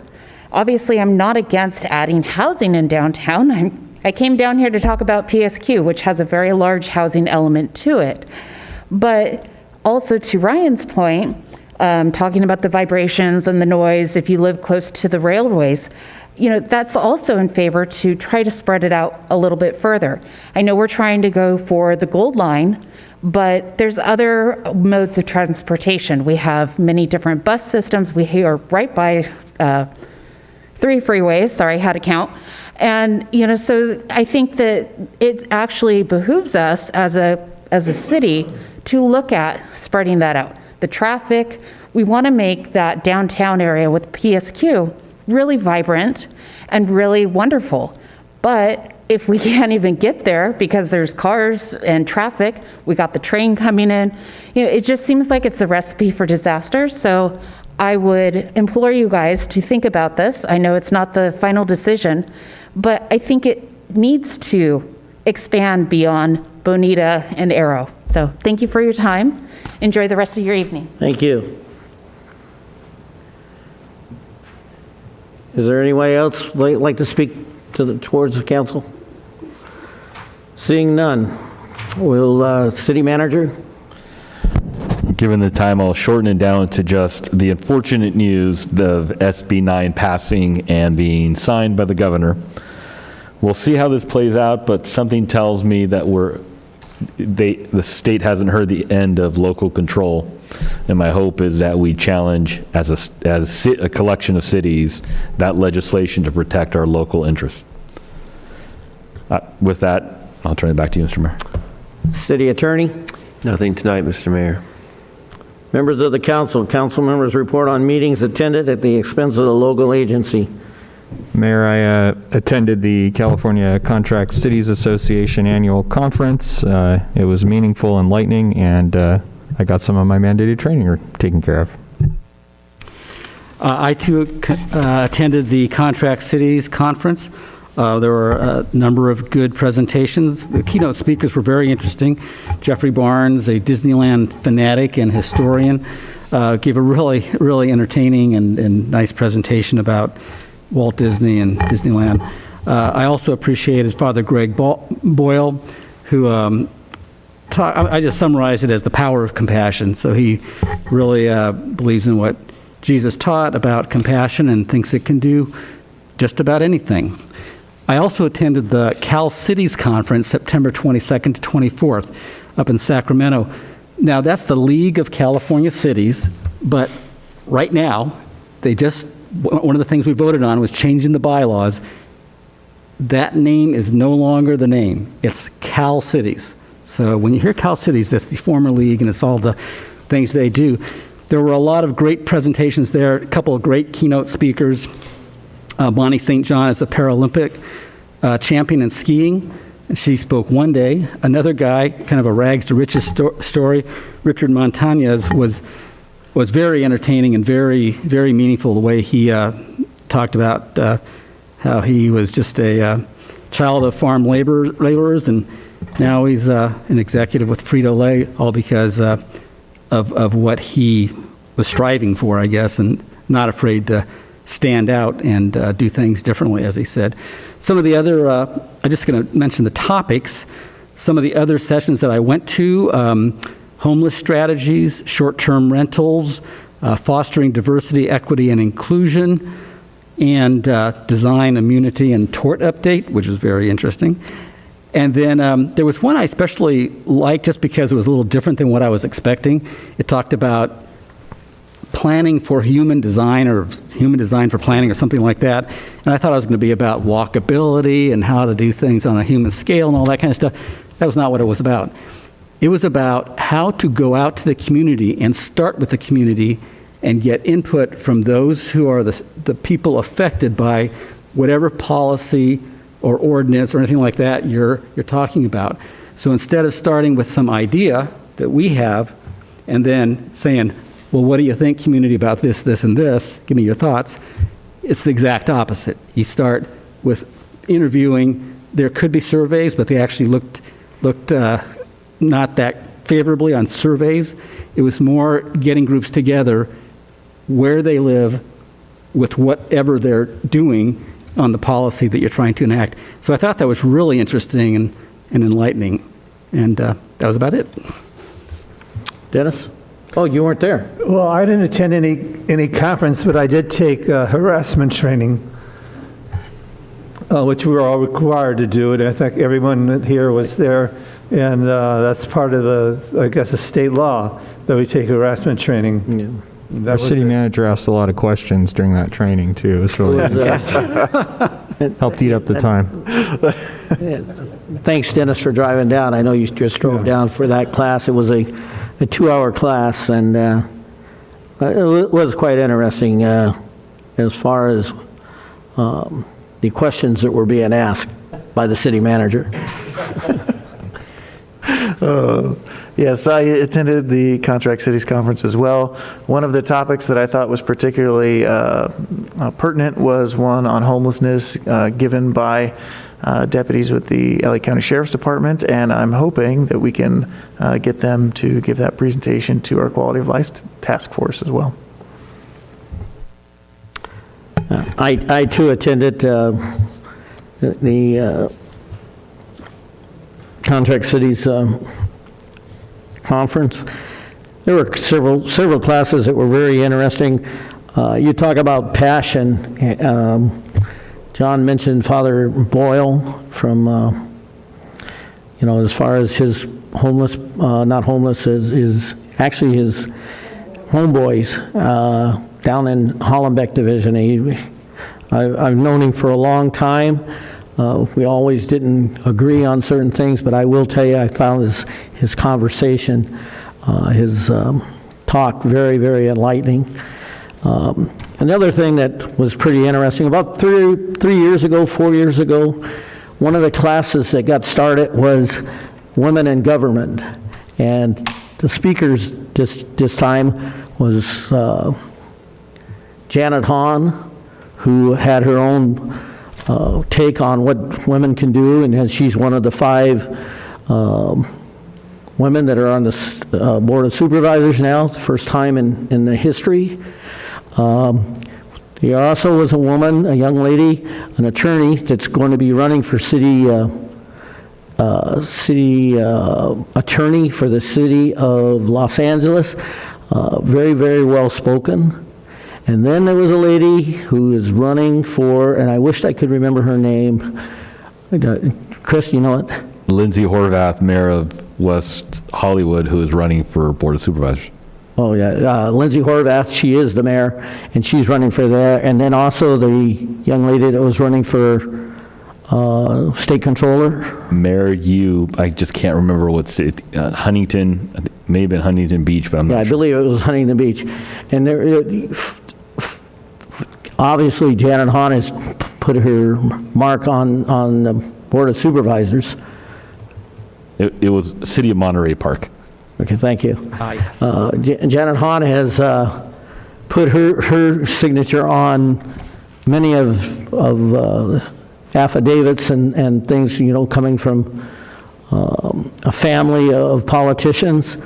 The other 2 ladies, I have to tell you, they're going to be a reckoning force. They were very smart, very intelligent, and I was interested. I believe that the Contract Cities Association, when they brought in this class and they started adding it, brought in a different tone, and I believe that was good. Okay, then any city councilman with any requests or comments? Is that me? That's you. Oh, all right. I didn't know. You usually call on us. Well, requests. Yes, I do have a request. 2 years ago, I attended ICSC Recon with the now mayor to go look at some opportunities for development, as well as attend some of the sessions as it related to that. So I'd like to look at attending that again. It's December 5th through, I think, the 7th. So what do you need, Chris? I believe we did not budget for that conference, but I'll have to check. Okay. But otherwise, we can do a supplemental to be able to attend. I don't know if any other members of council would be interested in that, but I found it to be good conference. It's a lot of walking, so bring your Fitbit or your walker tracker. But when you go and you see some of the things and you speak with some of the developers and the hotels, the corporate representation of these folks, you really start to understand the breadth of what it takes to revitalize an area and the requirements that people want. Everything from, like, we came back and were able to share on why it was that I think it was the Hilton, right, Emmett? I think didn't want to develop on the Bonita Cataract lot because they did not want their hotel overlooking a, quote, junkyard, referring to the northwest corner of Bonita Cataract. So people familiar with sites in our community and really hearing some very candid feedback on why people were not interested in investing in our community. And then hearing from other people who were interested in investing in the community. In fact, someone very interested in putting a coffee bean near the northeast corner of Gladstone and Lone Hill. So, bottom line is those connections, those interactions, the possibilities, and having council there, the city manager had gone in the past. That was the first time we sent council members, and that largely, if you recall, the reason I wanted to go to that was when we were talking about how to be able to do something with Bonita Cataract before PSQ really got in the mix. And that was why we went, because some of the council members I spoke with in other communities had said, hey, it's cool to send staff, but sometimes these people want to hear from representatives of the community, the council members, before they'll take some of the interest is serious. So I don't know if anyone else would like to attend, but if you would, I'd love company. So. Yeah, I would after going and finding out the positive results that we had, I would like to go. In fact, PSQ is a direct product of that meeting. We went to that conference. We went with Larry Cosmont, and he met people. And at this point, we were still very much involved in thinking about the no big hotel thing. And we went and talked to the Marriott people, and that was, for me, that was the final nail in the coffin, is because they made it very clear they weren't interested in our community. They were interested in people in beds, and that was it. And as everybody knows, and I've said it many times, I was prepared to move forward with that hotel until Ryan and the Ebner kids, I guess they're not kids, I'm sorry. Okay, John's kids, until they talked it up, and then they put this grassroots together, no big hotel, and quite honestly, I appreciate it because it changed my thinking, and so I believe that's a good conference. In fact, I'm not sure that it's a better conference than a couple of other conferences that are out there, because it does give us an opportunity to sell our city. So. I had a couple of other things, Mayor. Sorry. I thought you were done. No, that was just my request, but let me go I should have been not surprised. But you are right, though. The Marriott was cold-blooded, and I agree with the mayor that, to me, that was a big put-off, that they weren't really... they didn't care about the community, they didn't care about the park, they didn't care about integration. It was just, this is the box, these are the colors, and that's what you get. So, anyways, glad we've moved on from that. This weekend, past weekend, I had the opportunity to attend the San Bernardino County Sheriff's Department Rodeo. As some of you know, in our community, the Western culture is still alive and well. The San Dimas Rodeo Queen, or Miss Rodeo San Dimas, was part of the royalty that attended and rode in the rodeo in San Bernardino County. So it was great seeing her out there. There's another individual that lives here in the community that is part of the Norco, I don't know, it's not a posse, but they ride, it's like a flag drill team with the horses, and so they live here in the community. They rode all 3 nights of the rodeo, and it was awesome seeing it. So Nicole and I went on Friday. I'm sad we're not having rodeo this year. It normally would have been next weekend, but I don't know. I just am very sad about that. So I wish, if there was any way that we saw a future in that post-COVID / heartbeat resuscitation mode thing, even if the city needed to get involved with that further, I would be interested in that, and whatever support could be given. The rodeo is important. I think the equestrian community here is important, and I think rodeo, as long as I'd been in the community my generally whole life, we've had great Western themed events here in the community. So besides, I'm supposed to ride a bull. There was a bet involved there 2 years ago, and so I need to make good on that. Lastly, 2 last things. The coyotes, I sent an email to Chris and Brad. Coyotes are becoming so I don't know what it is, if it's the time again or what the deal is, but coyotes are becoming a thing again. So whatever we need to do to increase awareness of the coyote catcher and whatever other efforts we're doing, or maybe even a follow-up discussion maybe on what we've done and how we've done with our coyote management plan, might be something cool in the future. I'm not saying you have to. I'm just saying that there's a storm a-brewing, so. I'd be interested in, if you're saying, should we have a report or something like that, I'd be interested in that, because we are getting calls from people who are really concerned about coyotes and their dogs and kids. Well, now I absolutely am, my colleague here, interested in a report. Yeah, just a follow-up. One pager, Yeah. 2 page, verbal. We were working on an update, but since 2 council members would like to hear an informational report, we'll give you an informational report of what we've done as a city. Awesome. Thanks, John. And then lastly, the Costco thing, and I'm saying the thing, this is like a thing going on all over the place. Somebody was telling me about a place up in Crescenta Valley having a similar challenge where you have a location that has become impacted, and, you know, just by trend, by cause, whatever the case is. So I've drove by, I've seen Costco having their staff out there trying to deal with the traffic influx.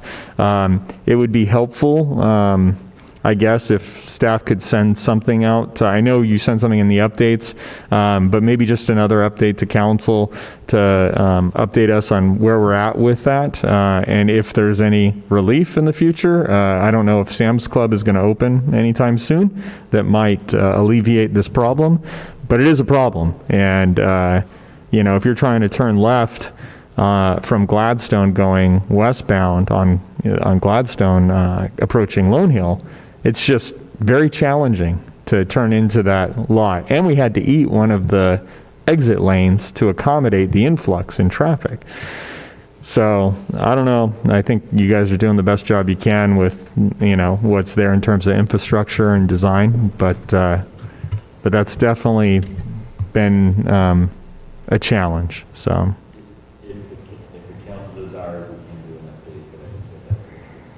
Yeah, just send something out, yeah.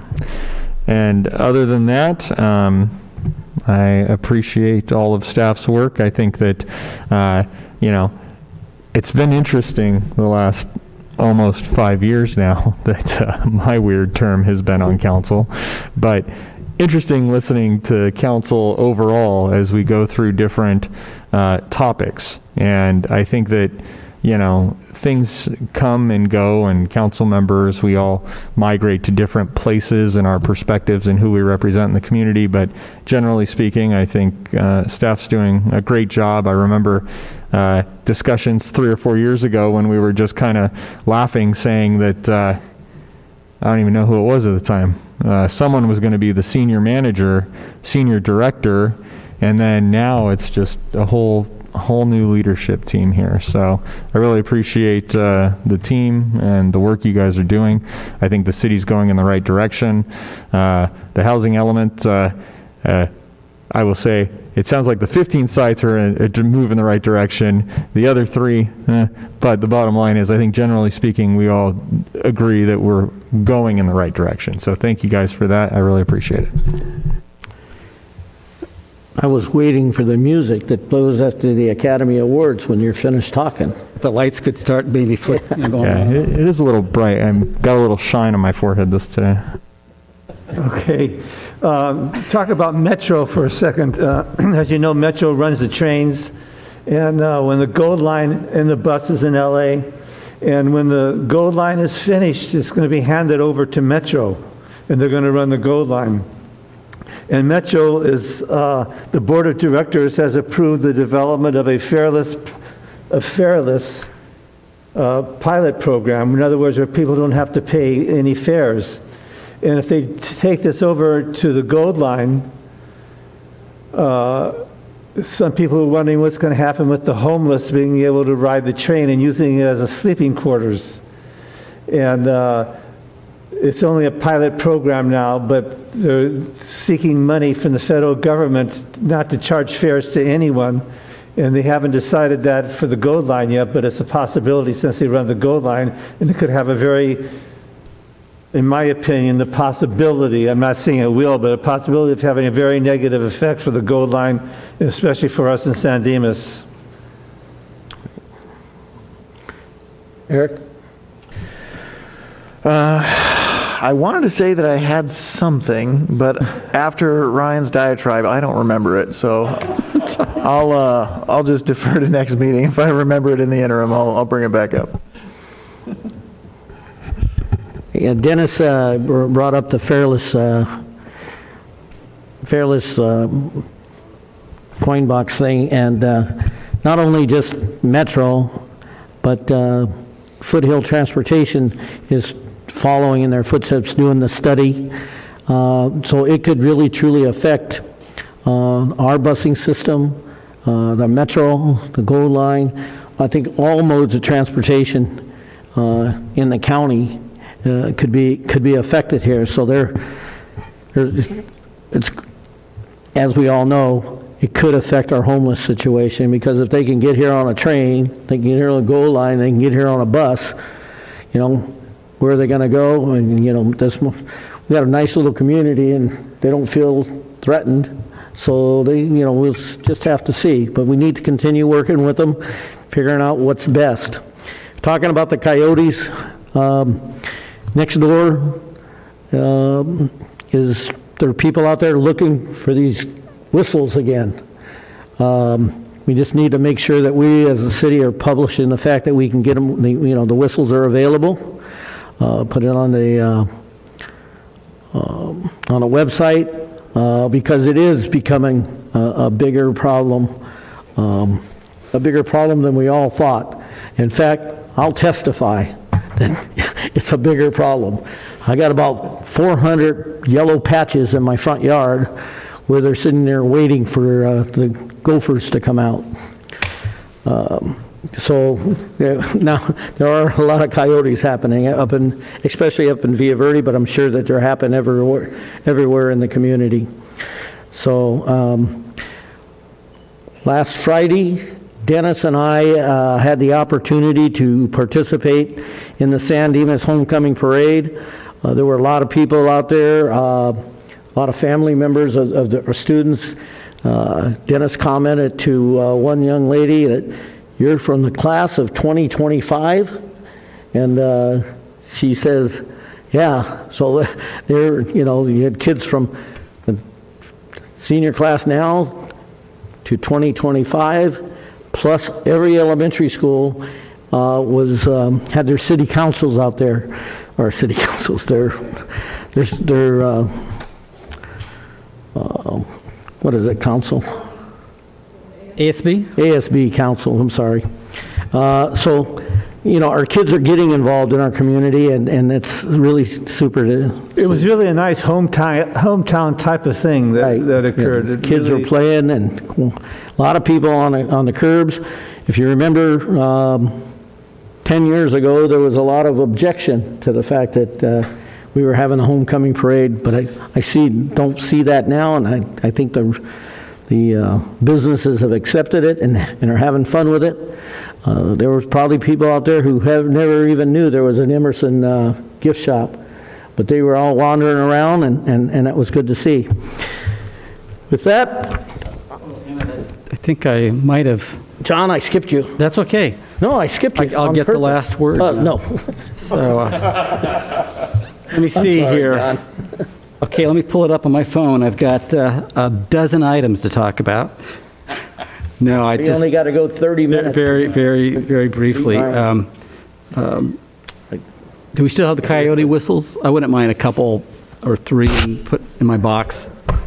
Yeah, Mayor, City Council, yeah, there are coyote whistles available still. We can get something out on social media, and there's two seasons that coyotes are more active and around. There's May and June is the birthing season, and then there's the pup dispersal season, which is October, November, December, and that's what's going on right now. Is pups are leaving the nest, and they're more active in the community. So, and we've got a little pamphlet that we can. I know there's something on the website, but do we have an actual physical pamphlet to give people? Yeah, we can also get pamphlets. We have the LA County wildlife biologists that are visiting these concerned residents. Also reached out to the California Fish and Wildlife warden today to see what they can do on the law enforcement end. They also have resources that we're directing up to the Terrebonne area, which has been a concern in other areas in the community. So, well, thanks a lot for that. And if I could just get 3 whistles, 3 pamphlets, so I can just give them to a couple people. You know, talking about the Costco gas line and the Gold Line fare-free riding, makes me think of, when I heard both of those, I wasn't really going to talk about anything, but it makes me think of unintended consequences. And I think we just need to plan and think and use our imaginations, like what can happen whenever we do something. I was actually happy to hear Ken Fichtelman talk about the planning for these higher density projects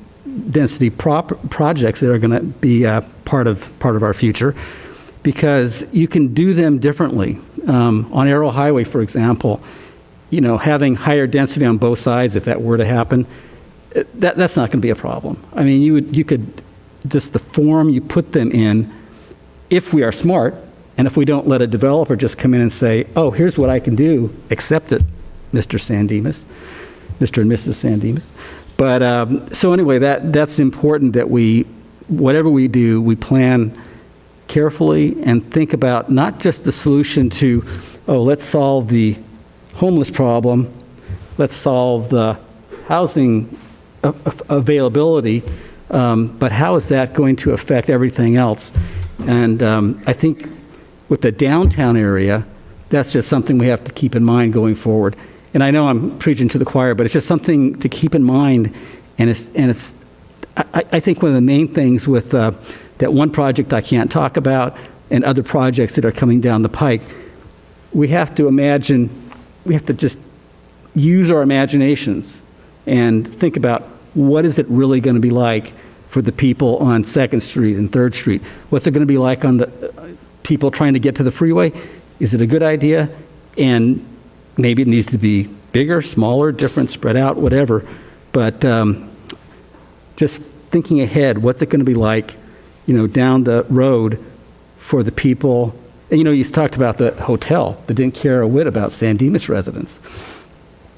The same is going to be true of many developers who come in, and I can think of a couple off the top of my head. All they're going to want to do is build the units and go, sell the units and go.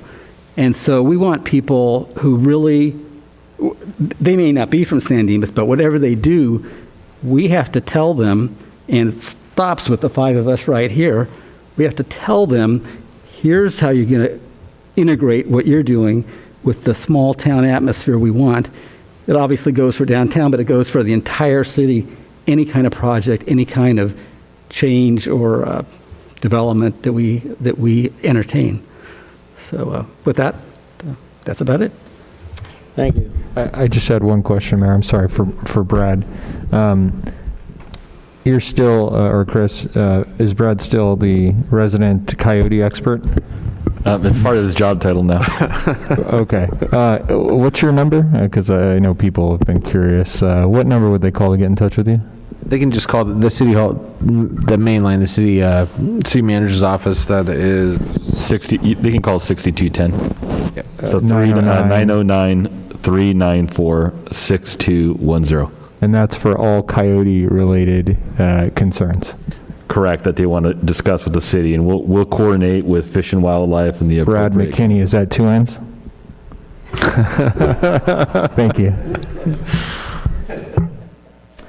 All right. I'll entertain a motion to adjourn. So moved. Good night.